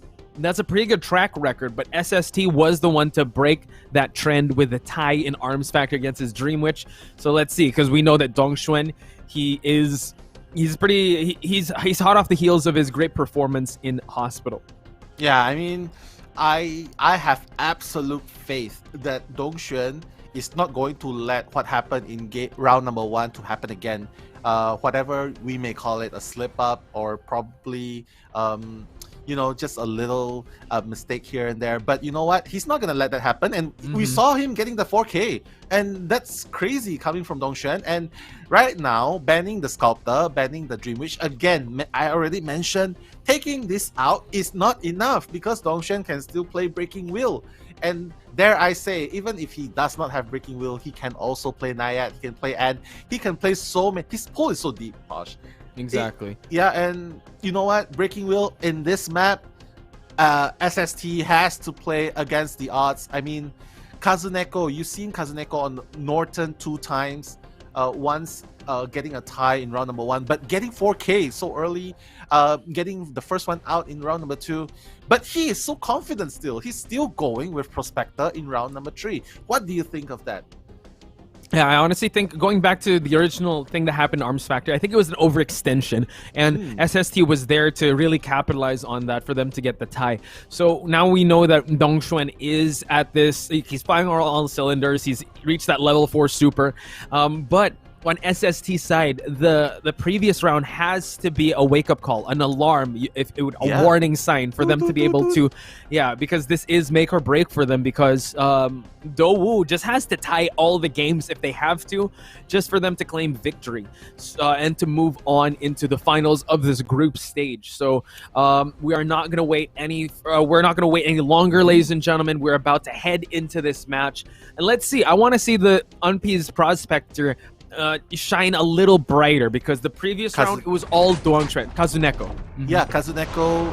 But right now Dongshan is going to find Lim first. Very close to Lim, but I don't think he's gonna spot her just yet. But he can see the blood trails. So wow, we're gonna see Lim. The player from Korea is going to make her way up to the second floor, and we'll just have to see what Lim does here. Oh, so close, so close. And Dongshan just gonna go up, and Lim's just gonna go up again. Wow, and utilizing the holy key there, forcing Lim to just use the vault there, and also forcing this breaking wheel into human form is already just kind of a momentum shift. And now just leaving the priestess at the graveyard, knowing that everyone else is focusing on ciphers. We are seeing that Unpi is on the entomologist, and Dongchuan so crisp with these turns, but Unpi is doing so well, and now we see that the bees are being left behind. Dongchuan wants at least one more spike to turn back into human form. Oh my god, he doesn't care. He's not afraid, guys. Tram God, he's not afraid of trams right here, because Dongshan is going to try and get that second spike onto Unpi. But right now, Posh, you can see 4 ciphers are being decoded. 2 of them are almost done actually, and Unpi is still doing an amazing job. Yeah, just containing him, keeping him at this presence, really forcing. If you're gonna get me, you're gonna have to go into human form, and just being out in the open, really turning and really forcing him to drift around. He wants just one more, and now we see that Unpi. Oh my god, the bees are still gonna keep him at bay, but he's able to get that spike on him, and now forcing him to get out of the open and going back into wheel form. 3 ciphers remain now, and 1 or 2 are on their way. Unpi is just doing an amazing job right there. Dongshan is gonna get that second spike onto Unpi, and we are gonna see if Dongshan's gonna activate. He's gonna activate that spike burst, removing the bees from the equation. And this is where you see why Dongshan removed the coordinator, removed the forward, so that he does not have to deal with that stun dash rescue, or even the instant dash stun rescue. So Dongshan already setting sights on the second person. Yeah, because he saw that the wanted order was triggered by the mercenary, and we see that he is trying to stuff this rescue attempt from happening. And while we are seeing that, the communication already happened, and the entomologist is safe and sound. Priestess utilizing the holy keys, and Dongshuan a little struggling there, trying to close out the distance, going through the holy key, trying to thread the needle here. And now we see Unpi in a very strong area here, because there is a window to vault under. And we see that Lim forcing him to go into human form, and now we see Lim eat that hit. Full presence pollen is among us now. Yeah, I like what Dongshan is doing here. When SST Survivor thinks that it's safe to decode, because Dongshan is definitely going to go for yeah, but right now he's gonna go back for, and this is where the power comes in. He just gets presence from killing, from getting the spikes on, landing one hit, and Unpi is going to fall with the spike burst right here. Dongshan has his way to get that full presence without chasing just one survivor. That's the amazing thing about Dongshan right there. But again, Posh, 2 ciphers are one cipher, correct? Yeah. The amazing thing about these survivors is that they're handling the breaking wheel so well with an entomologist kite. Now Dongshuan put in a really tight spot here to just secure himself a survivor in at least going back to the matter. Kazuneko is trying to go for the save, but full presence Pollen here can't extend those spikes. Can he just keep this pressure going for longer? But look at that, able to get another spike on the entomologist. Can activate, but they push for the cipher to pop, and now we see that all survivors are out and about now. Oh my goodness, and we can see Dongshan just committing onto Unpi. He is going to use that blink straight away and gonna change to Keepers. Okay, yes. So Unpi is going to be the first person to be sent back to the manor, but already you can see Lim at the exit gate, and Kazuneko is just lingering around the dungeon. And oh god, this knows. is so scary because Kazuneko has 3. Oh my god, he's gonna have to change it to regular form, but it's too late. It's a 3-man escape on the side of SST. Wow, what a statement made by SST.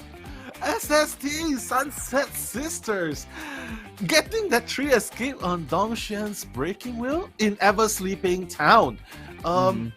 That's that Cypher Rush combined with the awesome plays right there. Lim obviously making it so hard for Dongshan to chase her in the first during the first kite, and finally forcing Dongshan to change target, wasting that little bit time for the team to decode, and Dongshan chasing the entomologist. Just crazy stuff going on there, ultimately helping them to get that 3 escape. Posh. Yeah, I think they were definitely shaken awake with how they performed in the hospital, and now SST Survivor are coming in full form with just an amazing containment time from Unpi, 118 seconds, and was still to almost push the Cypher into half. And Kazuneko with the most decoding, and also providing the last, the support rescue on Unpi for them to push for that exit gate. So it's just an incredible performance on SST's side of the Survivors. And you know, Dongshan was playing that well, but it's so apparent how SST was prepared for a breaking wheel matchup with this lineup. Yeah, I mean, right here you can see, even though Dongshan's how do you say, he put out the forward and the coordinator, but you can see Lim doing so much there, connecting the dots, 60 seconds containment time, and I have to say MVP Unp right there. You saw how well he just kite in open space. Yes, kite in open space and forcing Dongshan to go into human form. You saw that, right, Posh? I think that's the highlight. I saw it. I got dizzy, and I'm pretty sure everyone watching was getting dizzy as well with how well Unpi was holding that. So now SST is in the lead. They can go for a tie to keep things in place for them to be able to claim victory, since if they get a tie, they still win this round and they win in terms of points. Now, the Survivor side, they need to get... Oh, wow, Nell. Actually, if they do get 3-1, if Do-Woo gets 3-1, we're going to get a tie break. Oh, no, we're not. We're going to get 1 round win by Do-Woo, so it's going to be round wins. No, it's not. It's going to be... Sorry. No, it's math. not. Yeah, it's going to be a tie. Still a draw. It's still a draw. Because the draw in the first round, and then the 4 kills by both teams in round 2. If they get another 3-1, what happens though? If they get a 3 escape by Do-Woo, then it's going to be a tiebreaker. It's going to be a tiebreaker, yeah, because no one technically won that round because they're all evenly matched. So wow, neck and neck.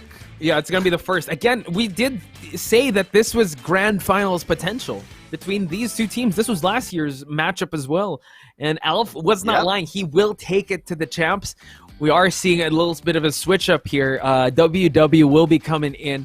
And for Do-Woo to claim victory, it's their Survivors that need to perform really well here. Yeah, right now Dongshan has done the best that he could.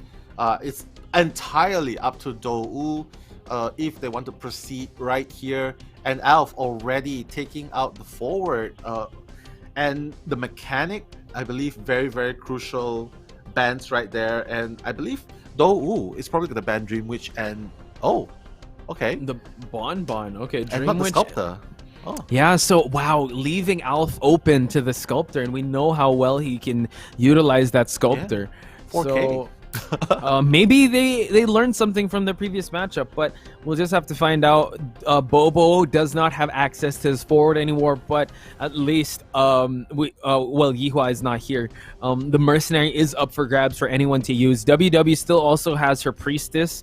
So it's going to be quite the lineup, and Do-Woo now, just the pressure has drastically shifted and all for them now. Even though like Alf did apply that pressure, but Do-Woo's Dongshan was able to alleviate it. Now it's really on them.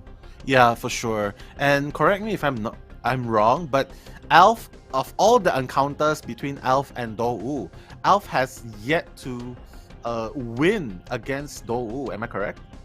Alf won in the previous match in Hospital. No, I mean, because previously in the previous tournaments. I mean, they have yet to win against Do 5 overall, right?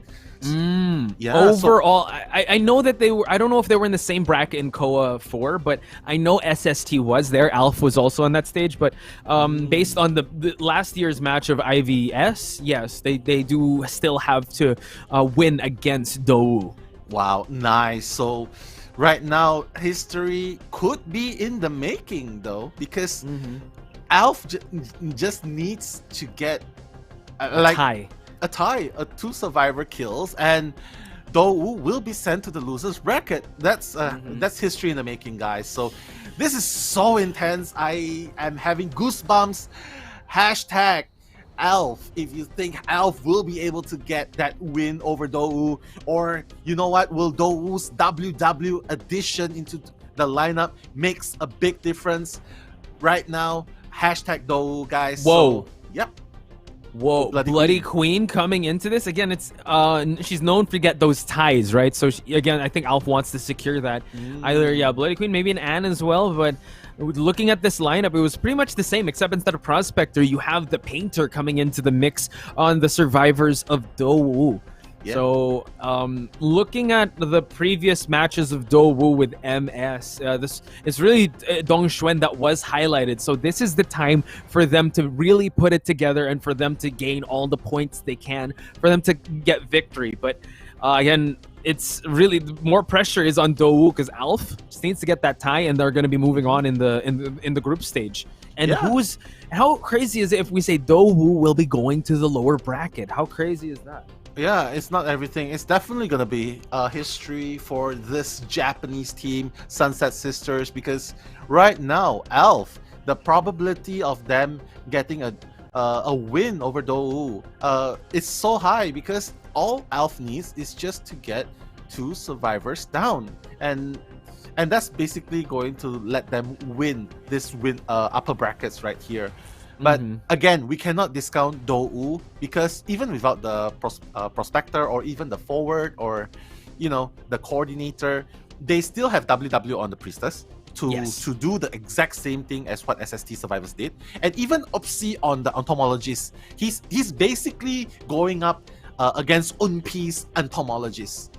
So the difference comes down to how well they control their characters and provide support for the ones being chased. Not to mention ZYJ on the Painter.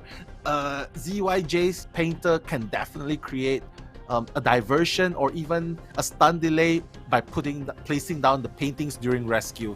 So we have to watch out for Edgar plays right here. That's my analysis. The win conditions, they have to cover each other so well and get to that late game. Oh yeah. I think they know what's at stake. They need to do exactly as you say and not afford any slip-ups when it comes to kiting and containing this Bloody Queen and just provide as much support as possible. So we are heading into the match. Alf, can he make it an early night for Do Wu? We do see that he is transitioning an Upsi, already working on a Cypher there. Detention and trump card build will be put on. And, wow, okay, he's going to be committing to this. Well, he's going to turn the corner and see that it's the entomologist. Yeah, and that's the thing about entomologist. Even with the bees, if Alf's mirror is accurate, it can go through the bees. Woo! And whoa, that was scary. That was so scary. I thought we were gonna see a Terror Shock early on, but Upsi able to vault that pallet. Well, oh my god, drops the pallet. Alf makes sure to punish her accordingly, breaks it while still breaking it. The mirror cooldown time is on point, so we are seeing Alf really commit to this entomologist. Yeah, and right now you can see that Bobo is just really focusing on that decode, and even Edgar. I think it's every man for themselves. Seems that way. We have yet to see any priestess portal supports. Whoa! Oh, wow! The blink to just counter the bees. We've seen it done with Gaje here. It was well placed because Upsi was not expecting that blink to happen. He is going to fall down. But now everyone is still focusing on their ciphers because Alf made a furious pace here. It seems like WW will be going for the save now. Yeah, and this is a different strategy from what we've seen. Every man for himself. I'm not really sure if I like it, but I guess they have a huge faith on UpC's kiting. But now WWE is going to go for the first half rescue. Nice hit right there. And following using the portal, but now we see that the mirror was countered and UpC. I spoke too soon. Now we see that he is closing out that distance. Does he still have the beast to use? He does not have any more. Oh my god, UpC has to hide behind these pallets. Oh, closing out the distance, last effort pop. But then again, they can go for another rescue. We do see that the mercenary is making his way while the WW is focusing on decoding. Yeah, ZYJ is so cute. He just quickly kneeled right there. Not right there. He doesn't want to let him know. So here's a scenario of what might happen.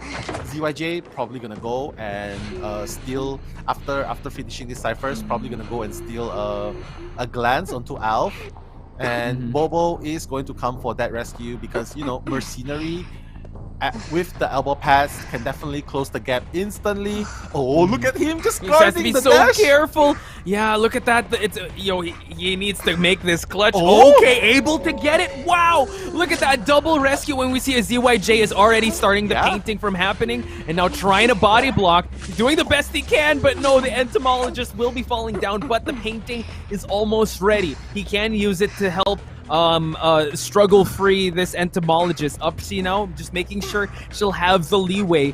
This entomologist will have the leeway to struggle. Yeah, and like ZYJ trying his best to body block while doing the painting onto the Bloody Queen. But again, we can see the ciphers. Even though UpC will be going back to the manor very, very shortly, 2 ciphers are being done, and this is it's 66% for one, and Priestess is working on the 20% cipher. They still have a chance, though, on the side of Dou. They have to be very careful not to lose one more survivor. At least not until cipher is prime. 100%. Yeah. And Alf is just so comfortable, right now. Yeah, he is. Because, again, he just needs to get that tie. Oh, wow, sniped out that painter in the process. And yeah, it's do or die. They cannot afford any mistakes because they need all of these survivors out of here. So a dungeon escape is part of that solution. We do see that Alf transitioning and finding that WW is in the area, cleaning up the holy keys, and now Edgar, he's not gonna go for, goes for the hit. And now we see that the painter is down, at least all the way across the map, and WW now is the one that has to contain Alf. Yeah, I mean, WW still has 1 portal key left. She has the broken windows. Wait, she does not. Alf is just gonna ignore WW altogether. He's just gonna go for the safe chair onto ZYJ. But ZYJ is so far, and he's actually he's in the corner. He's so near the basement. Wow. Baiting.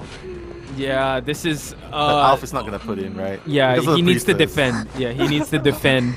That's true. The very cheeky strategy there, because other hunters would like, basement. Yeah, just let me secure this. But now, Bobo and WW have to scramble here. They need that painter out of the game, and they need to rescue. So they're coming up with a plan. We do see that Bobo is the one that is priming that cipher, while WW is the one that is just waiting in this area, waiting for the prime to happen, and probably waiting for maybe a mirror to happen. Okay, goes for the hit, and now we see he gets the rescue. He does have a painting that is ready. Can they stun in time and push for this end game without mitigating the resources?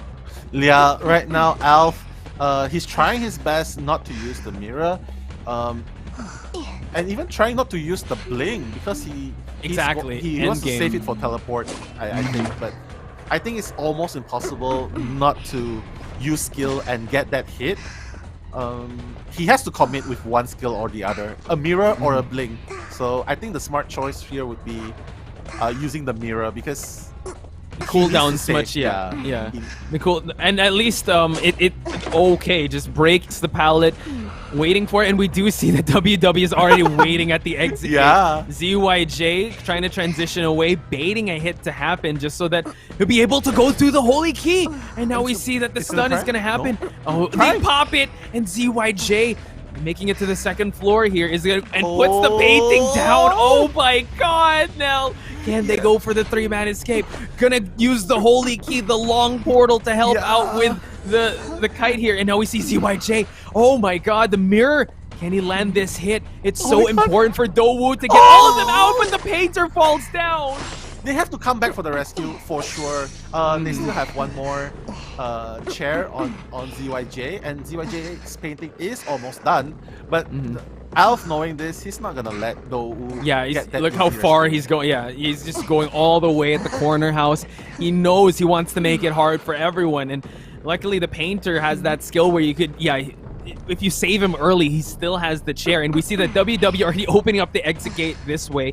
Bobo has 2 elbow pads to utilize, can tank 1 hit. And now we see, are they going to go double rescue? He is, okay, stuffing out WW. He's trying to get the hit, but we see that Bobo in the area. Can he make it in time? It seems like the time is running out. Bobo, can he commit to it? It's the final seconds. He has to go for it now. The terror shock is imminent, but look at that. He's able to get the hit. Oh my god. What? Teleport. Change it. Teleport. Oh my god. Mercenary. Oh, look at that. He's making a painting. They're painting. Oh my god. They're going to get 3 survivors out. We're going to go overtime. But wait. Oh my god. Mercenary is out. Okay. Can he crawl out? That's the thing. He's going to make it. Oh my god. No. Alf stuffs the mercenary exit. SST is moving on, ladies and gentlemen. That mirror at the last minute hit, cutting off Bobo for escaping. That was intense. My hair is standing, Posh. My heart is leaping out of my chest right now. That was going back and forth. We were calling that it was going to be a 3-man, it was going to be a 2-man, it was going to be a 3-man, but at the end, it was a tie, and Alf, he was telling the truth when he said he was gunning after the champions, and now they are moving on, sending Dou to the lower bracket. Nell, talk to me and tell me how amazing that was. This is the fall of the King of China, one of the great kings of China. SST making that statement into a reality, issuing that challenge, getting that gunning for, like what you said, gunning against Dou, and well deserved. I have to say congratulations to SST, because both survivors and hunters carried their parts very, very well, and even the discipline of Alf at the very last minute just now, keeping that teleport ready, changing the blink to teleport, and even the last minute mirror denying Dou from the tie again. Wow, I got goosebumps from that. And especially, you got to give it up also to Dou. The way they were able to coordinate that rescue for ZYJ, the priestess plays, and the way they were able to escort him out. Bobo tanking that hit, but man, it was just check after check, and finally checkmate with Alf with that mirror, downing the mercenary at an opportune angle that he was not able to crawl in time. I wish we had player cameras on, because I would want to see how SST's Alf was popping off, because that must have been insane, and how nerve-wracking it was, because that was as close as it can get. And SST able to secure themselves a victory, ladies and gentlemen, against, as Nell would say, one of the kings of China, one of the I would say the kingpins of just again, we know that SST is the giants of Japan, you know, one of the great teams out there. And for them to lay claim here, it could be the Sunset Sisters, you know, kind of the emergence of their rise to power, but they can't just celebrate too soon. You know what, Dou is still in this competition. There's still going to be a lower bracket match, and they can celebrate for now, but I know that, if I know Dou, they will come back stronger, and they will go back and try to vindicate that loss to Sunset Sisters. Yeah, for sure. Dou definitely needs to plan right now for what they're going to do next, especially in the lower brackets, because I believe this is a blow to their pride, because they win. What they do, that's their job. They think that they know it's their job to win. And you know what? MVP. There we go. Alf, MVP of the team with the Bloody Queen, and very well deserved. You know what? Go and have your sake and sushi and enjoy your night with your team, because you guys, well deserved victory tonight. 12 strikes, 6 knockdowns, 2 eliminations. And just And not just Alf, I would say. It's just the whole... I mean, he is the MVP, but you also have to highlight the survivor side of Sunset Sisters, because so was round 2 to round 3. The survivors are also doing the work, going up against Dou-Wu's Hunter Dong Shuen. That's no easy task. So, again, an overall well-deserved victory on Sunset Sisters, but Dou-Wu, I'm sure, will be back with a vengeance, and I'm excited to see that because now they're put in the lower bracket. More pressure is on them. The fire is lit up, and aside from them wanting to be a back-to-back IVS champion, I'm sure now they have all the motivation in the world. Like, okay, everyone's leveling up. We gotta step it up as well, and we gotta show them what we got. So, an amazing performance all throughout, Nell. Any final words before we throw it to a break? You know what? Thank you so much, guys, in the chat. I'm just occasionally glancing. Thank you for the support, keeping the chat friendly. And you know what? We are going to go for a short break. Me and Posh are going to get a drink, you know. And guys, go get your drinks, and we will see you right after this.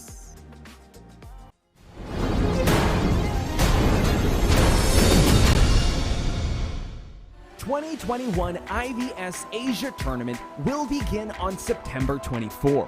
8 clubs from 4 regions will compete for the championship. In this report, we'll bring you first-hand information on the clubs representing each competing region and uncover the mystery behind Asia's top players. First up, we have 3 clubs from Chinese mainland. They are Dou-Wu, FPX.ZQ, and GR. Clubs from Chinese mainland are very strong in every respect. They're proficient in various advanced in-game techniques and strategies, and maintain a high level of stable play. In the face of their top competitors, they remain strong and fearless. Dou-Wu is a veteran powerhouse. They won the IVS Championship last year. In this year's IVL Summer Tournament, they launched a rapid offense and performed brilliantly. Their Hunter player, Dong Shuen, ranked first in both average deduction points and total eliminations in the IVL Summer Tournament. FPX.ZQ has piles of talented players on their roster. They performed very well in this year's IVL Summer Tournament. They are capable of executing advanced operations in the match and often exert a sense of complete domination on their opponents. In addition, they have an excellent survivor player on the team, Long. He captures every detail accurately while competing and is very good at using terrain to restrain hunters for a long period of time.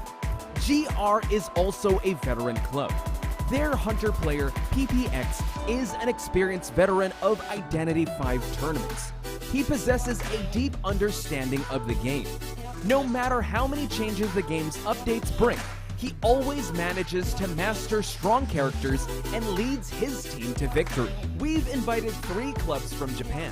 They each boast a strong and aggressive playstyle, excel at using less popular characters to make unexpected strategies work, and are good at executing unconventional tactics. They are SST, ZETA, and CC from Japan.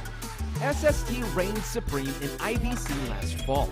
With excellent results and achieving consecutive wins in the preseason, they were immediately shortlisted for the IVS tournament.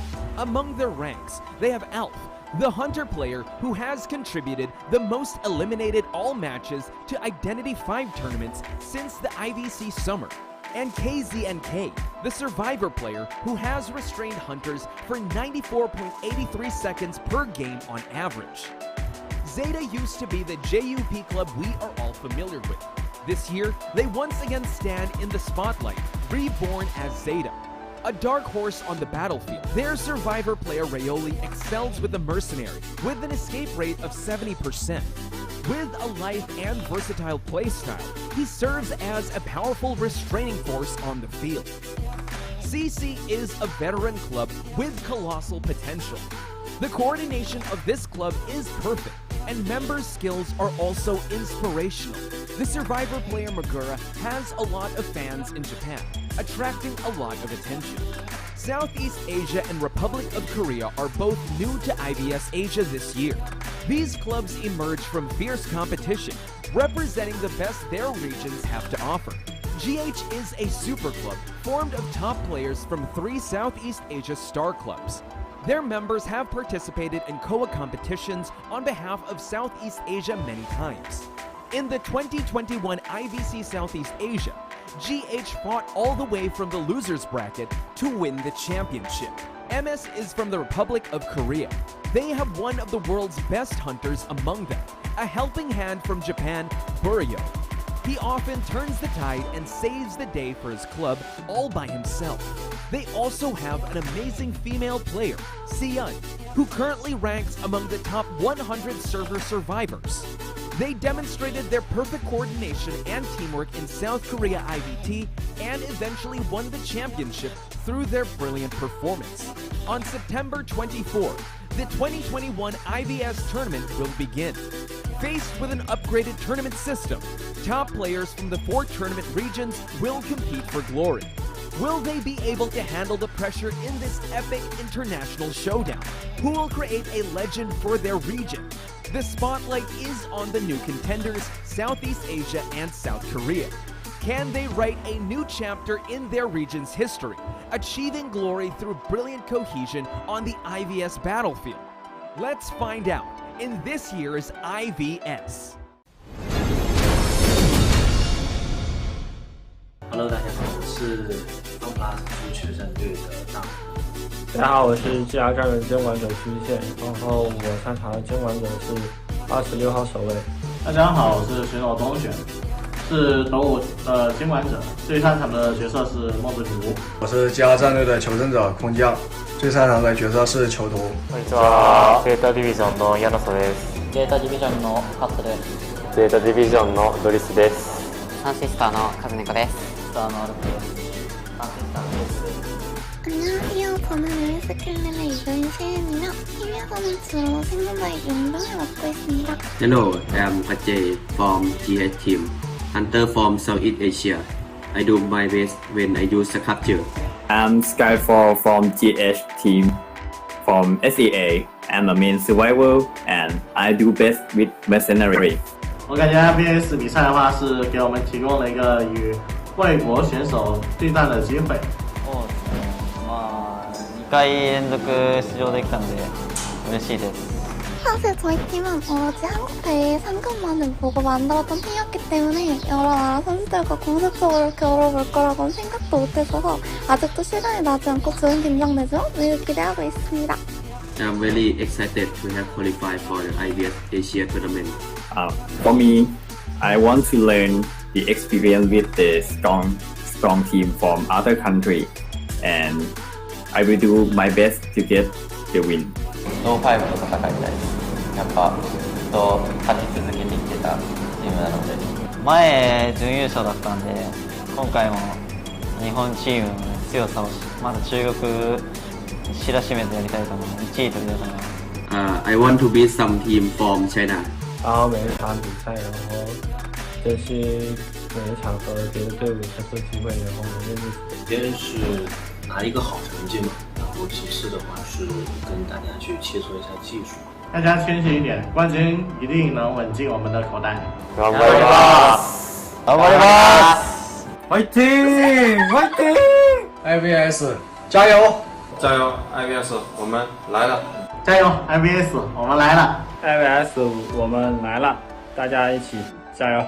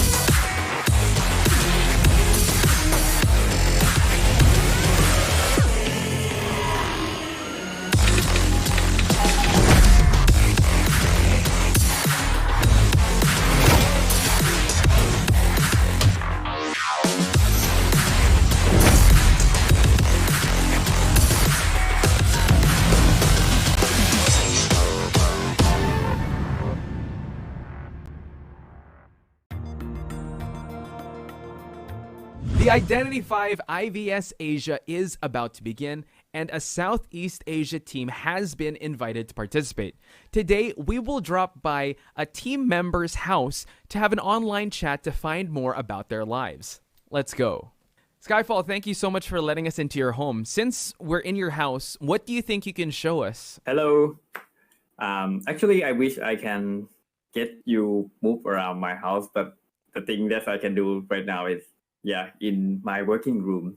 So the first thing that I want to show you is like the dog. Yeah, Mr. Whisker. I brought it from COA2.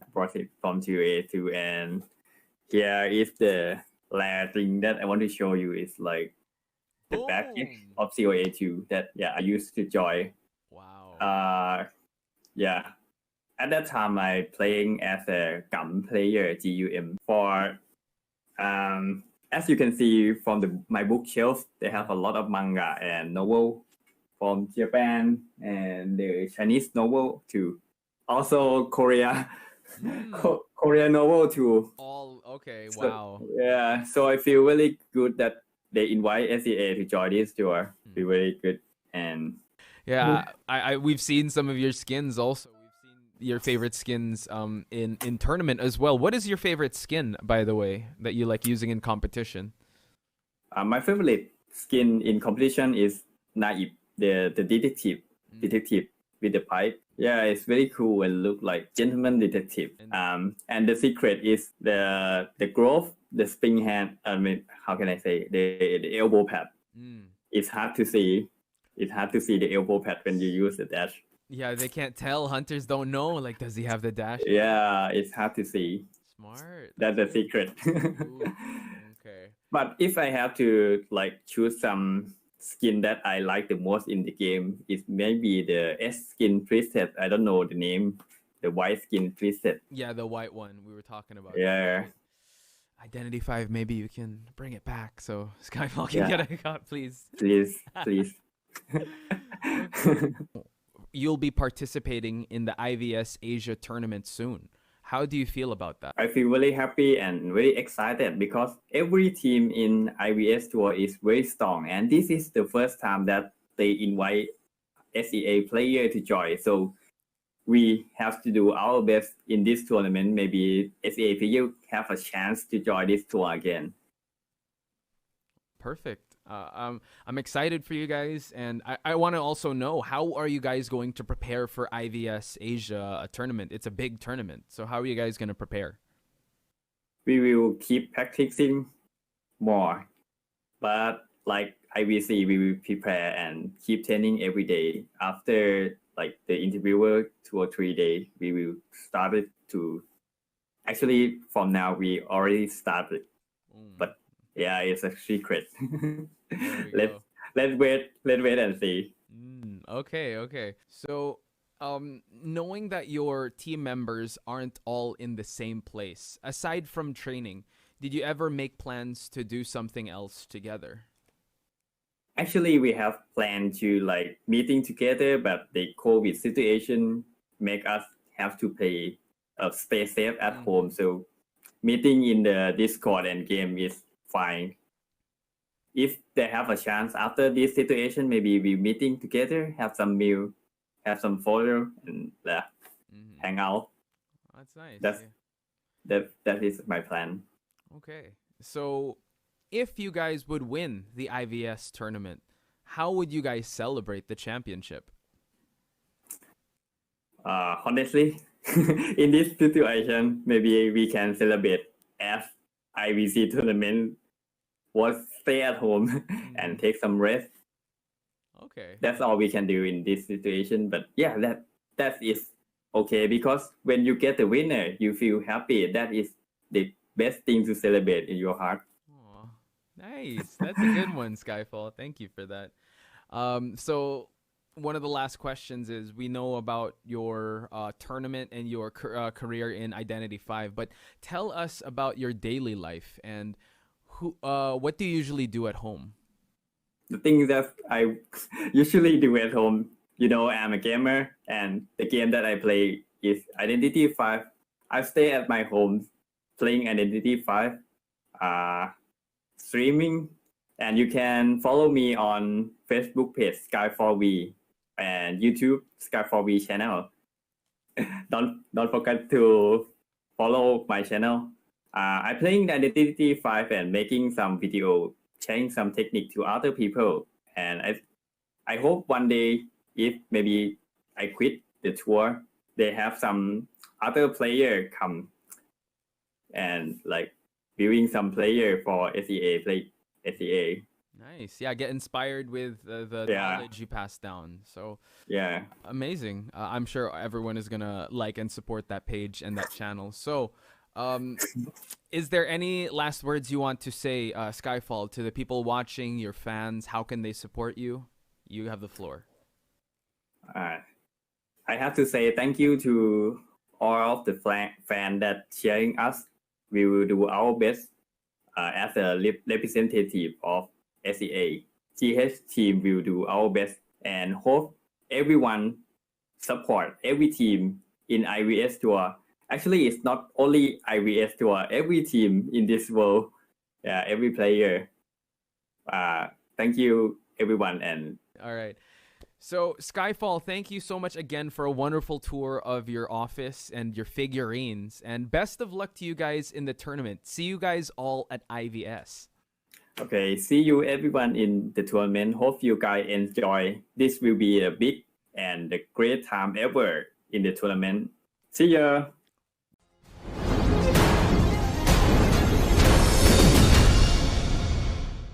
2021 IVS Asia Tournament will begin on September 24.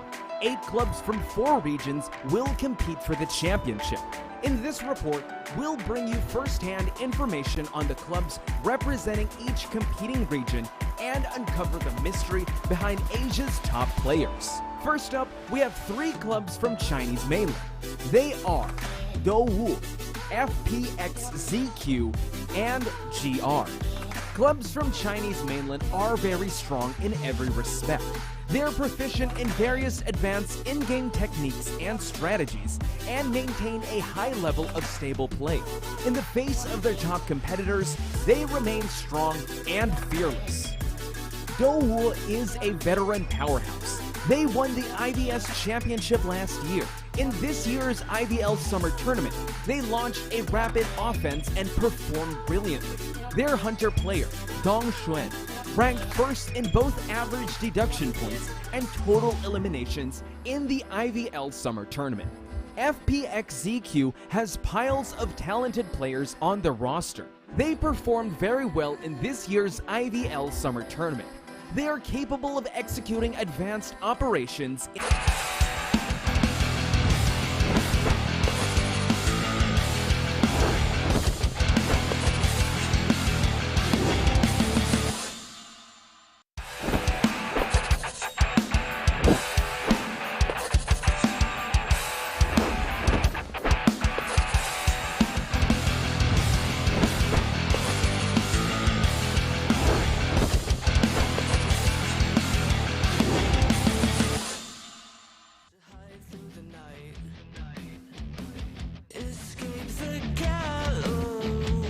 From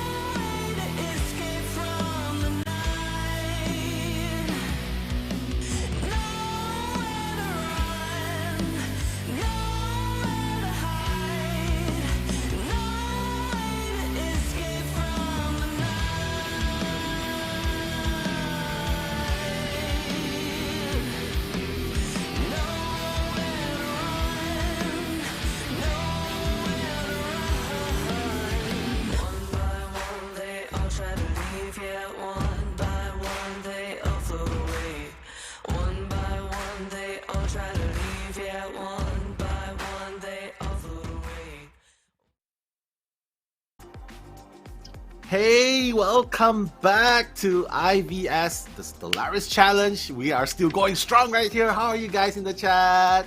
Because joining me to my left, to my right, to my left, to my right, is the pretty one and only Kahale.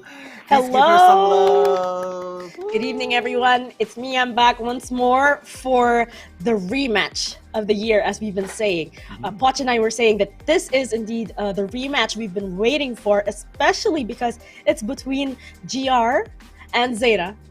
And the reason why we're saying this, it's because ZETA was able to nab the trophy from GR in the recently concluded KOA 4.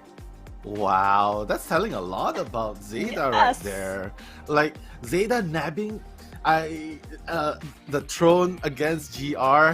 But you know what? Let's look at GR's handsome boy PPX right there. Look at his fist bumping. And Bon Bon is his go-to hunter. He has a 22.5% of 4 elimination rates. And of course, an average knockdown of 5.78. Average eliminations at 2.30. So PPX right there. He really loves his Bon Bon. That's right. And now here is Yaozi, the team Seer. I do hope he gets to play him tonight, especially because we're seeing more Seer bans. But look at these numbers, 49.27 average hunter containment time and 127.89 average decoding progress. Yeah, I mean, we have to look at another very prominent player in GR as well, Shadow. Shadow Priestess is his go-to player, and he contains the hunter for 57 seconds and an average decoding progress of 143. That's right. And here is Heart, the mercenary of the team, with 51.29 containment time and average decoding progress of 134. I think this means that whoever gets to kite first does it pretty well, because these other players are able to get in those that decoding progress. So that's pretty impressive, and I'm excited about that. It is very exciting to see GR, and look at him. He's like, oh no, please don't catch me with my mask down, because Kong is here, and he is proficient in Cowboy right here. 68 seconds containment time and 128 average decoding progress. Actually, all the survivors average at least 1 cipher and above, right? And 60 seconds. That's pretty strong. It is. And now moving on from Team GR, here we are this time with ZETA and Van P, his preferred character being the Sculptor. We've seen him play her very well with 2.29 average eliminations and a 25% for eliminate rate. Average terror shocks 0.46. We're going to be expecting that from him today. Yeah, and I just love his hair.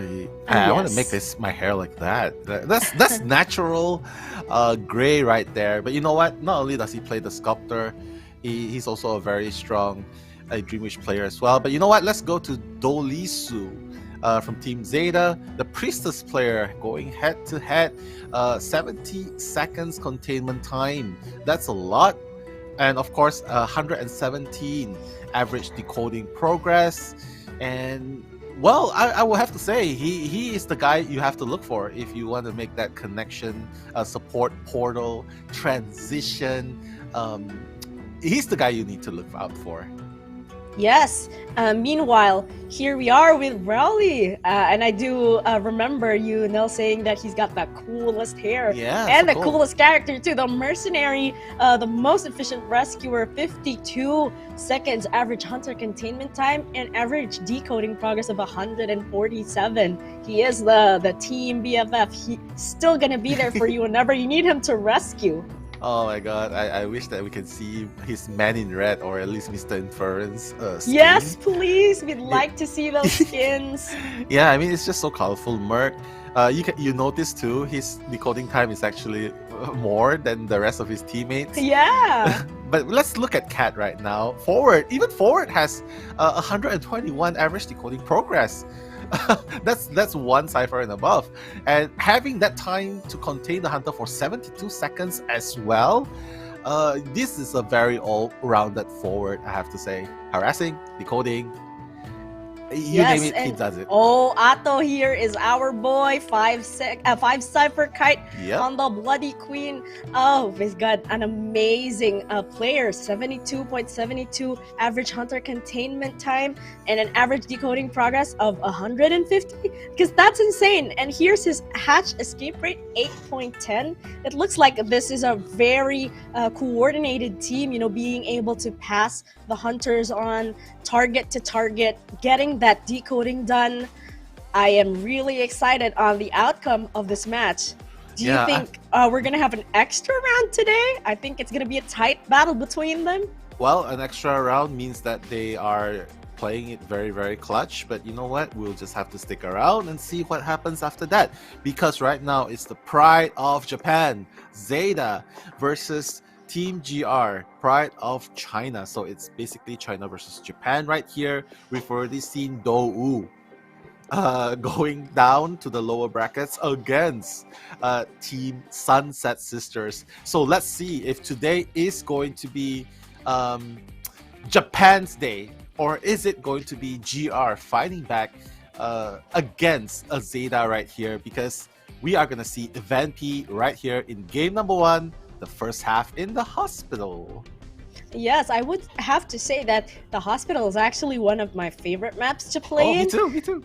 Yeah, I'm glad we agree there. And look at Vanpy already banning the mechanic right off the bat. Really don't want to deal with her in this map, especially because it's relatively easy to conceal the doll in this map because of those ruins and all that terrain. So here we see Heart and Kong already securing the Seer and the Forward. I like what Vanpy doing. Yeah, I like what Vanpy does, banning the Decoder, banning the Priestess, because again, Priestess so annoying in the hospital, and not wasting time. Shadow is gonna pick Entomologist first round, first half, and Vanpy is gonna respond with the Sculptor right here. I would say this is the strongest pick he can go for in this round. Go strong, start strong. Yes, start strong indeed. And let's definitely not take away from Shadow here, who has picked the Entomologist. We can expect some epic kites for this match. I wonder if he will be able to pull through against Vanpy, especially because it is a Sculptor after all. He's gonna need to keep those reflexes in check. You know, since it does take a lot to be able to play the Entomologist successfully, getting on and off the bees and using them to body block you, it's really gonna take a lot of work. And look at this mercenary forward dynamic duo. What do you think? Best rescuers. I mean, best rescuers. No harm in taking it. And you know what, Shadow, the team is going to depend a lot on Shadow doing that first kite if the hunter decides to pursue Shadow. And Heart, even Heart.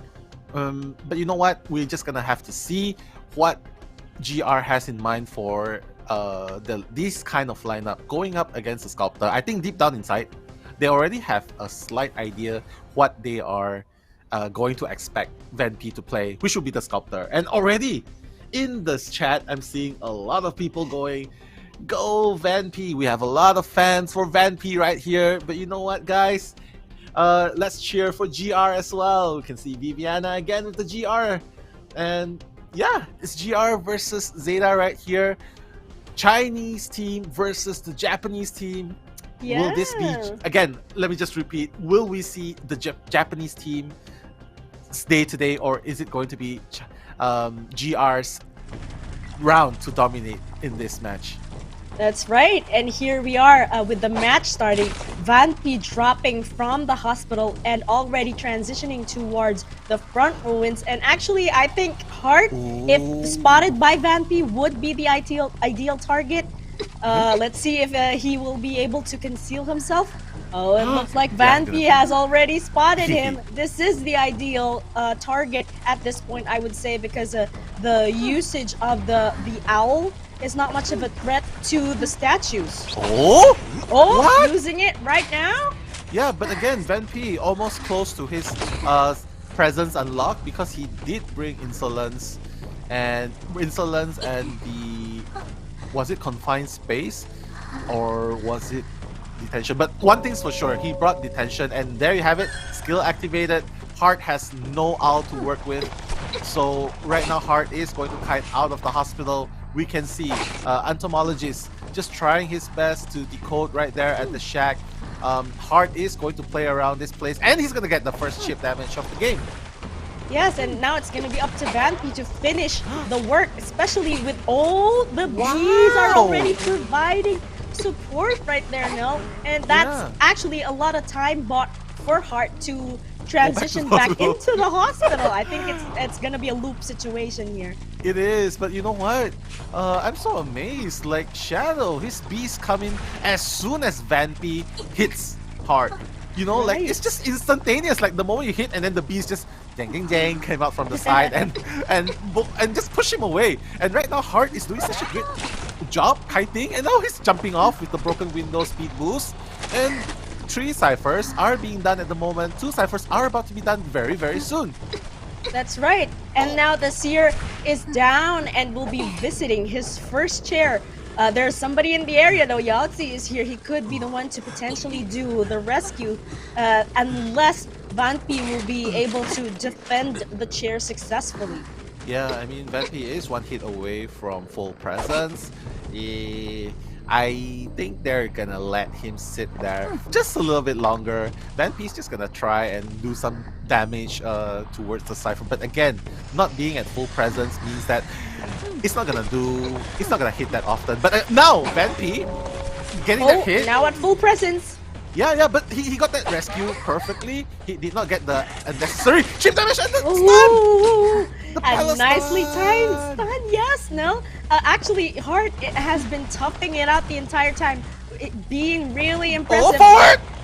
Oh, nice stun from the forward. And Heart is gonna run out of the hospital again. Oh my goodness, the time they bought. I think, but again, it's very forward is going to be covering. You can see from the bottom left screen. Vampy notices this. As soon as Heart goes down from 1 final chip damage, he is going to pick him up straight away. Is Kong gonna go for the stun? Stun rescue. I think he's just gonna go for the stun rescue. There we go. I think it's very wise because again they have 2 ciphers remaining. So Kong is just baiting him to hit him. Yeah, I think that was what he was doing. But the stun barely missed right there. But now Kong has to go and get that stun right here. Yes, being able to provide that support as best as he can, especially because Heart will now be dead on chair. Oh, is Kong gonna go for it? Is he? Oh, I think he got his bling ready there, but I don't think he's gonna go for the stun. Kong's just gonna watch but right now 1 cipher remaining at 77%. That's a very high possibility that this is going to be a draw. That's right. Yeah, although Vampy already knows where the last cipher is, he's probably gonna want to put pressure on that. See him defending this last cipher in the birdcage. Already 88% on that. I think they might need to open up a new cipher because I don't think Vampy is gonna let this go. Yeah, Vampy's not gonna let him go. He's like a clingy girlfriend. The moment he catches you, he's just gonna hold on to you and be like, you know what? I'm gonna grab onto you. The basement. Yeah, and he's gonna bring Kong for some basement alone time because you know what? There's no priestess, so he's not afraid. That's the right. only person, the only person able to save here is gonna be Shadow. Shadow dodging, and the cipher's gonna be primed very, very soon. Yes, they just have to take their time, be very patient and careful with this. And already Vampy is able to defend not just the basement. Nice hit! That pop, is it gonna come? Oh, they're probably gonna wait for. Be very careful. There we go. Yeah, oh my goodness. He has detention. This is a 6-9 build. And you know what? Kong is going to be sitting on the chair. Yotsu is already running to the front gate. But again, Vampy will be carrying Kong at the front gate as well. He's going to stop that gate from being open. Shadow is already heading towards the back gate. I don't know. I know that I mentioned it's going to be a draw, but this looks very, very much like a 3-man kill if Vampy... If GR is not careful, because right now you see Vampy has detention. That's right. And also take note that there's somebody up there who wants to be the Wow. guardian angel Look at for Yotsu. Kong. I know, look at Yotsu, he's already at 25% health. And Shadow's gonna risk it? What? They need to get that gate open in order to get out. Uh-oh. Oh, made it right there. The gate is open, but Yaozi still has a ways to go in terms of crawling. I wonder if Shadow has tied. Shadow, it doesn't matter because Yotsu still has a bling. It's gonna be a 4-kill. Oh my goodness. Vanpy now just needs to go after Shadow at this point to seal the deal with the win, because Shadow really doesn't want to give up. Oh my goodness! A nice use of blink. He's been saving that for the right moment. The amount of discipline on Vanpy there is amazing, and he has just been on point. And then Yes. he's like, yeah, Sugoi. He's like, yes, you know, and you know what? Very well deserved from a draw, from an expected draw, going to 3K and finally getting that 4K. The detention is working very well for Vanpy, and yep, congratulations, Vanpy, 4K in the first round. But right now, we cannot discount a GR right yet because we do have PPX, and we know that PPX is very strong with the Bonbon Peeper. We've seen him use Bonbon Peeper in this hospital. So right now, we are gonna look at the stats before we move on to the second half. Why don't you take it away, the hell? Yeah, 200% decoding on the part of Shadow here. Also, that last minute kite there, and the first kite as well, helping the Seer kite as best as he can. The support of Bees was really nice, and that's why Heart was able to manage 114 seconds of containment. And then here is Kong staying in the vicinity of the Sculptor, finding the chance to pull off that stun to provide support, and Yaozi as well with his statue dodging moves at the end game. Weaving left and right, right? Yes. But really props given to Heart, even after losing that out very, very early on. Still managing to kite a respectable 114 seconds. Yes. He did his job. He did his job. But again, Vanpy, he didn't panic. He didn't panic even though there was only one cipher remaining. So I think the turning point was when he chaired the forward, was it? He chaired the forward in the basement, and then when Shadow went with Entomologist and he manages to at least get that hit instantly, even after Cypher Prime. He got that hit instantly onto the forward, and you know, and even chairing in the front gate. I think Youzi was being a little. Do you think he was being a little too brave right there? He was trying to open the gate up right in front of a detention Galatea. If Galatea didn't have detention, it's fine, but he had detention. Actually, I think it would have been an entirely different story if they both just went for the back gate at the shack. I think they could have gotten out, especially because Vanpy doesn't bring teleport at that time. So I think they really would have gotten out, because it's going to take a bit of time for Vanpy to transition towards the shack gate. Yeah, for sure. Even if Vanpy left the forward there at the front gate area, the fact that Shadow was up there being the guardian angel for Kong, waiting for that opportunity to rescue, I think they would have pulled that off if even if Vanpy made for the shack to get to the mercenary.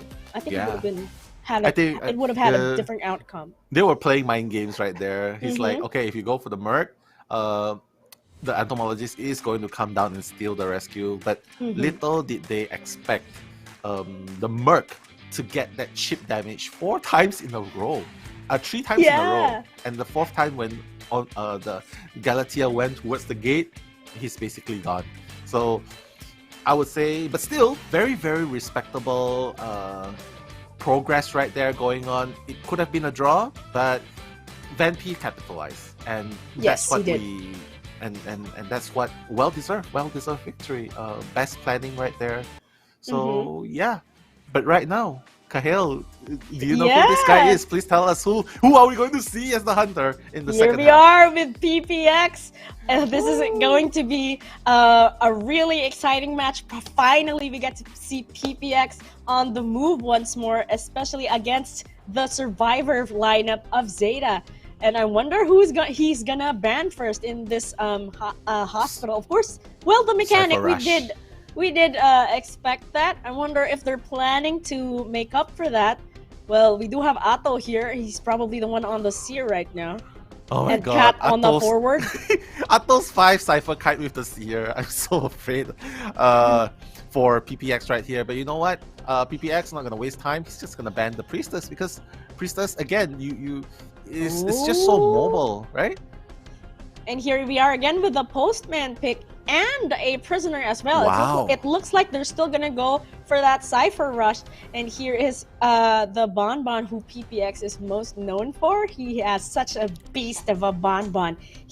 I think he's gonna want to answer back in behalf of his teammates to also possibly get a 5-0 just to tie up with the points. Yeah, I mean, PPX, he is a beast, but he's a handsome beast at that. And being on the guard 26, I'm kind of worried because ZETA has the forward available for them. So Bonbon, you know the potential of Bonbon getting stunned when he tries to share the survivor. So Cat is going to be there to provide the harassment. Not to mention they have Rowley on the Prisoner that's going to provide a lot of Cypher decodings. Even Dolisu with the Tranquility Letter providing the speed, decoding speed boost. And Atto with the Seer, you saw how well he can kite. To be honest, I am a little worried for PPX, but PPX is very, very proficient with Guard 26. Yes, let's definitely not take away from PPX right here. He could have something up his sleeve. This is a strong lineup after all. I think the best course of action right here is to find the Prisoner, of course. We do know that the decoders are the top targets, but I think they've got that backed up already with the presence of the Postman, who will be able to provide those letters of tranquility just to boost the decoding, at least in case PPX finds Rowley first. Yeah, I know, I know, right? Because Rowley has to be the first choice of PPX simply because his decoding buffs is just so strong, and the ability to push ciphers. You've seen what an untouched Prisoner can do in a game. If he does not focus on Rowley and stop him somehow, it's going to be a Cypher Rush all the way. And Bonbon, what is he afraid of? He's afraid of Cypher Rushes. That's right. Boldly going where no Bonbon has gone before. I think the match is about to begin. PPX has to be really careful with his decisions. I do expect flawless gameplay from him, but then again, this is ZETA we're dealing with. And here is Rowley right off the bat, finding him here at the front of the hospital. How do you think this is gonna play out? As we predicted, he would find the Prisoner first. Yeah, that's the perfect choice. But one thing to take note of, guys, Kael, did you see he's gonna get that one hit, but before that, did you see the persona that he brought? He only had one trump card. He has no confined space. He has no detention. It's a butterfly.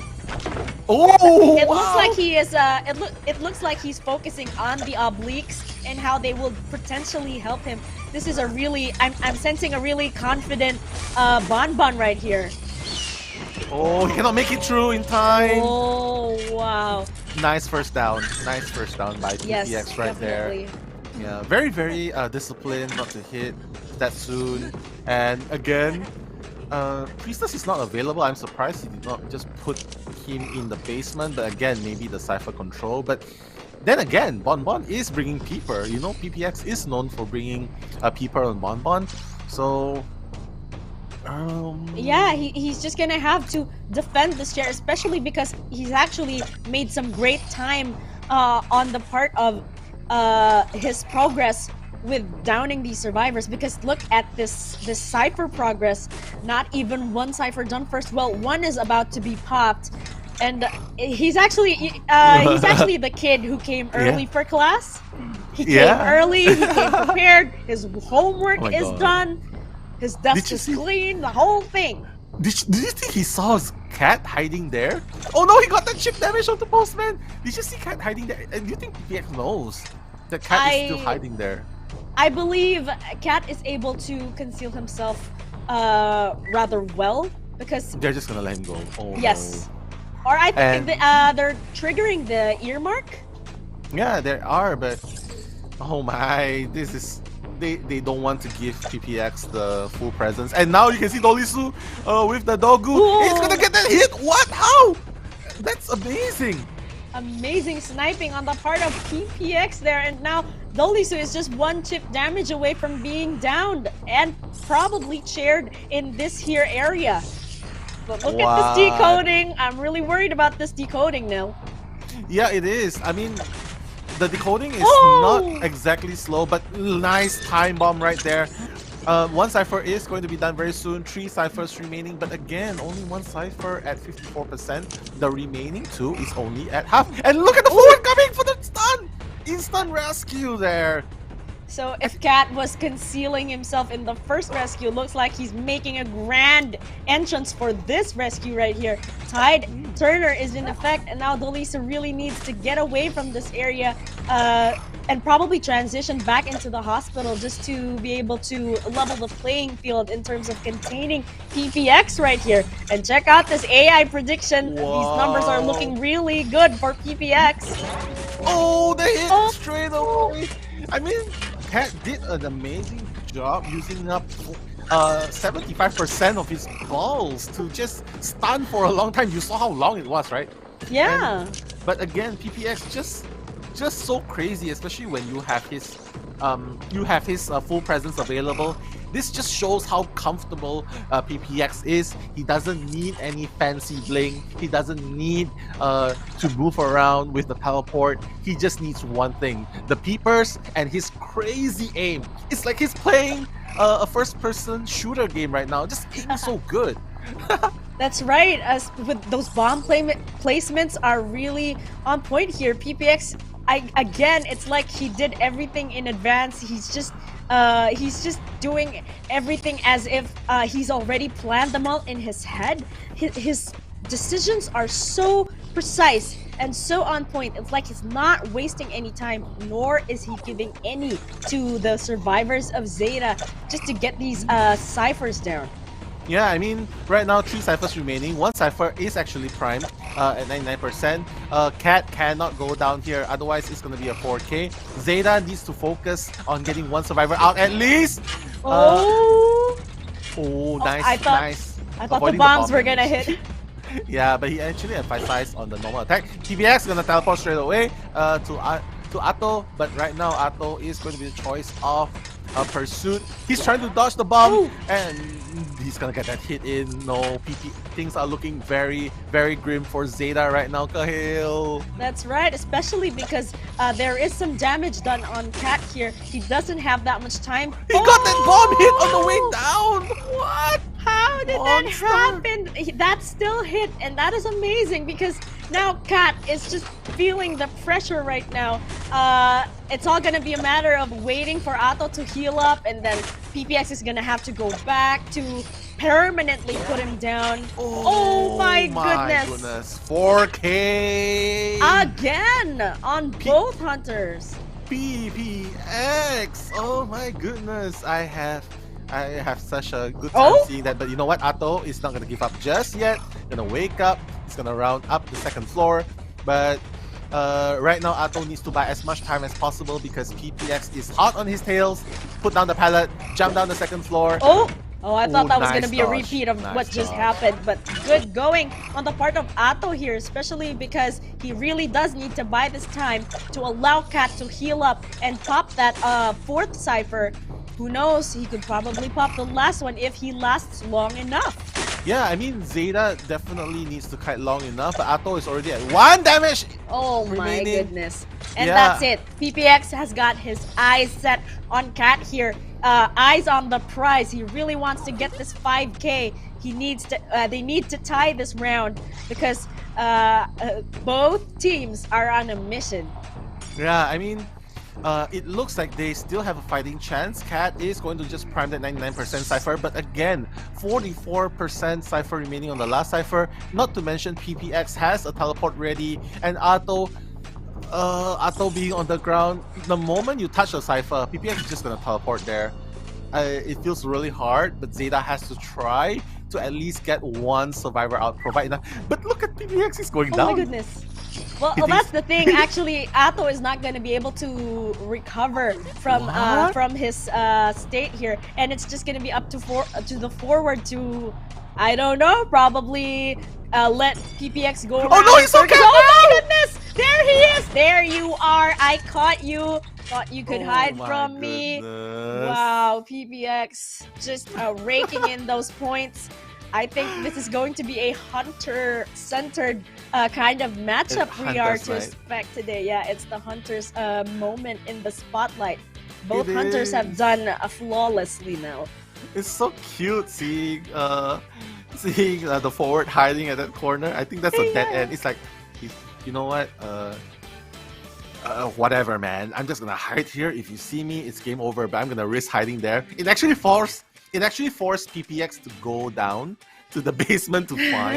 Yes. I think that would have been a moment that Cat could have ran out. But you know what?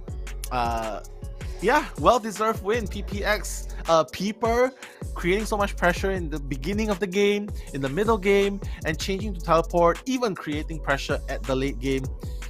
Wow, Kahel, bring us through the stats.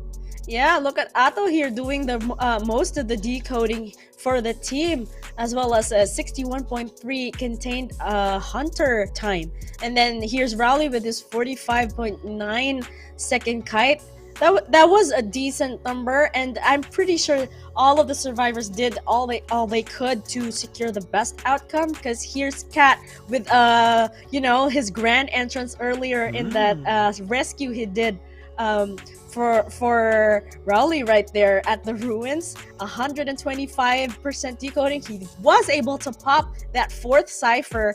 And then here's Dolly Sue with 78% decoding progress and 51.4 kite.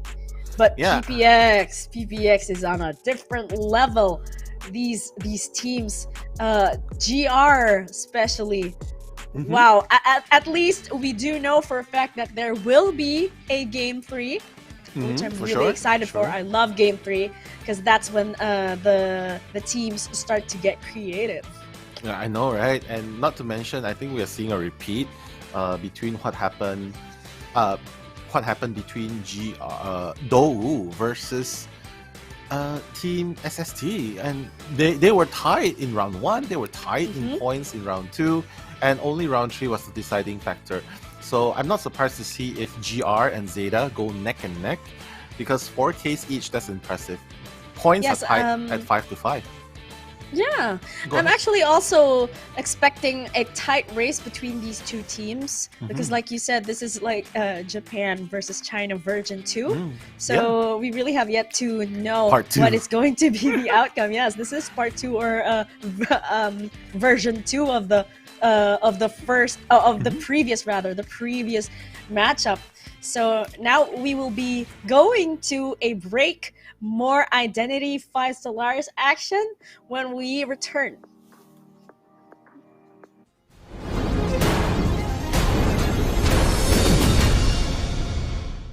The 2021 IVS Asia Tournament will begin on September 24. 8 clubs from 4 regions will compete for the championship. In this report, we'll bring you first-hand information on the clubs representing each competing region and uncover the mystery behind Asia's top players. First up, we have 3 clubs from Chinese mainland. They are Dou, FPX.ZQ, and GR.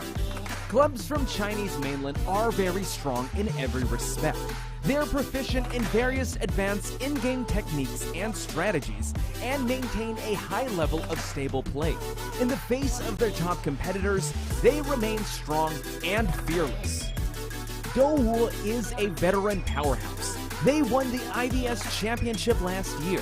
In this year's IVL Summer Tournament, they launched a rapid offense and performed brilliantly. Their hunter player, Dong Xuan, ranked first in both average deduction points and total eliminations in the IVL Summer Tournament.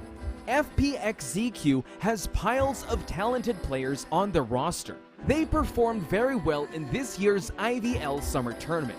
They are capable of executing advanced operations in the match and often exert a sense of complete domination on their opponents. In addition, they have an excellent survivor player on the team, Long.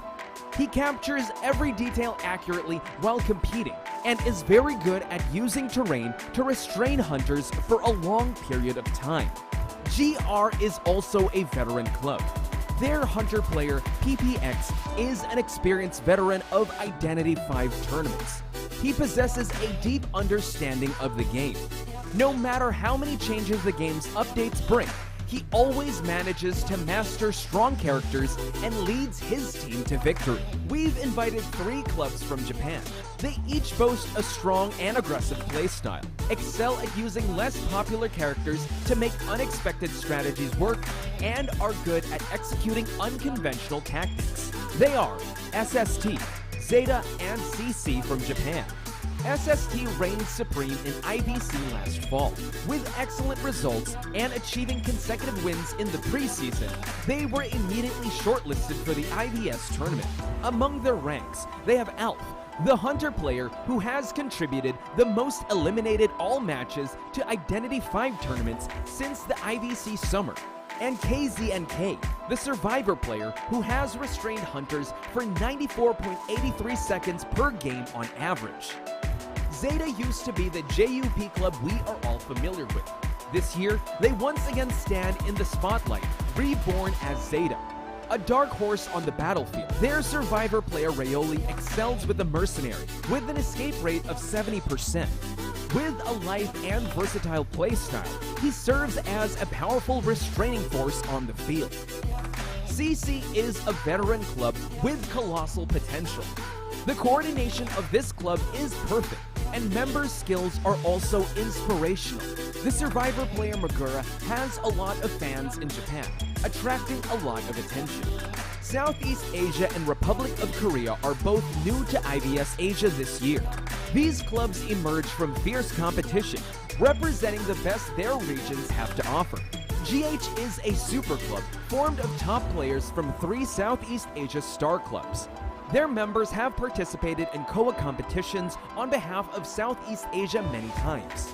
In the 2021 IVC Southeast Asia, GH fought all the way from the losers bracket to win the championship. MS is from the Republic of Korea.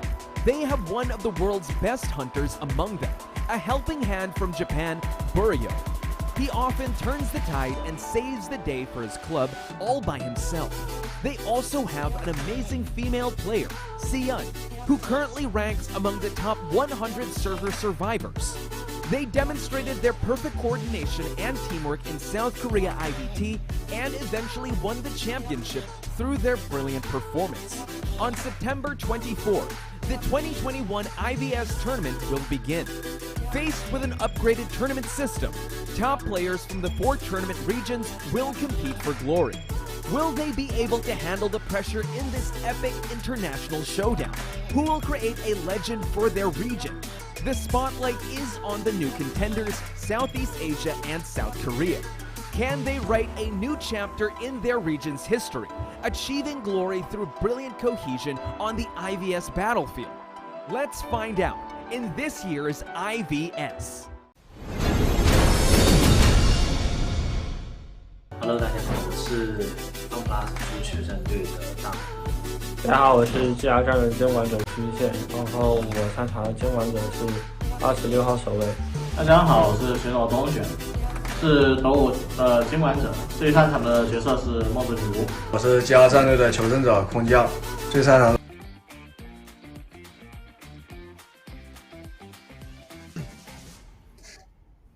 Welcome back, and we are now at round 2 between GR and ZETA, and we've seen an intense first round, both 5-0 on both the Hunters side. So now we are at Ever Sleeping Town, Nell.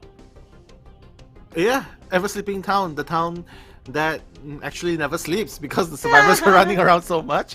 And the tram never stops. Yeah, the tram never stops. The tram is king. Hashtag tram king. But you know what?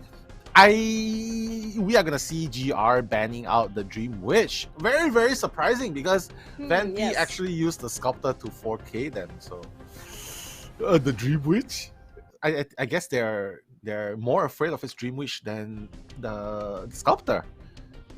Yeah, I think it's quite understandable because from my study sessions with my friends, and yes, shout out to my Code Black family, they were the ones who told me that playing Dream Witch in Ever Sleeping Town is actually quite easy. So to know that Vampy is proficient with the Dream Witch, yes, they don't want to deal with that.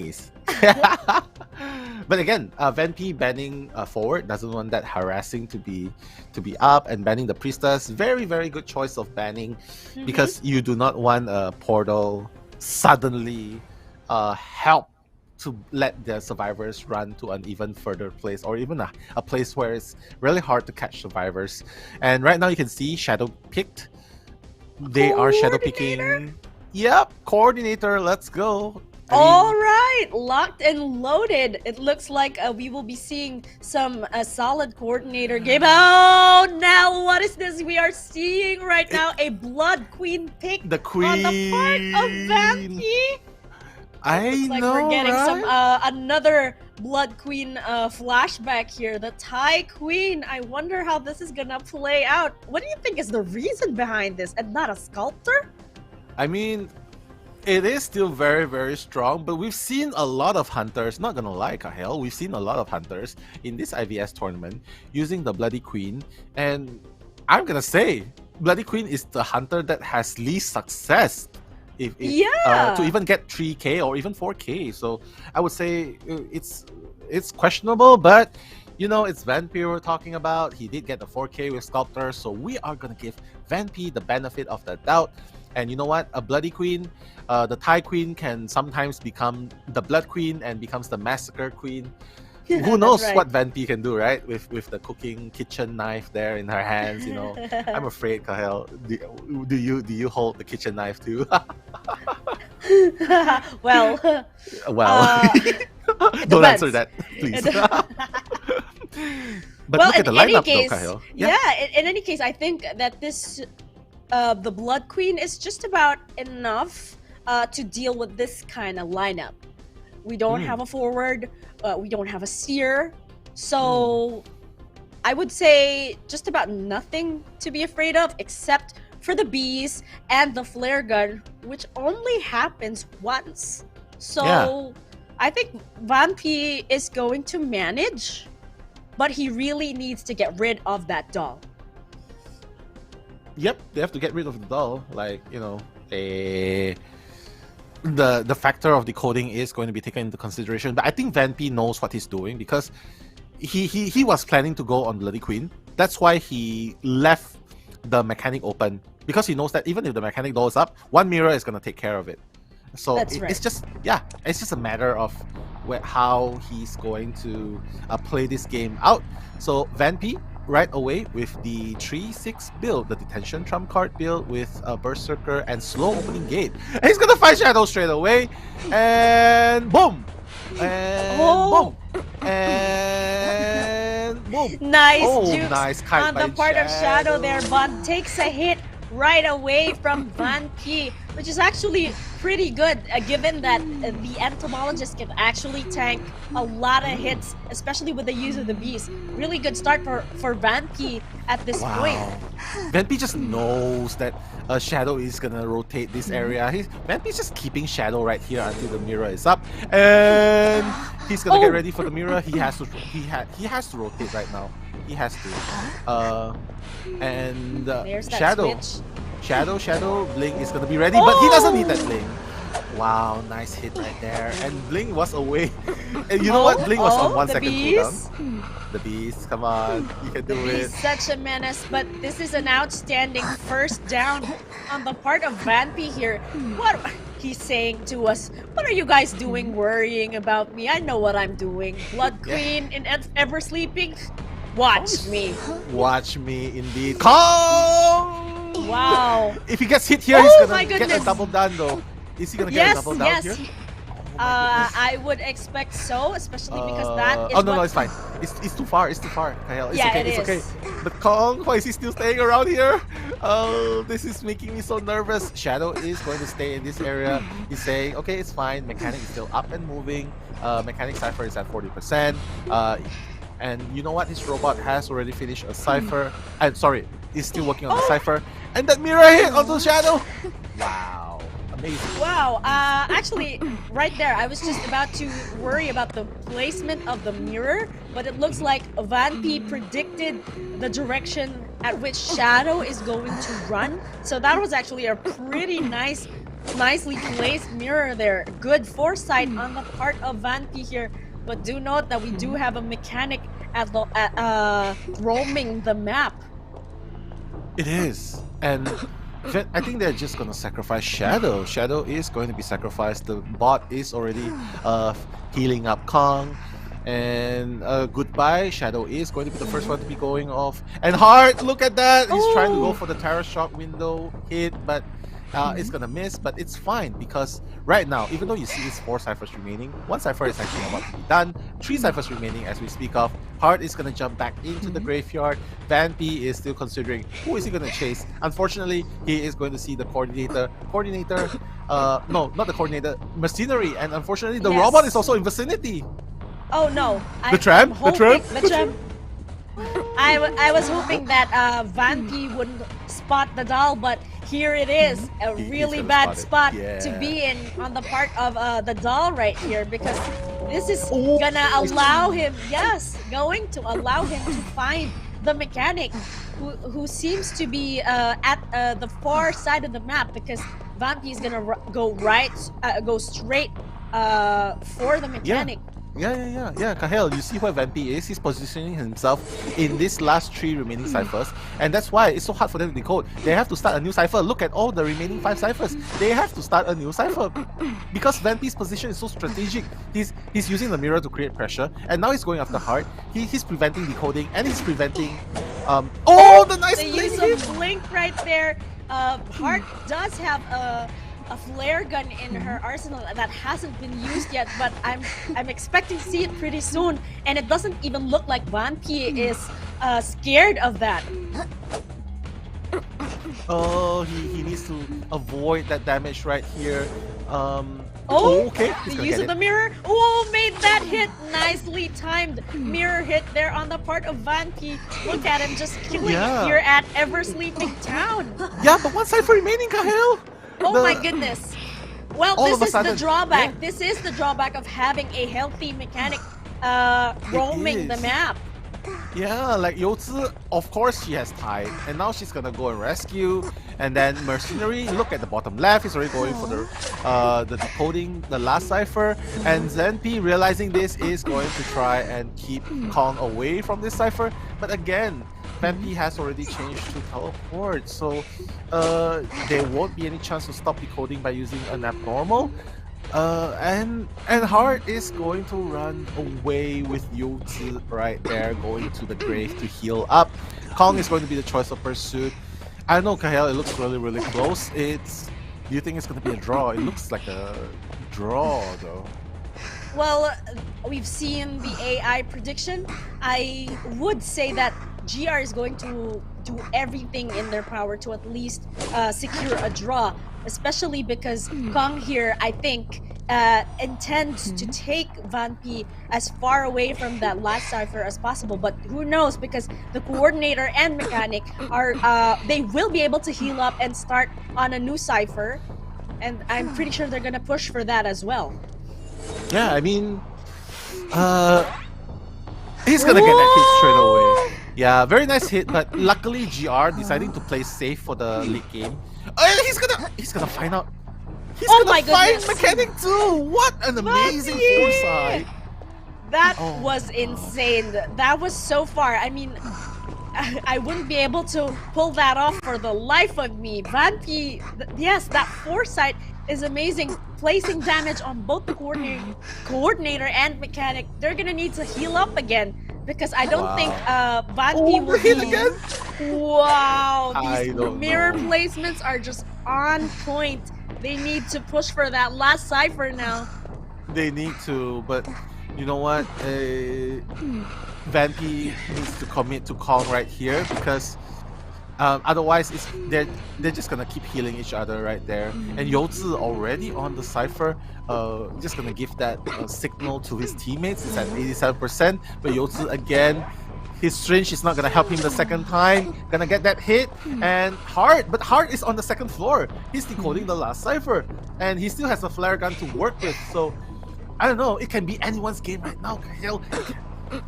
Well, that is already at 95%. That last cipher downstairs, and this one is already at 89. Things are looking good for a tie between ZETA and GR because they're just letting Vampi go from point to point. This cipher to the one in the geisha house, they can actually secure this, and Vampi is gonna need to be very careful right there.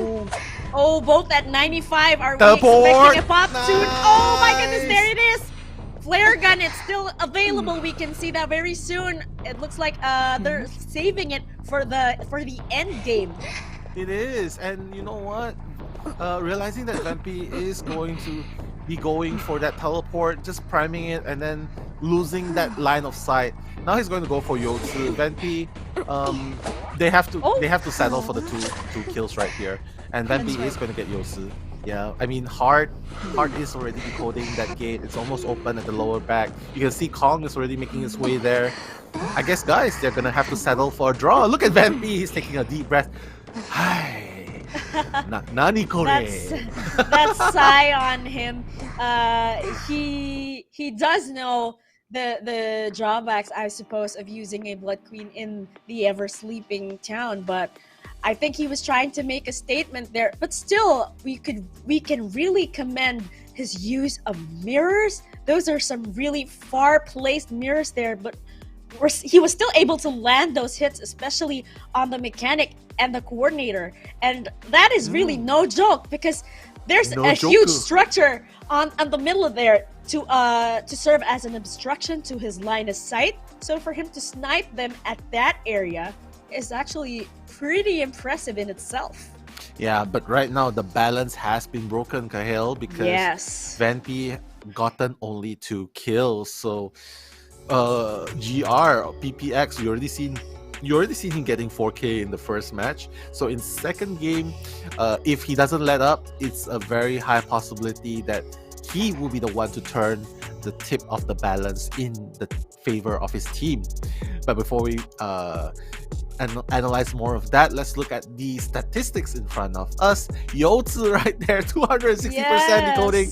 Hart 231. Even Kong has 136.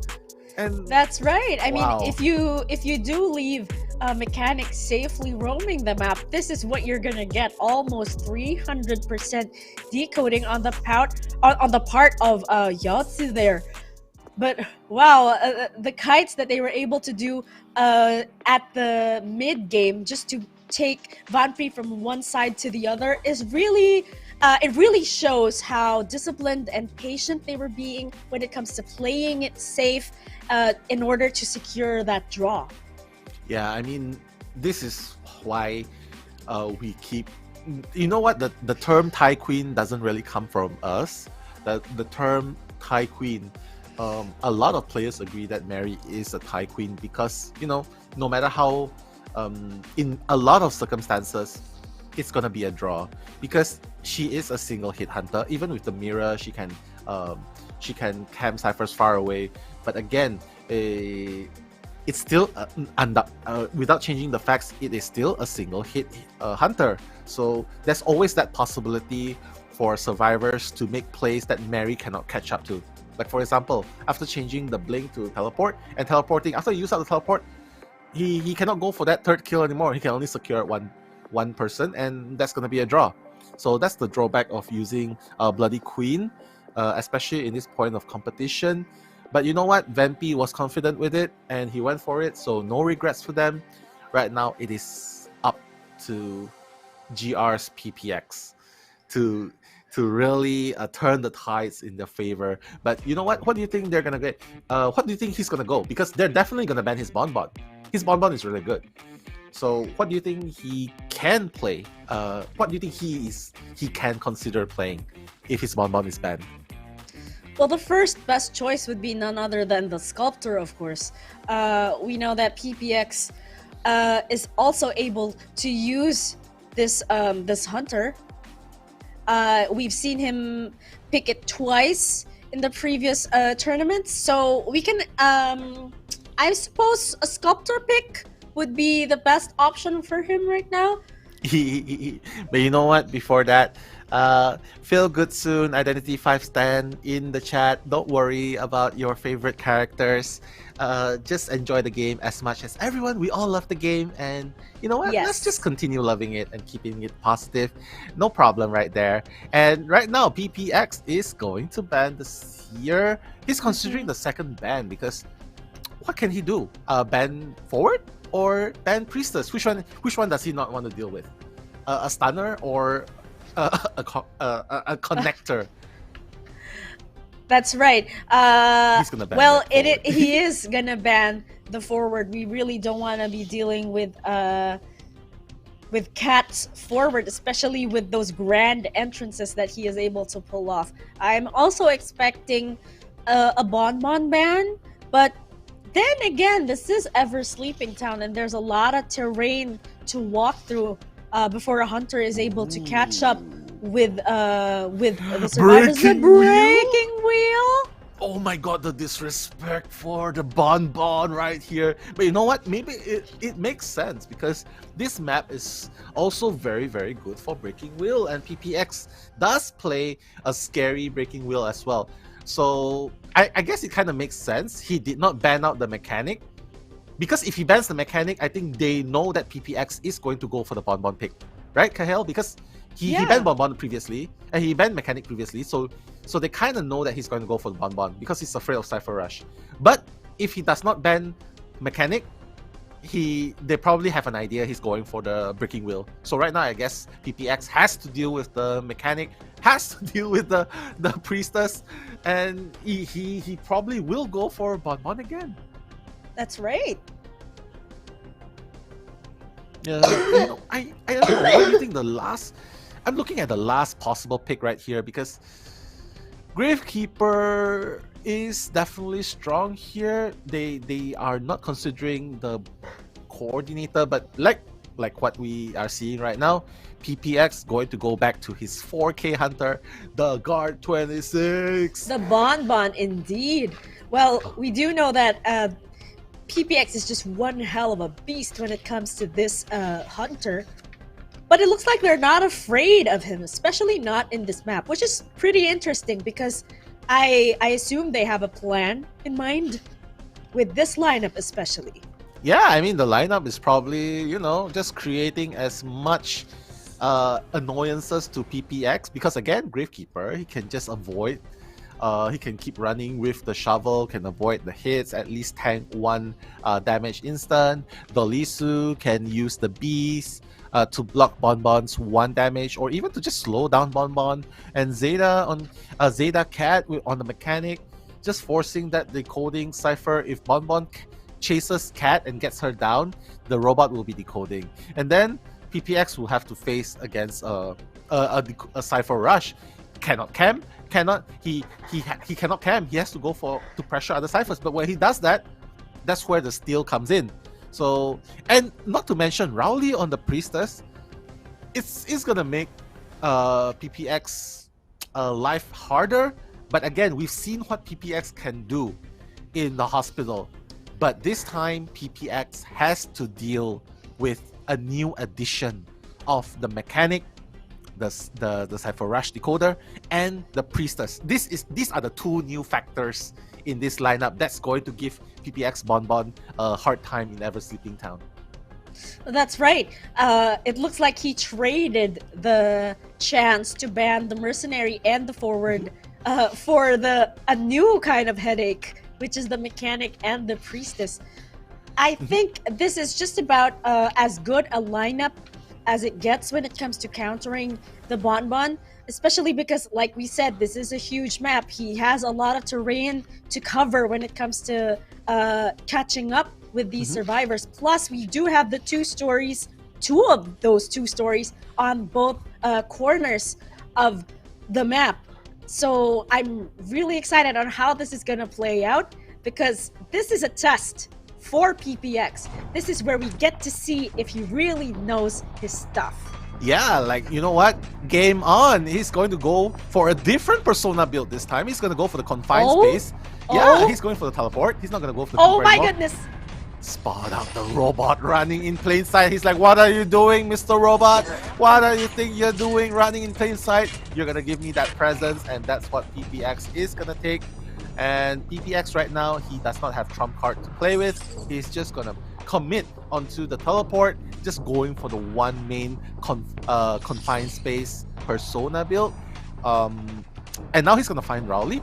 Rowley's going to make that rotation. PPX just going to turn around, making sure that he sees if there's any better choice of survivors to pursue. And he's going to teleport straight away, but he's going to find the Gravekeeper!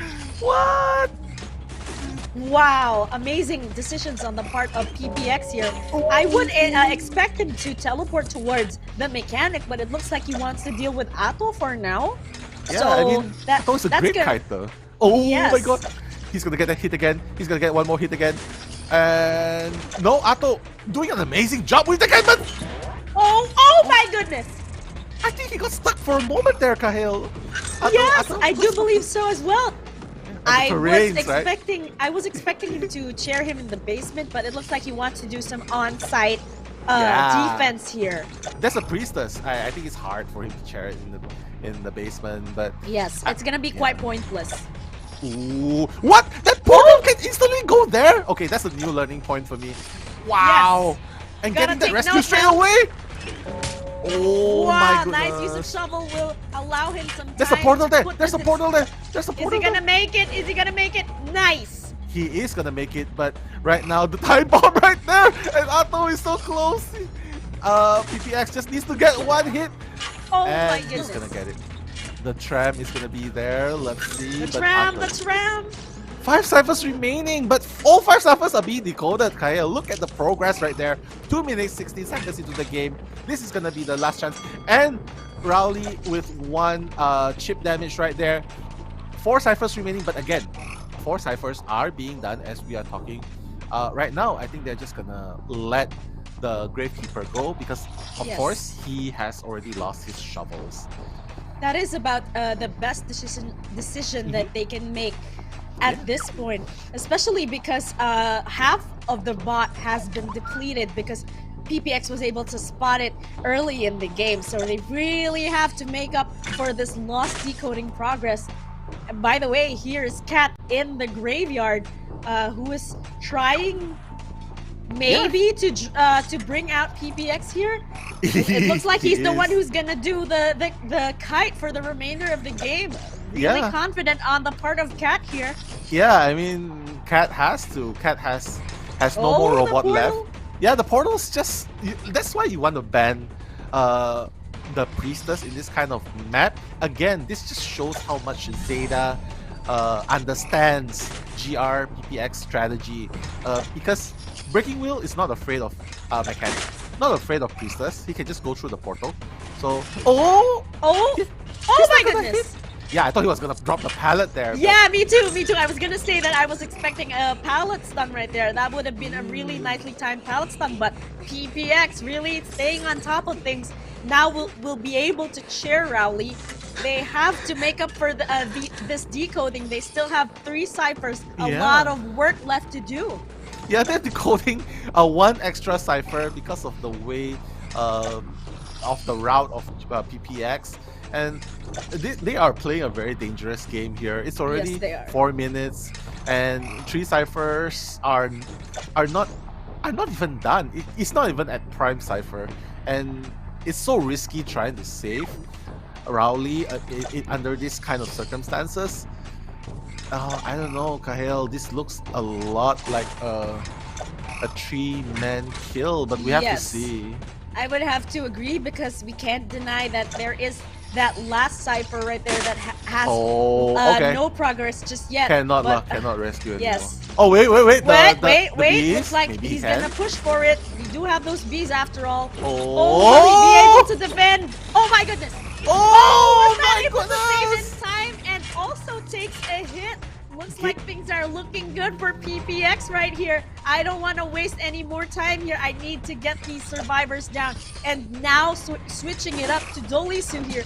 He wants that 4K. He needs that in order to yeah, he's just gonna bomb increase him the here. points of the team. He's just gonna bomb him here. Oh my goodness. This is Just going one more to chip be... damage. I know, but again, Mechanic is already standing up. PPX notices this. He's just gonna ignore Dolisu because, again, Dolisu is at 75% damage. He's gonna try and drop Cat instantly, and he still has that teleport to work on. So right now, probability of PPX getting this 4K has increased tremendously. Oh my goodness. PPX Goodness showing gracious. us that Bonbon is still very viable in Ever Sleeping Town really is a statement in itself.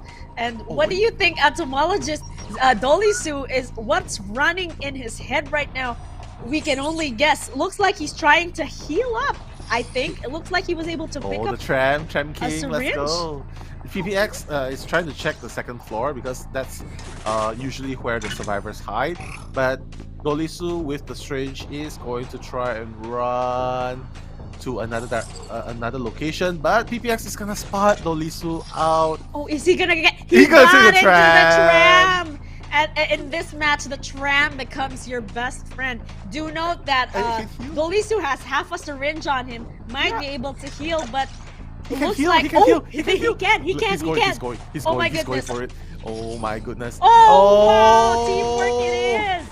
It is best teamwork right there. The cat already getting that 1 chip damage.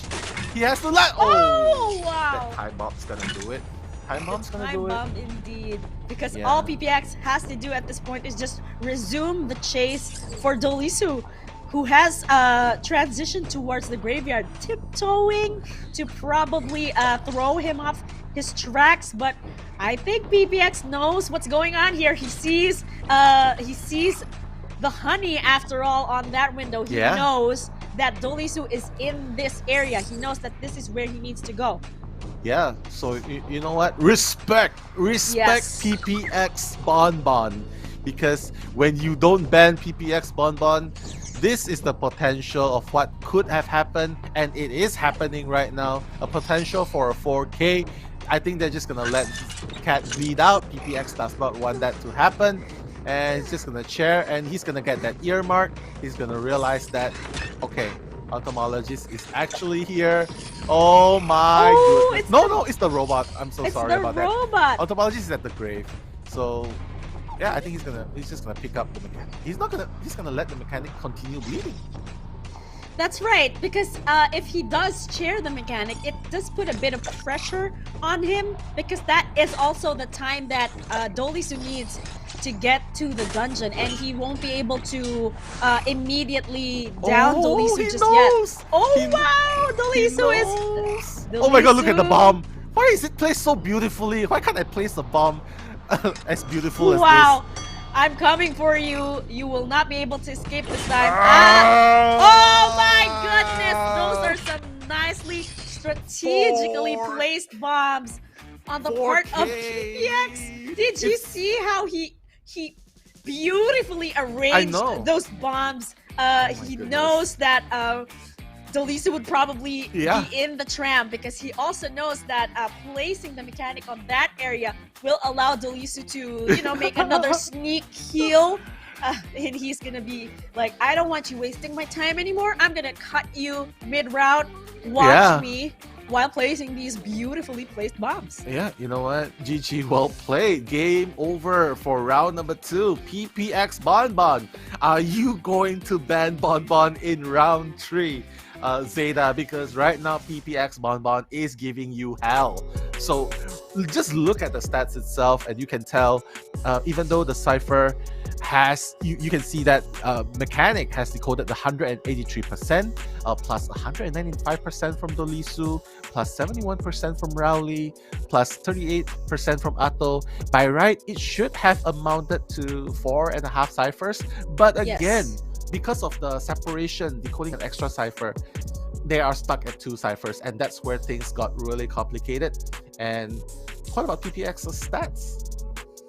Yeah, PPX, 2 remaining ciphers speaks volumes about his skill level, and just 9 strikes already was able to land a 4K. He really didn't waste time in securing that 4-man kill. And also, it went really well for him to be able to spot the doll right off the bat at the start of the game. I don't know if it was pure luck or pure skill or godlike skill to find the bot, because that was what put a strain on the decoding of the Mechanic. This is why we weren't able to see that 260% number, unlike in the previous match. So, wow, this is the ideal scenario for when you are up against a Mechanic, and that's really impressive for PPX. He really shoved it into our faces there. Watch me play Bonbon in Enver's Sleeping Town. Yeah, I think they definitely need to ban Bonbon in game number 3 if they want to stand a chance, because right now Bonbon is no joke. PPX can even ban additional survivors. So, but you know what? The game is not over. Yep, ZETA, GR has taken this game, but you know what? We are gonna see game number 3. Stay tuned, guys. Go grab your drinks, refreshing yourself, because we are gonna be back.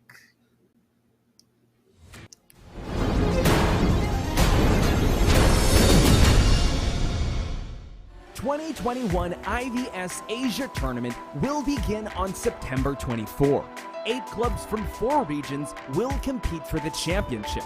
In this report, we'll bring you first-hand information on the clubs representing each competing region and uncover the mystery behind Asia's top players. First up, we have 3 clubs from Chinese mainland. They are Douwu, FPX.ZQ, and GR. Clubs from Chinese mainland are very strong in every respect. They're proficient in various advanced in-game techniques and strategies, and maintain a high level of stable play. In the face of their top competitors, they remain strong and fearless. Douwu is a veteran powerhouse. They won the IVS Championship last year. In this year's IVL Summer Tournament, they launched a rapid offense and performed brilliantly. Their hunter player, Dong Xuan, ranked first in both average deduction points and total eliminations in the IVL Summer Tournament. FPX.ZQ has piles of talented players on their roster. They performed very well in this year's IVL Summer Tournament. They are capable of executing advanced operations in the match and often exert a sense of complete domination on their opponents. In addition, they have an excellent survivor player on the team, Long. He captures every detail accurately while competing and is very good at using terrain to restrain hunters for a long period of time. GR is also a veteran club. Their hunter player, PPX, is an experienced veteran of Identity 5 tournaments. He possesses a deep understanding of the game. No matter how many changes the game's updates bring, he always manages to master strong characters and leads his team to victory. We've invited 3 clubs from Japan. They each boast a strong and aggressive playstyle, excel at using less popular characters to make unexpected strategies work, and are good at executing unconventional tactics. They are SST, ZETA, and CC from Japan. SST reigned supreme in IBC last fall. With excellent results and achieving consecutive wins in the preseason, they were immediately shortlisted for the IVS tournament. Among their ranks, they have Alf, the Hunter player who has contributed the most eliminated all matches to Identity 5 tournaments since the IVC summer, and KZNK, the Survivor player who has restrained Hunters for 94.83 seconds per game on average. ZETA used to be the JUP club we are all familiar with.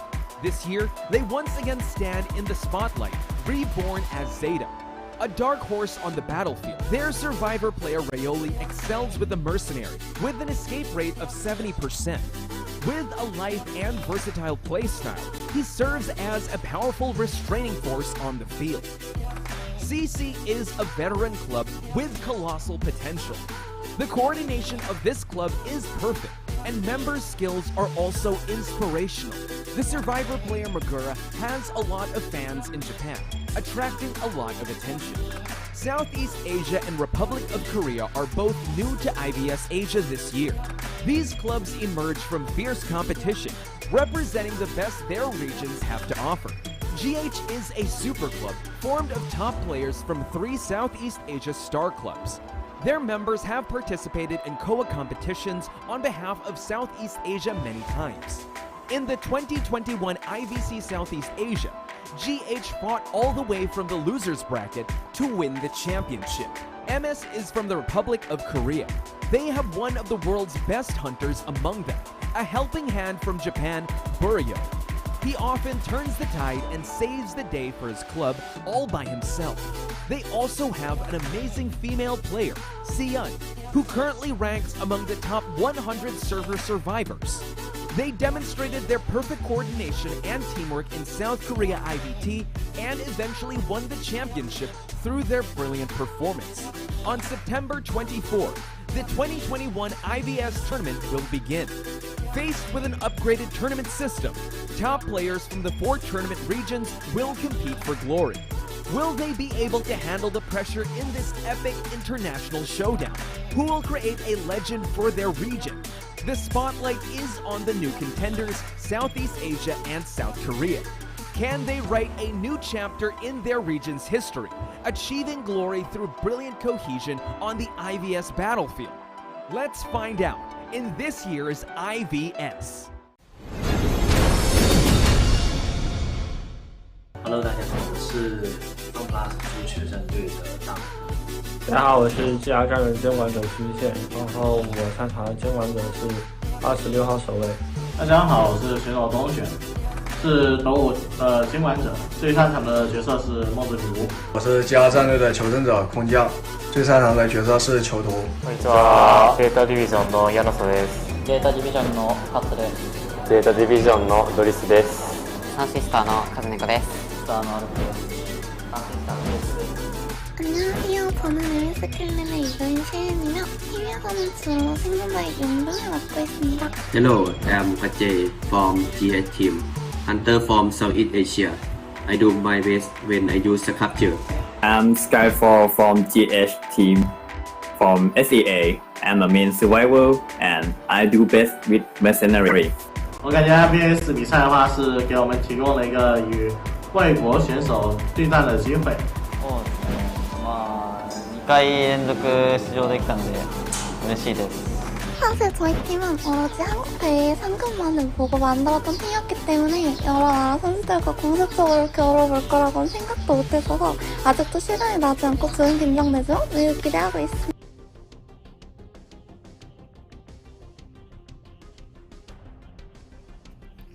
And we are back. This is already round 3 of GR versus ZETA IVS right here. Oh my goodness, we've seen an intense first and second round. So now this is it. This is where it's about to go down between Yanasa and the Survivor lineup, Heart, Kong, Yaozi, and Shadow.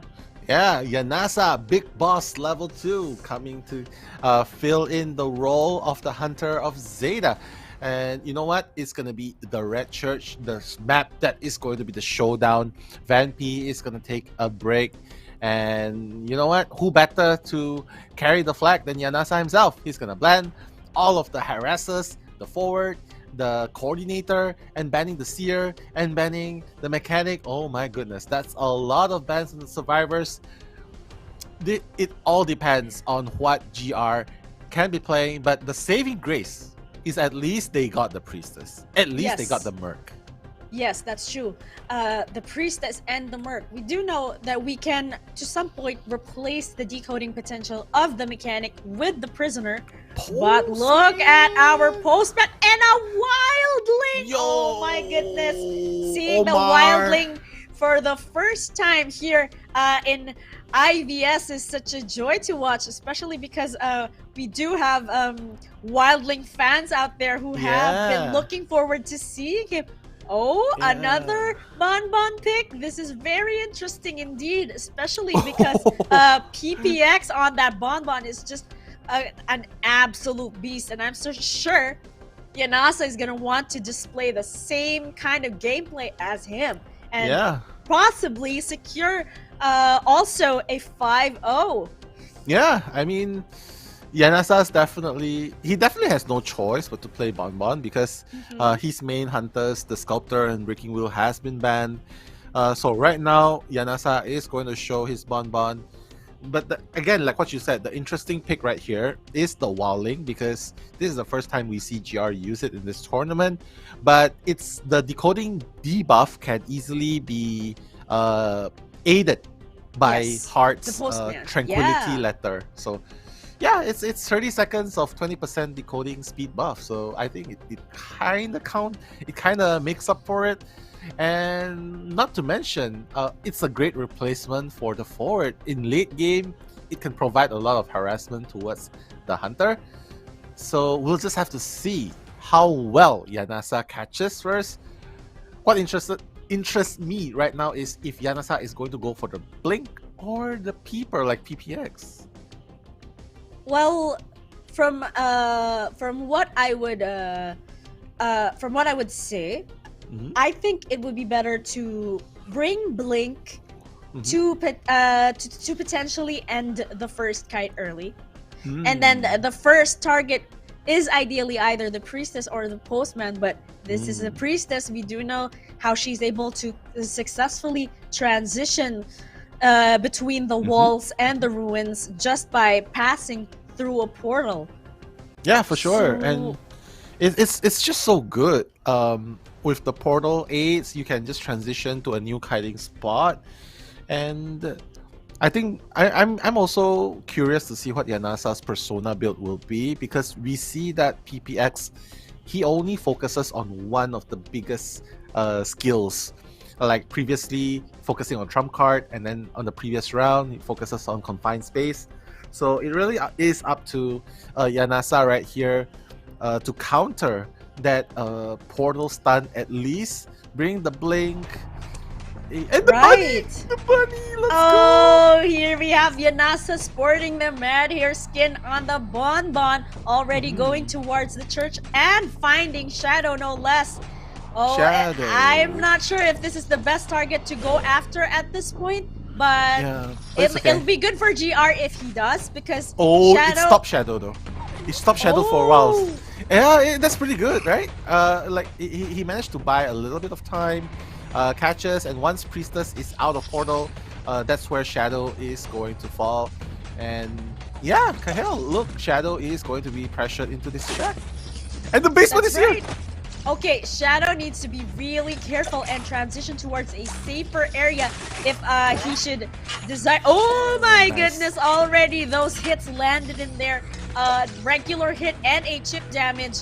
Oh, Shadow really needs to be careful here and do his very best to extend his kite as best as he can, especially because Yaozi is in the immediate area. He could be able to provide some support there, but again, this decoding progress, not the best right here. Oh, wow. Nice. Yanasa making a statement for himself here, saying if PPX can do it, watch me do it as well. Really good chase here because there are still just 5 ciphers remaining. Yeah, 5 ciphers remaining, one about to be done very, very soon. But again, 2 ciphers, which are only at about 52 and 60%. And Kong is already forced out of his decoding comfort zone because he's just so near to Bonbon. Oh, yes, he is. He cannot rescue, he cannot go. He cannot go for the rescue earlier. He cannot decode. This is definitely gonna slow down the game a lot and help Yanasa to at least get rid of the priestess early in the game. Well, at this point, the best course of action is to just probably sacrifice Shadow so they can make up for the lost decoding progress. And this is especially disadvantageous because who's left to decode if not the mercenary and the wildling?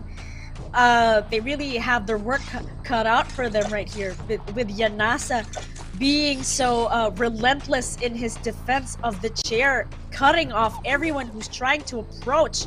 Yeah, amazing foresight. And Shadow's gonna go back to the manor first. And Heart is going to be the next person to kite, and the Dogu. Oh wow. He rather not get bitten. The rabbit does not like to be bitten by the dog. Gonna throw for that. Aiming for a chip damage at least. Yeah, nice. Very, very nicely done right there. All it's gonna take is for Yanasa to be able to connect one chip damage and one regular hit, and Heart will be down, but it looks like Heart is not giving up just yet. Effectively making use. Oh, the dog! Oh, he got hit. Nice. He got hit right there. Nice Boom. aim on the part of Heart there, and was able to avoid that chip damage. Well done, Heart. Oh, he got hit! Oh my goodness! I So spoke too good. soon now. So good. Like oh, and he got another hit. Wow! And the hit. Yanasa, Oh, Yanasa my is just on goodness. top of this, but looks like Heart is not about to give up just yet. Will he make it? Will he make it to the window? Oh, nice.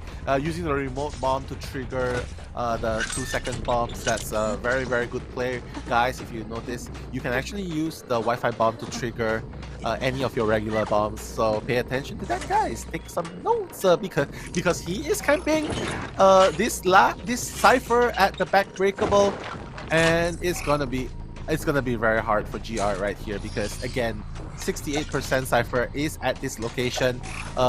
Mercenary, you can see Mercenary making his way there. But again, Youzi on the Walling, his decoding speed has to be so slow right now. That's right. And that is the drawback of Oh! oh my goodness. That rescue was really nicely made, and now Heart needs to take Yanasa away from the Cypher so Kong can finish it, but it looks like that's not the case because Kong is the new target. Oh my goodness. He's trying to get that down. If he can get that down on Kong, that would be the most idealistic condition for Yanasa. But again, 75% damage. Postman is free to decode right now, and Walling is going to try and go prime that last Cypher at the backbreakable. Oh my goodness. Now, in a turn of events, GR is running. You can see Walling going right there, and Kong is going to go down hard. Yanasa needs to get rid of Heart as soon as possible. If he cannot find Heart, at least Chair Kong right there. Youzi's back and on that Cypher, teleporting towards the Wildling because he knows that that is a very hot Cypher right there. And this is the first time that he's able to spot Youzi in the flesh because it's his time to kite Yanasa at this point. They really need to get these Cyphers done, especially that one at the top broken. Oh my goodness, how is this gonna play out? Yeah, Yanasa's giving so much pressure onto GR survivors right now. Even though Machinery has stood up, Postman is going to the backbreakable as we are speaking right now. And Youzi is gonna go down. Wow. He has to chair Youzi because he definitely knows that the last Cypher is going to be decoded by one of the two. And Kong is already making his way there. Yeah, I think the right decision should be to just leave Youzi and just go for Heart straight away. But I guess it's just too much of a risk because teleport is not up. And whoa! Oh my goodness! A nice use of elbow. Oh, nice! No, he hit the chair! Oh, chair hit! Oh my goodness, the chair hit right there. That was so good by Kong. Avoiding Amazing that. discipline. Yeah, I think it's gonna be a draw right here. There is a very high potential of getting a draw because Again, teleport in 10 seconds, but if you don't get the machinery down, you're never gonna get in that. Oh, okay. Oh. We have to see right here. Gate is being opened by Postman as we're speaking right here. And he's going to go for the front gate straight away. But wow, ZETA. No detention. That's a problem. He has no detention. Heart is at 75% health. And as we are speaking, Youtsu is already going to the back gate. And the dungeon is here. He has to get Heart down straight away, Kyle. That's right. If this goes as planned, the two, the Wildling and the Mercenary will be able to escape through the back gate. There. Yeah, but this gate is already open. Oh, what's gonna happen? Oh my goodness. He cannot let them go out. 3 survivors out. And Mercenary, yeah, I think Yanasa has no choice. He has to go with the tie. And look at GR. They're just nodding their head and saying, yeah, you know what? This is the best that we can do. A tie is the best we can do because we are still technically ahead. So right now, GG. You can see Yanasa creating so much pressure, but we thought that the Wildling is going to be very slow, being helped by the letter, but they managed to prime it, and it says a lot. Yeah, and it's gonna be a draw. But I don't know. What do you think were the highlight moments that led to the change of events? Because Yanasa was getting a shadow out really early. I think it was when Yanasa teleported towards the last cipher, and that's how they were able to prime it, because they were able to successfully take Yanasa away from that last cipher, and that's the game changer right there. But Yanasa, with that use of teleport, I thought he was gonna be able to secure that tie there. I mean that 3K rather, but but getting a draw is still good. Just went around the map to go for that heal on Kong, and that's why they were able to exit through the back gate. Yeah, for those of you at home who are wondering what's going on right now, GR is currently up 1 win, 1 tie. ZETA is also at 1 tie. They need to win this round in order to go to a tiebreaker. So right now, ZETA getting 2 survivors down. It's all up to ZETA survivors right now. They need to depend on ZETA survivors to get at least 3 survivors out in order to make it to a tiebreaker. Yes. But if GR Hunter PPX manages to get even a draw, it's going to be GR's victory.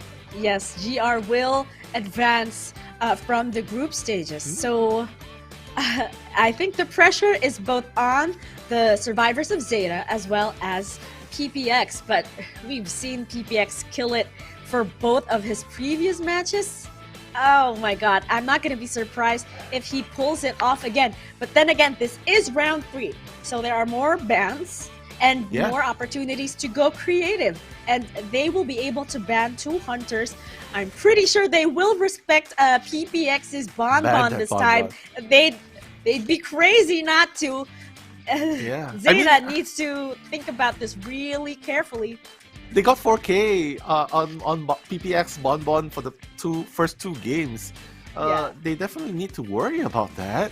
But if they don't ban it, and if they go instead, they go with the Sculptor Breaking Will ban, that would be a very big surprise, because not banning bonbon for the 3rd time, that's crazy, unless if they really think they can counter in Red Church. But you know what? We have to stick around, guys. We have to stick around. What do you think is gonna happen here? Because winning condition for GR is to just get 2 survivors down. That's all. That's PPX right. needs. That's right. And I'm pretty sure PPX is gonna want to seal the deal and cement this win. They really do want to advance now. I'm pretty sure they're not going to give ZETA the time of day, not for this last match. Stick it to the end. Let's go. Yes, definitely. So ZETA, like you said, if they don't ban the bonbon, they must have an exquisite, excellent plan. Yeah. I mean, who prepped knows? for this match. Yeah, I mean, last round, Yanasa played Bonbon, and the postman actually bought so much time with the dog. Who knows what they can do right here? Maybe they will go for the Bonbon bans. They should, but let's see what PPX bans here.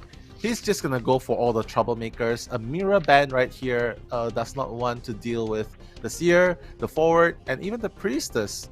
So a little different from what Zeta Hunter has banned. Oh, there goes that respect ban for Yeah, PPX's they have Bonbon to. and his Sculptor as well. So Breaking based on the stats, what do you think PPX is gonna bring out for this match? I'm excited. I'm pretty sure it's Pollen. I'm pretty sure PPX is gonna go for Pollen. There's no way he's gonna pass up this opportunity.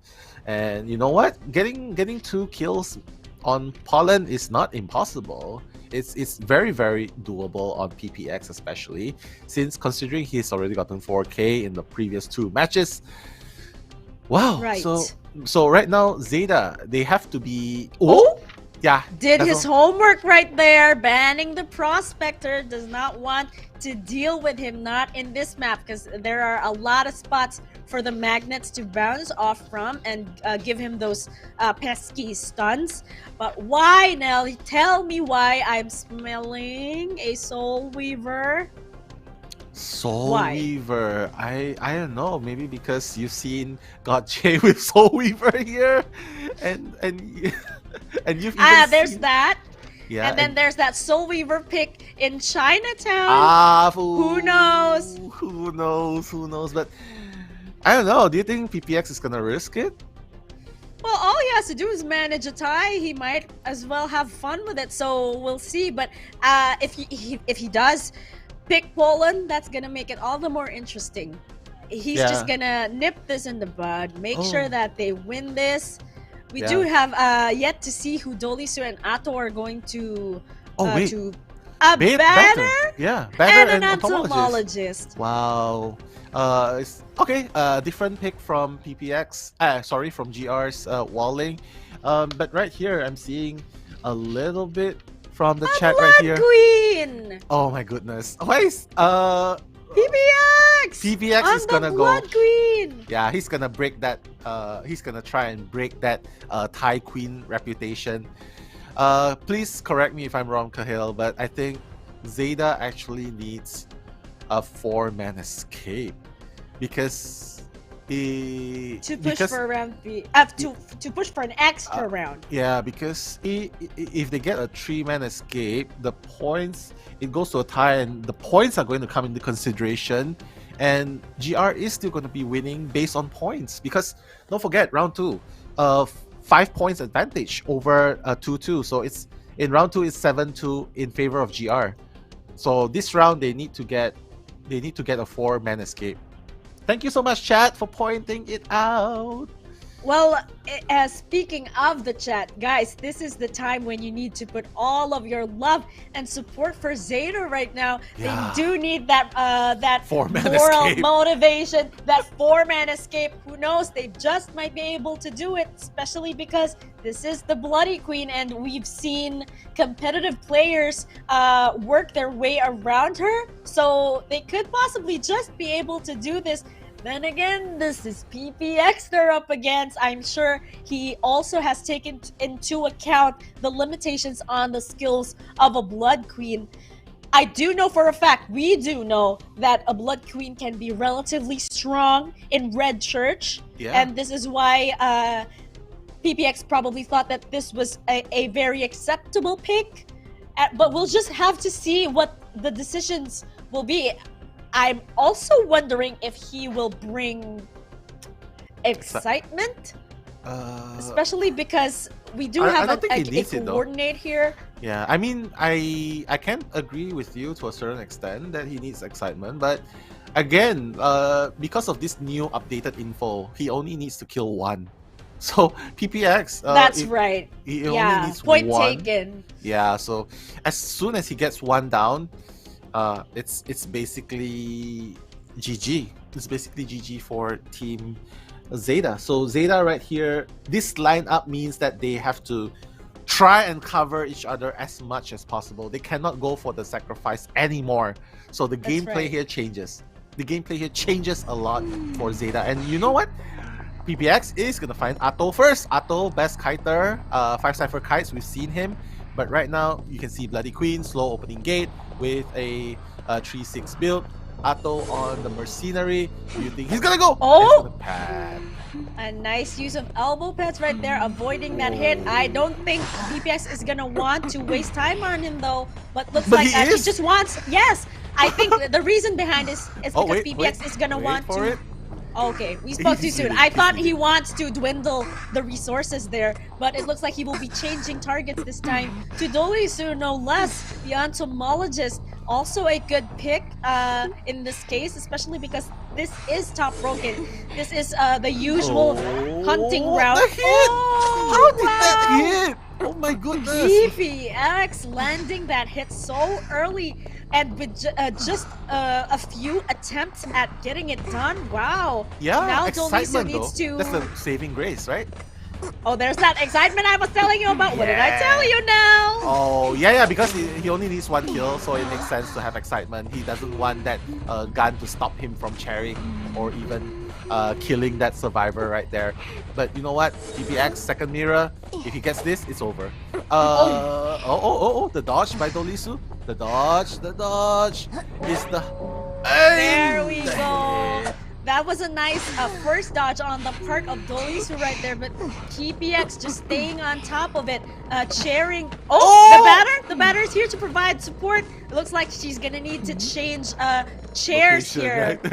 Yeah, change location because that batter could prove to be a menace if not dealt with correctly. Yeah, I mean, right now they cannot save him at full health. They need to save him as soon as possible. Nothing else matters now. But again, good Cypher progress, 2 minutes. And 4 Cyphers remaining, 2 of them are actually almost primed. So I would say still very, very doable. Just need to get that rescue. Oh my goodness. Is he gonna rescue before half? He has to rescue before half, and he does get it. And that hit, and the hit! Boom! Oh! Did you see PPX just nay-nay right there? He needs to resume this chase with Dolisu, who is now transitioning towards the other part of the map. So really nice containment here on the part of Dolisu as well. Let's definitely not take away from that. Yeah, and the discipline on PPX to not use the excitement. He was still preparing it for the gun by coordinator. And you can see Atto right here just running to try and decode the front breakable. Look at the Cypher progress, Kyle. 3 Cyphers remaining, and Dolisu doing such a good job right here. Dolisu, but he's gonna get down with that mirror hit right there. But 2 Cyphers remaining. If they play this right, they could potentially escape with 3 survivors right there. But they need 4. It's so much pressure going on for ZETA, but they're doing so well so far. PPX, he's gonna go for it normal. Is he gonna go for it normal? That's very weird if he goes for it now and gets shot by the gun straight away. But he's doing very well, trying to block, oh my goodness. Yeah, they have to block. They have to body block for Dolisu right here. Dolisu ready. And look at Cat! Look at Cat! Wow! Oh, wow! Nice stun on the part of Cat there. The amount of support he's able to provide Dolisu, especially because that last Cypher is about to be popped. We may see. Cypher is prime. Yes, Cypher is primed indeed. Oh my goodness, pop that! Oh, there we go. And the support! Oh wow! PPX needs to get away from the batter. That batter is just such a menace. And by the way, he hasn't used excitement just yet. Oh, Bling! Oh, change to Bling. Oh, but again, batter is on standby. Even the coordinator is here. Cat is here. Let's. Cat. No, let's see. Oh no! Is Cat here? No, Cat is. Oh no, coordinator is not here. This is going to be coming down to the points, and looks like they are going to escape with 3 at the very least because they still have the gun. But okay, he's gonna tank that hit. Nice body block on the part of the mercenary there, but had that been Cat, that would have been a draw. But congratulations to GR for winning that. And I think I was beginning to see the reason why PPX would pick the Blood Queen. Yeah, it's just ensuring he was just that one kill. Yeah, ensuring that one kill. A safe choice indeed, but really a good job on the part of GR for all of those rounds. PPX just killing it from the beginning. Amazing job. Congratulations. Congratulations, GR, for making it to the next round. But of course, I would also want to commend the side of ZETA, because you can see how hard they were fighting in the last round, all the way up until Cypher Prime. The teamwork right there, right? The banner. Yes. Unfortunately, the coordinator wouldn't be around to fire that shot to rescue entomologists. But you know what? It's still good. They've shown us nothing short of amazing. Yes. Yeah. Congratulations once again to GR. And amazing game, Kyle. What do you think the highlight was for that last game, though? Well, the highlight for me was the support given by Cat, because if not for that, Dolisu's kites wouldn't be extended. They wouldn't be able to get that Cypher progress going. And actually, it was a really good decision on the part of PPX to chair Dolisu near that last Cypher, because we would expect him to be able to defend both. But in a turn of advance, Cat just stepped in there, said, I'm not gonna leave my teammates. I'm not gonna leave Dolisu to his death. We will body block him, support him, protect him all the way to a win. So looking at the stats, looked like Takako was the team decoder this time. the decoder kun. And you know what? It's really amazing that they managed to play up until this point where they're only clutching at a difference of just like mere points, just like 2-3 points difference, and that makes all the difference tonight. But you know what? Fans of GR, fans of ZETA, congratulations to GR once again for moving to the next stage. But ZETA has lost, but definitely not out, because they are going to the losers bracket. That's right. This is double elimination after all, so we can expect ZETA to come back stronger from this. It was a tight race after all. It was all a case of picking the right hunters. So this time, should they come up against each other a second time, I'm sure both teams are going to want to be on point with their hunter and survivor picks. So no more playing around. Bring out those meta hunters. No more Tie Queens, probably. What do you think, Nell? I don't know, because you saw how PPX played with it. I think even though he lost, but technically he lost the battle, but he won the war. Yes, that's true. Chinese said it there. very well. He definitely didn't lose the war. That's actually a really good saying, and I would see this frequently in Chinese films, I think. Yeah, Sun Tzu right there. But you know what? MVP PPX. Oh, he can be my papa. But you know what? PPX very well deserved MVP right there. With 2 ciphers remaining, and of course 24 strikes on his bonbon. Wow, 4 eliminations and 8 knockdowns. That's very crazy on a bonbon, especially since he's bringing Peeper in hospital in first round. That's right. And getting That's 4 right. Ks. Oh my goodness, I still can't get past the fact that GR's PPX carried that 2 games 4K each, and that makes all the difference in this deciding round. But yeah, definitely. But do you have any highlights that you want to point out of all these 3 games? Well, definitely the highlight there is the fact that this is actually a show for the hunters. We see that the hunters did most of the carrying, most of the work for tonight's match, but we have yet to see in the coming matches if the survivors are gonna want to, take the spotlight this time. I can't shake the fact that they didn't ban PPX's Bonbon at the second round. Yeah. That really kind of puts a big question in my head. I'm trying to wrap my head around that, but I think it's because they kind of thought that the terrain was going to be too large for PPX to walk on. Yeah, but for sure. PPX proved all of us wrong by securing a 4K in the second round. That was amazing. Regardless of what happened tonight, no doubt both teams were playing out of their minds, and even all the way up. I would say that I agree with you that it's been the Hunters show all the way until the end, but the last match just now, where ZETA was fighting for their winners brackets lifeline right there with all their heart, you can see how they are trying so hard just to cover the one entomologist right there. You can see the survivors really shining right there with the batter, and then with the kiting by entomologists juking the mirrors. Wow, it just makes me feel like it's what everyone wants, a team like that covers you. Yes, exactly. If I had a team like that, I would never abandon them. So I think guys, you have a team like that.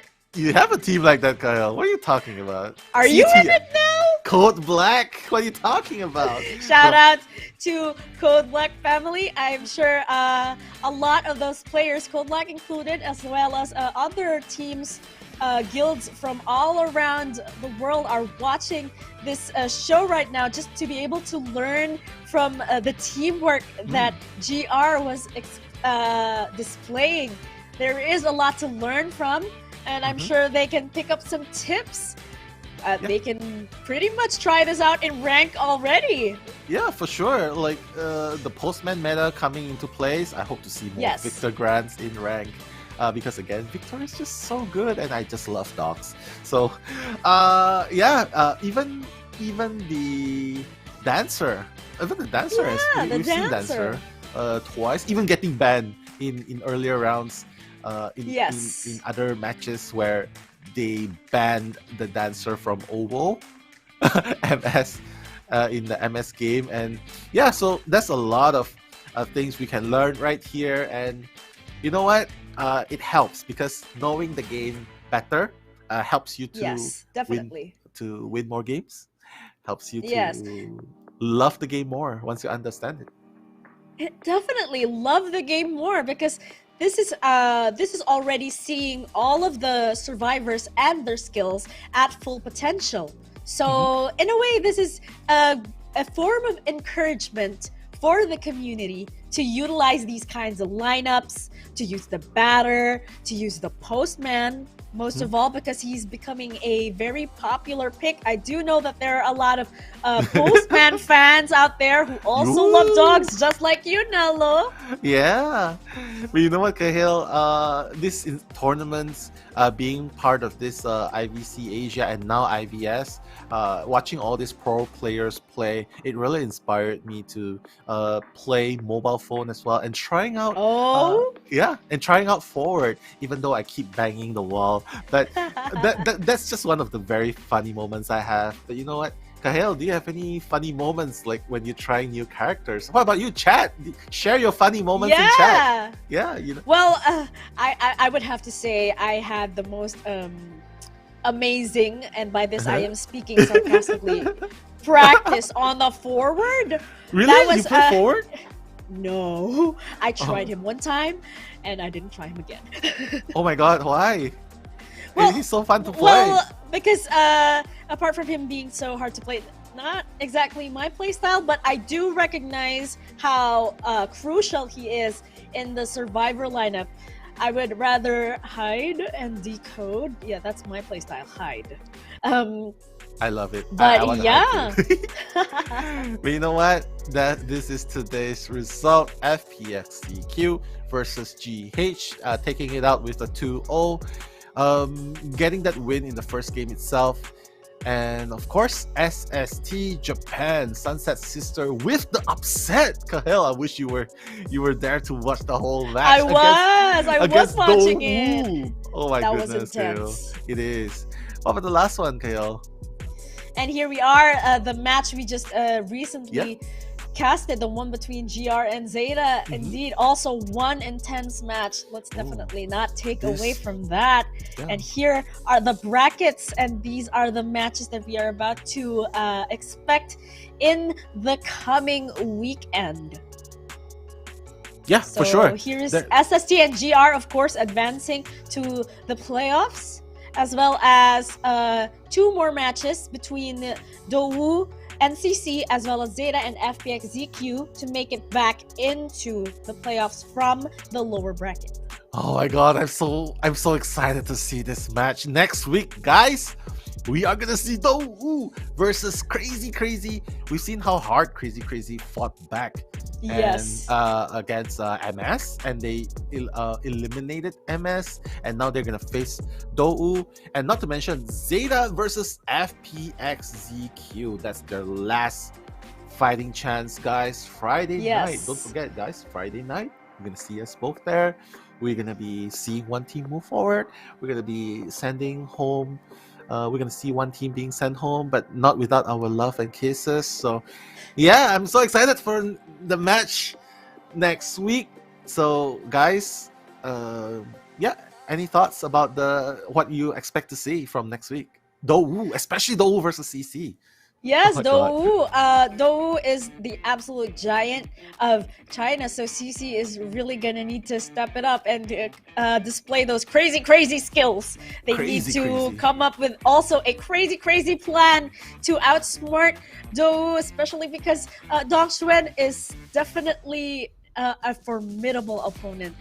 I'm just excited to see how this is gonna play out now. Yeah, but you know what? All good things come to an end.